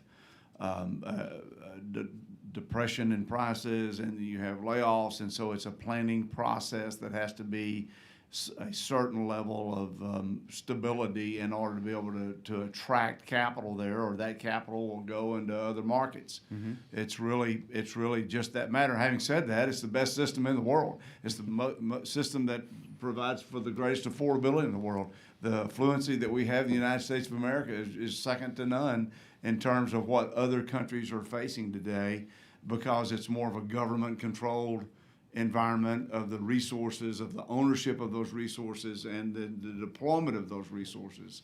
And so we, in our system today, we're going to have swings, but we want to level those out as best as possible. Well, and I go back to the mention of at $55 for a barrel, I mean, you all were basically just even, right, making a little bit of money. If it's at 88 to 92, doesn't that bring you, though, this sort of stability that you think your operators would feel comfortable in moving forward? If it's anticipated to remain at that level, yes. But just remember, before February 28th, I mean, just 6 weeks ago, it was at that lower price level. And so, you know, and the planning process, all those types of things come into a factor in production, but you just have to have that level of certainty, and it's not there, because if you saw what happened when it was announced that the strait was open, prices declined significantly overnight, and then 2 days later, the news changed and the prices changed. So it really is that big of a factor in the decision-making process. All right, Mr. Shepherd, I'm sorry. No. Go ahead. Ben Shepherd, PBPA. I would just add, agreeing with all that, is that it does take time and some confidence in the market. It takes time to develop prospects. You can't just go out there. I mean, it may take you a year to develop your leasehold, and then meanwhile you're working on your engineering and your geology and so on. It could take 2 to 5 years to do that. Most companies today already have plans in in the notebook, ready to deploy, hopefully, once the economic conditions are correct. But on the high side of things, and Todd's right, we just came out of a $55 price environment where people weren't really sure what was going to happen. It was being, a lot of folks were urging the price to go even further down. And so it was not incentivizing anybody to get out there and spend their capital. But on the other hand, you know, if prices get too high, you start to see demand destruction, things like that. And then you see pain at the pump for people. And it's not in the industry's long-term interest to cause pain at the pump for everybody. So we're always looking for a healthy return to reinvest and that kind of thing. But it's just a tricky thing. Certainty, whatever that may be, at 70, 75, 65, 80, those are all, certainty is the key aspect of that over a certain price point. And the same question to you before you pass it on over to Mr. Otis. Are we entering a cycle of prolonged volatility, in your opinion? From what I can gather, it certainly looks like it. Thank you. Shaw Otis, Freeport LNG. As far as prolonged volatility goes, I mean, you crystal ball as to what politics, international politics, and you know, and things are going to do. But I think that's obviously where the volatility is primarily, or at least in terms of causing price volatility. I do believe natural gas prices domestically will not be very volatile. You've seen it, that we've been pretty stable in terms of Henry Hub prices. You know, initial price shocks for a day or two until people calm down, but I think it'll remain fairly stable. And I think volatility, you know, price volatility in the U.S. relative to price volatility in the world, it's going to be low compared to the rest of the world. We're just fortunate that we have the supply basis we do. Thank you. Members, we've got another panel, and we have a hard stop at 2. So just one final. I have to ask you, Otis, what is the Texas Jetty program? I've never heard of that before. So, Shaw Otis, Freeport LNG. The Jetty program is a tax abatement for the school districts, and it's someone smarter than me can remember what the acronym stands for, but it was recently passed as the replacement of the Chapter 313 tax abatements. You're right. Okay. Yeah. And one of the keys of that one is you have to show that without the tax abatement, that those jobs would go to another state. And when you only have a facility in Texas, you can't do that. Yeah, I forgot all the things we did last session, but yeah, so long ago. I haven't forgotten. Can you make sure to include that as well in your? Yes, Vice Chairman. Your comments to us on efficiency. And Todd, your comment about the current crisis is artificially induced. It certainly wasn't unintentional. It's intentionally induced. So how long it extends is anybody's guess. Right. But I looked with interest with your graphic that said the Iran war has damaged as much as $58 billion worth of energy infrastructure. That's going to take time. It is. And somebody's going to have to pay for it. Exactly. So these are not hidden costs. These are known costs as a consequence of artificially induced factors. Thank you for your testimony, gentlemen. Thank you. Thank you, I had so many questions. Okay, the chair will now close testimony on this item of business. And so the chair hereby closes testimony in the Global Energy Overview Interim Charge. We will now move on to our final item of business, the interim charge relating to hydrogen. The chair will now call our first and only panel for this interim charge. The chair calls Susan Shiflett, Executive Director of the Texas Hydrogen Alliance, Jason Clark, Director of Agency Projects, Railroad Commission of Texas, and David Burns, Vice President of Clean Energy, Lindley. Oh, Is that how you, Lindley? Okay. Welcome. Ms. Shiflett, you have registered as Susan Shiflett on behalf of the Texas Hydrogen Alliance, testifying neutrally on today's proceedings. Is that correct? Yes, sir, that's correct. Mr. Clark, you've registered as Jason Clark with the Texas Railroad Commission, testifying neutrally on today's proceedings. Is that correct? Yes, Chairman, that's correct. Okay. Mr. Burns, you have registered as David Burns on behalf of Lindley, testifying neutrally on today's proceedings. Is that correct? That's correct. Thank you. Okay, I guess we're going to start with Mr. Clark. You can proceed. Great. Again, Jason Clark. I am the Director of Agency Projects with the Railroad Commission of Texas. I can use my voice. I don't really need a microphone. So no, you're good. You're good. Oh, Yeah. sorry about that. Yes, okay, then.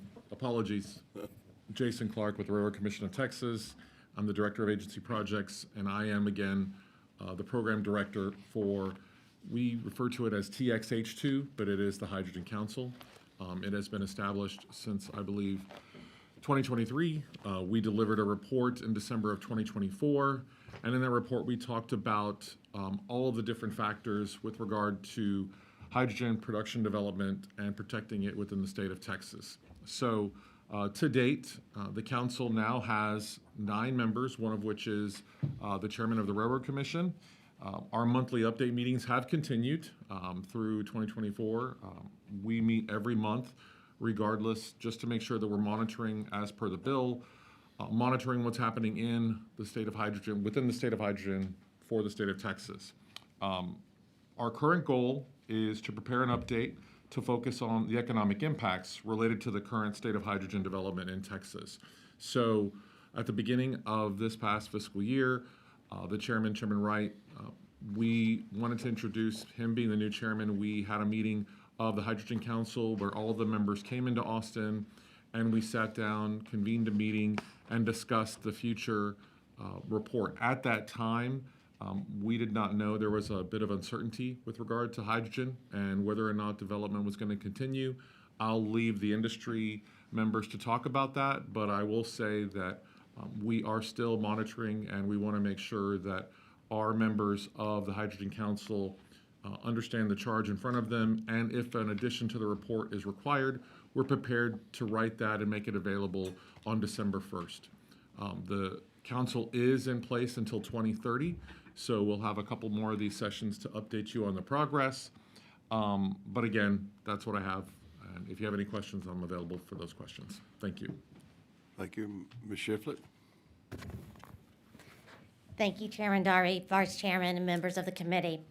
Thank you for this opportunity. My name's Susan Shiflett. I'm the Executive Director of the Texas Hydrogen Alliance. We are a statewide trade organization that covers and represents companies across the value chain. I'm here with a simple message. Hydrogen is still here, the opportunity is still there, and Texas is ready to still lead. So we are not a future concept. It's being produced, it's being sold, it's being scaled across Texas today. What has changed is we've got technology, capital, and global demand aligning at the same time. Now in Texas, more than any other state, we are uniquely positioned to lead. We've got the largest, most sophisticated energy workforce in the world. We have existing hydrogen production. We produce 33% of all the U.S. capacity. We have over 1,100 miles of pipelines here in Texas alone, the largest in the nation, and we have 3 of the 6 hydrogen storages in the world. With our abundant natural gas and renewable resources, we have outpaced California in wind and solar. We have the opportunity to lead this nation in the world for hydrogen. We have world-class ports, industrial corridors, and export capabilities, which we will kind of talk about. We have seen a shift in our industry, obviously.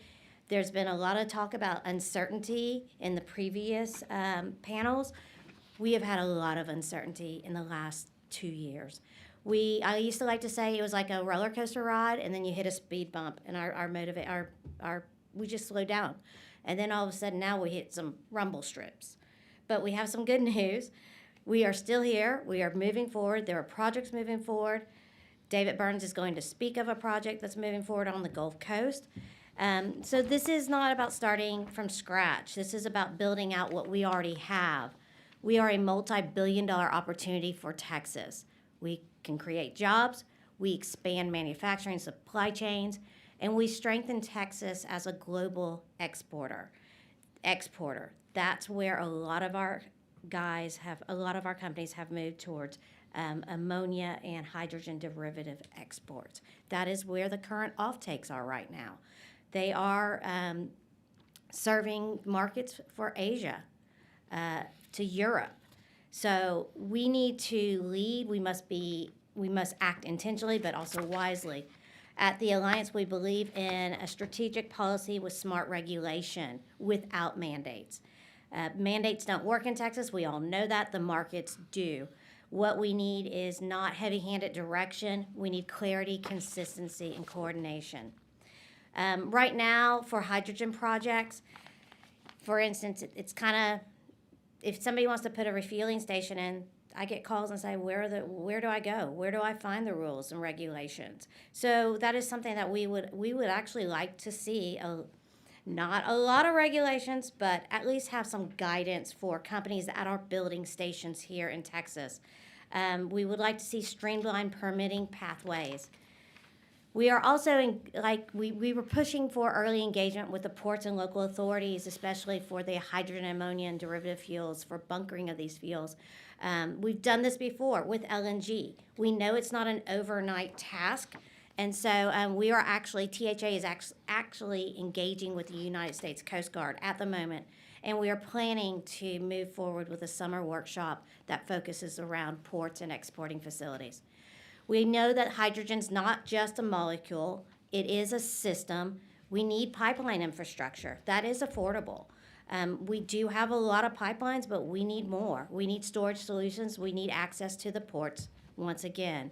We know right now that there will be methanol ships that will be coming to our ports. We need to be ready for that, and that's not going to be overnight. We know that the ships are going to show up before the rules are fully developed, so whoever shapes that port policy now wins. Planning ahead now will prevent the bottlenecks later. We do recognize some concerns in the industry. I provided you a water handout. We used that last session because that was a big issue that was brought up, and as you will see, I think we were able to squash that quite a bit. One of the other concerns from our members is the new large load working group and the large load rules that the PUCT is implementing or adopting. For smaller and mid-sized developers, the insurance bond or the non-refundable fees that are being adopted per megawatt kill projects for the small guys. And so that's something that has really been on their minds. Hydrogen projects should not be lumped into a one-size-fits-all when it comes to those rules.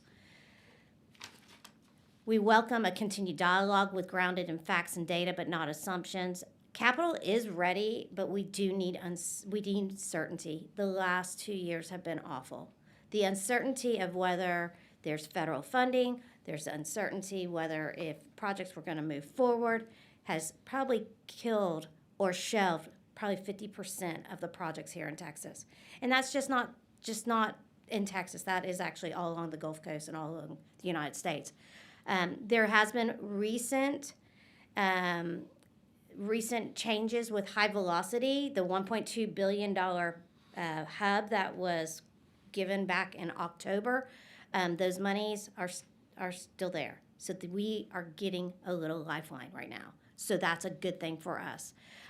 Like I said, we need predictable regulatory timelines, coordination with federal incentives, long-term visibility for project developers.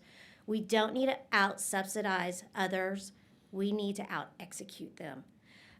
Hydrogen is not replacing the Texas energy leadership or the landscape. We are extending it and we're expanding it. Majority of hydrogen comes from natural gas. So at the end of the day, that's great for our state. We know that also when it comes to power, we need all kids in the pool. And so hopefully we can be part of that pool as well. So we are found from refining to petrochemicals to heavy industry, transportation, exports. We strengthen the industries that already power this state. But I want to bring up 3 new industries. Aviation. Hydrogen enables drones to fly for days rather than hours, providing persistent endurance required for high-altitude monitoring and border security. Hydrogen fuel cells operate near silence and low thermal signatures, giving the U.S. military a critical edge in stealth logistics and reconnaissance. Hydrogen can actually act as a long-duration energy storage, providing critical backup power for airports, military installations during grid instability. The second new area is geologic hydrogen. Geologic hydrogen is emerging as a new domestic energy resource. It's produced directly from iron-rich formations within the subsurface with the potential of being low cost and low carbon. And Texas is well positioned to lead given its favorable geology. We have a company based in Houston, which I will leave their name out, but they are specializing in this, and I know they love to tell the story, and they love to tell it to people that want to hear it. Finally, mobility. We were blessed to get the $16 million from the TCEQ TERP T-Hive program. We maximized that funding. However, due to tariffs and delays in vehicles, the ROIs on some of the projects are not feasible now. However, TCEQ, I will say, has been excellent with working with the grant recipients. So those, we should have some vehicles coming on board at the end of this month down in the Houston area. North Central Texas Council of Governments still reports that 2 stations in Dallas are moving forward. Waco, Houston, and San Antonio, they are pending. These are tied to federal funds. That's why they are pending. DFW Airport is incorporating hydrogen. They will continue to be the first and largest carbon neutral airport in the Americas. Airlines like United are continuing to implement SAF, sustainable aviation fuel, into their U.S. operations, and methanol is becoming the dominant alternative for the maritime industry. There's actually 385 methanol-capable ships on order. Maersk and Hapag-Lloyd are leading this charge in this way. Finally, I'd be remiss if I don't bring up the H2 Proto-Hub that is located at UT. Chairman Darby has spoken at that Proto-Hub, so has Chairman Wright. We have this Proto-Hub up there that is state-of-the-art. It uses RNG, renewable natural gas. It creates hydrogen, stores it. Then it takes and mimics what's called green hydrogen. So from water, it makes hydrogen, stores it, powers some Toyota Mirais there. And what they are not using in the Mirais, they're powering a data center on site. They're also looking at doing some blending. I'm going to throw this out. That was a DOE project. We need funding for that project. The DOE funds have ended. So they are raising money and they're doing capital campaigns, but I just want to throw that out there. So in closing, this is a moment of alignment, Texas strengths, market demands, technology readiness, but leadership is not automatic. It requires thoughtful action. If we get this right, we won't just participate in the hydrogen economy, we will define it. So to conclude, hydrogen is still here, the opportunity is still here, and Texas is ready to lead. Thank y'all. Thank you. Mr. Burns, you may proceed. Thank you, Chairman Darby and members of the committee, for the opportunity to testify in the current state of hydrogen in Texas from Lindley's perspective. And I'm David Burns. I'm VP for Clean Energy in Lindley, the world's leading industrial gas and engineering company. And I've worked there since 2005, and prior to that worked at Dow Chemical. Over the past 2 decades, I've been closely involved in developing hydrogen infrastructure along the U.S. Gulf Coast, and hydrogen is now central to Lindley's clean energy strategy. Mr. Burns, as well. could you pull that microphone just a little closer? Okay. Or directionally a little closer. Thank you. So Lindley has more than 100 years of experience with hydrogen and is a global leader in its production, processing, storage, and distribution. It may be a simple molecule, but it's a powerful energy carrier and also an essential input for refining, chemical manufacturing, and electronics. Globally, Lindley operates hydrogen production and purification facilities, liquid hydrogen production and distribution systems, more than 200 hydrogen refueling stations, and has installed over 80 hydrogen electrolysis plants. So our expertise spans the entire value chain, hydrogen value chain, from production to end use. Here in Texas, Lindley has developed one of the most extensive hydrogen supply networks in the world. Beginning in the early 1990s, we have built an extensive hydrogen system to serve the Gulf Coast refineries and chemical producers. Today, we operate more than 300 miles of hydrogen pipeline in Texas, connecting Sweeney with Freeport to Texas City to Clear Lake, the Houston Ship Channel, on to Beaumont and Port Arthur, and then ending in Lake Charles, Louisiana. We also operate the world's first hydrogen storage cavern in Mont Belvieu that's connected to that pipeline. It stores over 2 billion cubic feet of hydrogen, providing the reliability required for continuous industrial operations. More than 90% of the Gulf Coast refining capacity is actually connected to this pipeline, underscoring the hydrogen's foundational role in the Texas energy economy. Now, while hydrogen has long supported traditional industries, we see an even stronger future for hydrogen beyond these roles.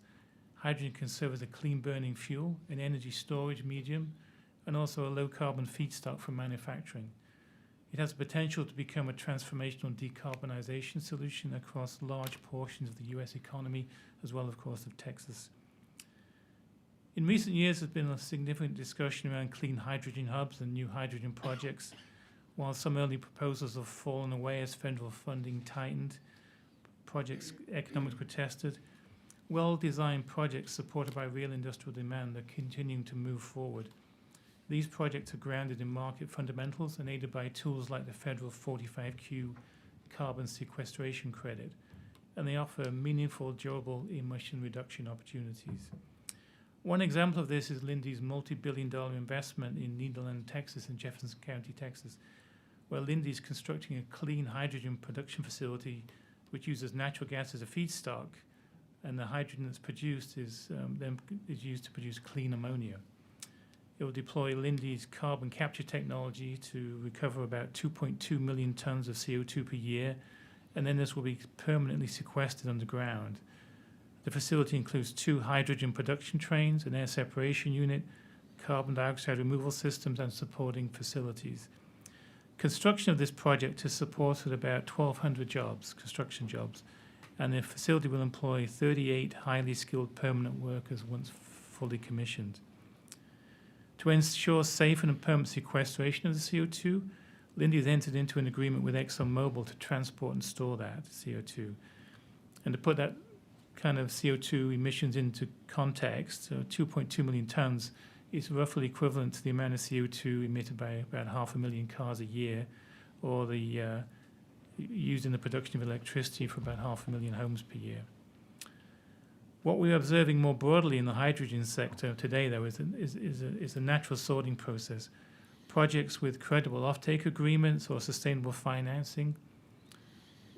Projects without credible offtake agreements or sustainable financing are being shelved, while those stronger projects tied to real industrial demand are progressing. This trend is healthy for the industry and ensures public and private capital is being deployed effectively. However, hydrogen production still requires thoughtful support from the state of Texas. For example, Lindley's Jefferson County project benefited from a Chapter 313 economic development agreement, which was one of the many factors that attracted us to this investment in Texas. Following the expiration of Chapter 313 and the introduction of JETI, which I believe is Jobs, Energy, Technology and Innovation Act, which we heard about from Freeport LNG earlier. Similar large-scale projects would no longer qualify under JETI due to the limited job creation that we feel it doesn't really reflect the capabilities of realities of capital-intensive energy infrastructure, such as the project we're developing in Nederland there. So hydrogen and petrochemical projects involve substantial capital investment, but create comparatively few jobs, permanent jobs, although they're high-paying and require high skills. Importantly, though, these kind of projects are additive. A hydrogen plant supports downstream investments in other production, whether it's natural gas, transportation, export terminals, carbon sequestration, or and they create a multiplying effect across the value chain and attract additional private investment. Texas has a long history of promoting economic growth through effective incentive programs. Lindley encourages the committee to review existing incentives and consider targeted exemptions or adjustments within JETI to ensure that hydrogen production projects and related infrastructure remain competitive in Texas and receive this kind of funding. Finally, to fully unlock hydrogen's economic potential, it's equally important to have policies that stimulate demand. That's support for clean steel, sustainable aviation fuel production, renewable diesel, clean ammonia and fuel cell applications for heavy-duty transportation.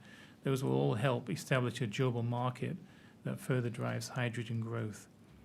Texas is uniquely positioned to lead in the energy transition. By making low-carbon hydrogen cost competitive, the state can attract billions of dollars in investment, support hard-to-abate sectors such as steel and heavy transport, and create high-quality jobs and further strengthen the state's long-term energy leadership. And thank you again for the opportunity to speak here, and I'm looking forward to answering any questions you may have. Thank you. Members, any questions? Okay, well, I've got some. Number one, I take pride in, I think we created, that was my bill that created the council, so it's good to hear a report.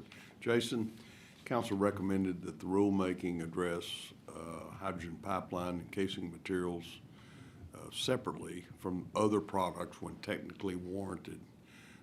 Has the Railroad Commission initiated that rulemaking, and what is the timeline? Jason Clark, the Railroad Commission of Texas. Chairman Darby, I can say that we started to look at it, but I don't have a definitive timeline for you. I can go back to staff and find out when that's going to occur. I've heard that from my children. I'm thinking about it, Dad. We lack results, so I would urge the commission to go ahead and take Yes, that sir. out, look at it, and initiate the rulemaking, and then demonstrate a timeline for us, if you would provide that. Yes, Chairman. Okay, to the panel. Federal hydrogen tax credits and Clean Hydrogen Hub funding have been in flux, to say the least.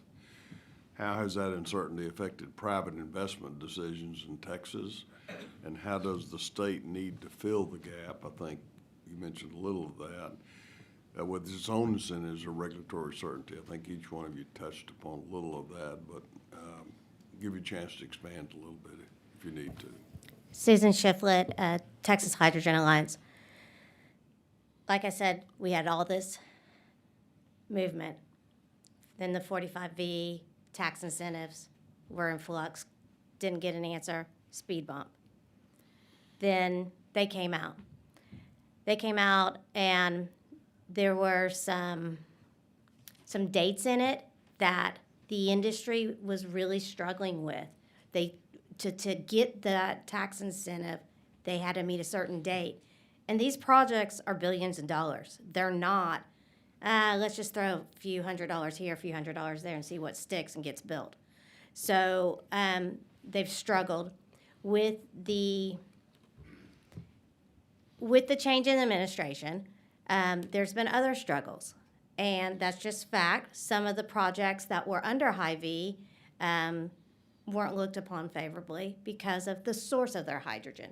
So there's been a lot of fluctuation. This last week was when they found out that those monies are still in play. And like I said, some of the infrastructure monies are still in play. So I think we're going to see some movement. However, as an alliance, we've seen many members shift completely and started chasing this next shiny thing. And I hate to say that, AI and data centers. And so, we have some good projects still moving forward. The Lindley project is a great project for Jefferson County. I do not want to speak on other projects because they should speak on their own terms. But the federal incentives and the administration change did slow our industry quite a bit. However, what I tell everybody is hydrogen was here before any of the incentives, any of the administrations. It's been across the board through many administrations. Just the new uses for the clean hydrogen are what have really been hurt. Hydrogen's still in refineries, petrochemicals, so we're still producing it. So it's still here. So, but there is some movement in newer areas. So that's a good thing. The biggest problem other than that tax incentives was offtake. You can't produce a product and not have somebody use it. So that's why they've shifted, and they're shifting to Asia, to Vietnam, to the European countries where they're utilizing it or need our product. Yeah, thank you, David Burns, Lindley. Because hydrogen is so critical to refining, hydrocracking, and desulfurization, conventional hydrogen, gray hydrogen, there's already been a network built out that that I talked about, and so there was already a hub in effect, if you like, and what we were looking to do was build on that, and federal funding would have helped with that. But what we see is federal funds such as 45Q, which is the tax credit for sequestering CO2. That's what we've built our project in Nederland around, is being able to use that to decarbonize. In this Nederland, case, is that where you have your yeah, sequestration? Yeah, Nederland, just outside Beaumont there. That's where we're building our project. We're taking natural gas, producing hydrogen, capturing the CO2 in the process, and that will be sequestered. So 45Q federal funding is still behind that. Now, on top of that, it's the jetty, the issue around jetty versus 313. That's kind of some of the local funding that we, or credits that we're looking for some help with. But what we're really looking at is for clean hydrogen, where's demand coming from? What we're seeing a lot of it is export related, going to Europe and the Far East. They're looking for clean ammonia, looking for clean methanol to decarbonize their economies. And so we're looking, to build projects based around long-term offtake with good, strong customers. And that's what's really helping us be able to make these multi-billion-dollar investments. And as long as 45Q's there, we can still do that. Oh, I'm sorry, Vice Chair. I have a question whenever you're. Okay, go ahead. So, for somebody that represents a major portion of West Texas, as you know, do these projects need to be close to the port based on your current demand of going to Europe, or can we have something like this out in West Texas? David Burns, Lindley. Yeah, if you're making ammonia or methanol, really you're looking to export it, so you need port access, good port access. It doesn't mean. Does that include rail ports? Yeah, you could use rail to deliver product to the coast. Yeah. Chairman Darby and I just helped the Trans-Pacifico Railroad out there get We their didn't just X-ray. build it, but we built a border crossing. Yeah. Okay. So I'm wondering if that would facilitate it. Now, we have an abundance, as you heard from the previous panel, of natural gas. Yes.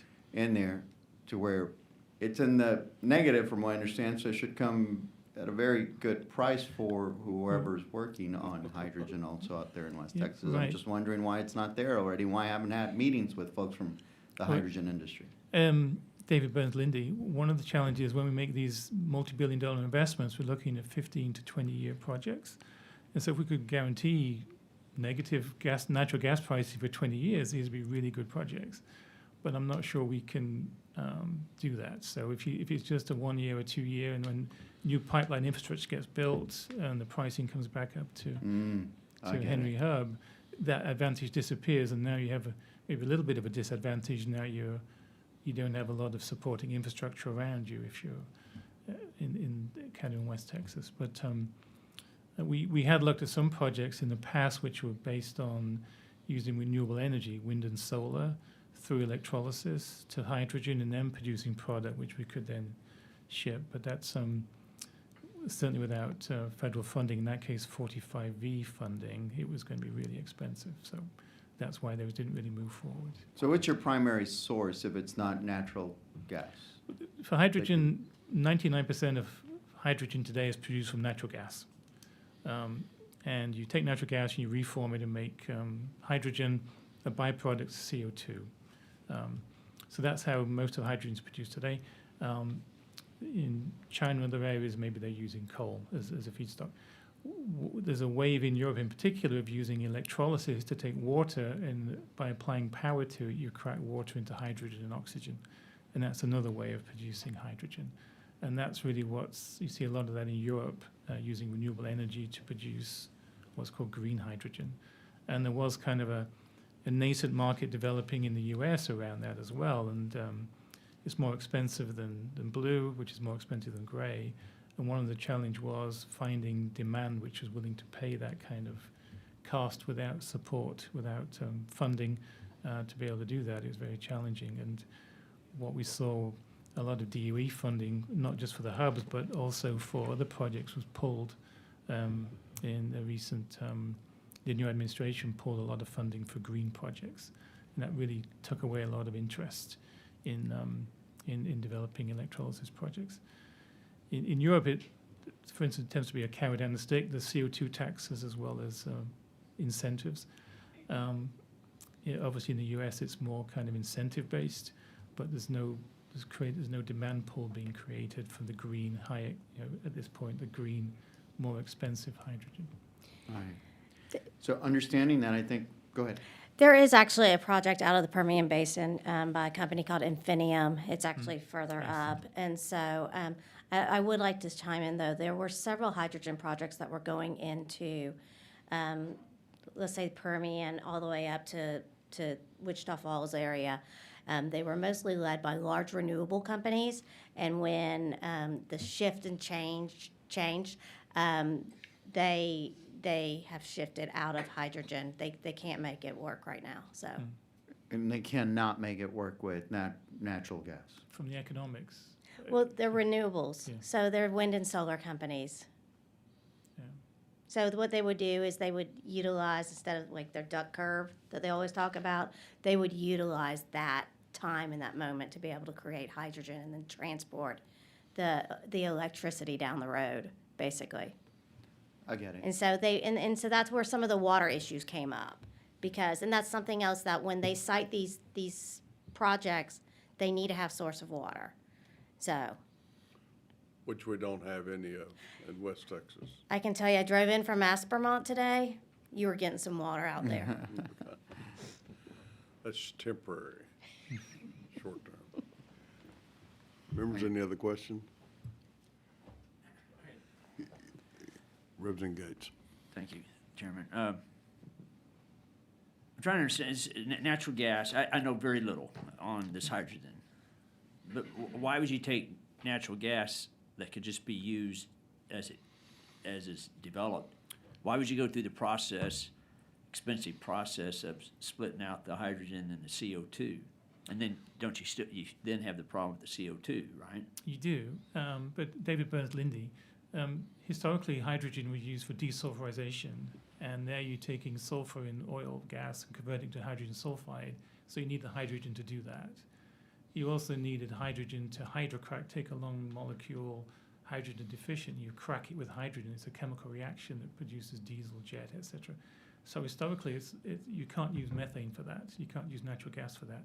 You had to convert it to hydrogen to do that. It's the properties of hydrogen which you're going for, which are not in the natural gas, in the methane itself. So you're not producing the hydrogen to replace the use of natural gas, where the No. natural gas could have been used. No.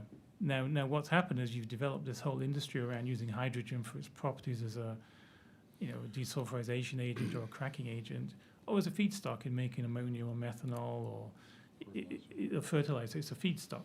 But hydrogen itself has other interesting properties, being a CO2-free fuel. So building on that experience, we know how to make hydrogen. We can make it and capture the CO2. When you split the methane, the carbon has to go somewhere, and it goes out as CO2, and you're left with the hydrogen. There's technologies today to capture that CO2, and by sequestering it, in saline aquifers or depleted oil and gas fields, you take that CO2, instead of going in the atmosphere, it's now sequestered and doesn't enter the atmosphere. Is the advantage, you mentioned in the airline industry using hydrogen, is the advantage because, when you fly a plane, you got not only the weight of the plane, the passengers, but now you have the weight of the fuel that you have to carry. And is it with hydrogen, you're not having to carry all that extra weight that makes it an advantage to use hydrogen? For the airlines, they are utilizing it because of regulations overseas. So they're meeting regulations in the European countries. So it may be more costly to have the hydrogen versus just burning jet fuel, but it's because of regulations that they have to. Yeah. Go ahead. David Burns Lindley. In that case, what's happening, you're producing synthetic drop-in fuels. It's not hydrogen as the fuel. You're taking hydrogen to take a waste oil, fat, or grease and convert that into jet. And the hydrogen's required to do that conversion. And then you have a fuel, sustainable aviation fuel, SAF, which when it's burnt, doesn't, because it's of biogenic origin, doesn't release as much CO2 in the atmosphere. It's all I guess it's all sequestered there's not the CO2 impact on the atmosphere. And the challenge is, where do you get the hydrogen from? Well, you can do it from blue hydrogen, from natural gas. You can use green from electrolysis, produce the SAF.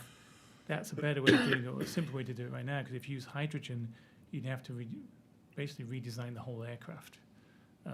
Okay, so there's not a plane just using pure hydrogen. I think maybe that's 30 years away from now. You'll see hydrogen-fueled aircraft. But in the meantime, using fuels which are produced using hydrogen, you get the same kind of climate effect without having to redesign the aircraft. So that's it's mainly just to have less CO2 emission. Yeah. Okay. Yeah. Well, help me try to understand in a layman's term. It's used heavily or somewhat in diesel trucks, right? Heavy trucks. Yes. Okay. So if you have a heavy truck that uses a gallon of diesel that runs $5 a gallon, it can go, let's say, 5 miles. How much hydrogen, what's the cost of that hydrogen going to be to go the same 5 miles? Yeah, we're trying to get to parity with diesel, but it's been a challenge. So where is it now? Where is it now? Without subsidies. Without subsidies, you're probably looking at twice the cost for hydrogen fueling a truck, heavy truck, than you are with diesel. And does that include all the water processing that goes along with producing? Yeah. I think that the challenge we're trying to do is to get, say, if diesel's at $5 a gallon, we'd need to get hydrogen down to $5 a kilogram, for instance. What we're looking at with heavy trucks is you need about 70 kilograms of hydrogen to go about 600 miles. And under the 45V, the subsidy is at $3, up to $3? It's $3 a kilogram. Per gram, yes. per kilogram. Per kilogram, yes. So does that... Doesn't quite get you there. So again, to go that 5, where I could go with 1 gallon, let's say 5 miles. Yeah, so 1 kilogram of hydrogen. So how many kilograms is it going to be? So it's 1 kilogram of hydrogen will go, if you can get to $5 a kilogram on hydrogen, that's equivalent to $5 a gallon on diesel, effectively. So that's where parity comes in. Dollar per kilogram. But right now, you can't produce it at that. It's around... Without 45V, no. Without the 45V, is it running you around $10 then? Yes, if you probably about 10, and of course it depends so much on the cost of power. That's the key element in producing green hydrogen is the cost of power, and that's where the challenge is. There may be a risk right now where the 45V program may just go away right now. Well, unless you have your facility in construction by the end of 27, you're not eligible for 45V. And that's because it's the not program's ending. It's not available right now after that. Yeah, they've shortened the timeline so that now it has to be in construction by the end of 27 to be qualifying for 45V. So what are you wanting from the state of Texas then? You want reduced regulatory requirements, and what about from tax incentives? What are you looking for? I mean, if we could incentivize heavy truck haulers to switch to low emission vehicles such as hydrogen fueled, and obviously there's taxes on the use of trucks, which I think if you could waive those over some interim period of time, I think that would help get trucks established. So you want regulation to force them to use hydrogen, and in return reduce some of their tax so that it doesn't cost them quite the $10 a kilogram. Yeah, just an interim, just kind of as a transition period. I think a lot of what we're seeing, a lot of haulage companies are looking to and also delivery companies are already looking, not because they're being forced to, but they're looking to reduce their CO2 footprint as well from what their customers are asking for. So they're looking for ways to find ways to reduce their cost in the early years to be able to do that. So what's one or two states that has passed regulations in their state to force trucking to use hydrogen? It wasn't really forcing it to use hydrogen, it's to go to kind of zero emission trucking. Right, Zero-emission it forces it. Yeah, well, yeah. And I think, I think California was the first, and the western states were looking at going to zero emission vehicles. Besides California, what's another state? I think, was it Washington and Portland? The Oregon? Northwest. Yeah, Northwest states. Okay. Okay, thanks. Yeah. Members, any questions? We thank you, panelists, for your testimony. Thank you. Thank you. Members, that concludes today's agenda. Vice Chair Morales, members, do you have any remaining comments or questions? If not, the chair moves to adjourn. Is there objection? Hearing none, the time is now. I'm sorry? 1:31. Committee stands adjourned, subject to call of the chair. Thank you all for being. I missed y'all so much.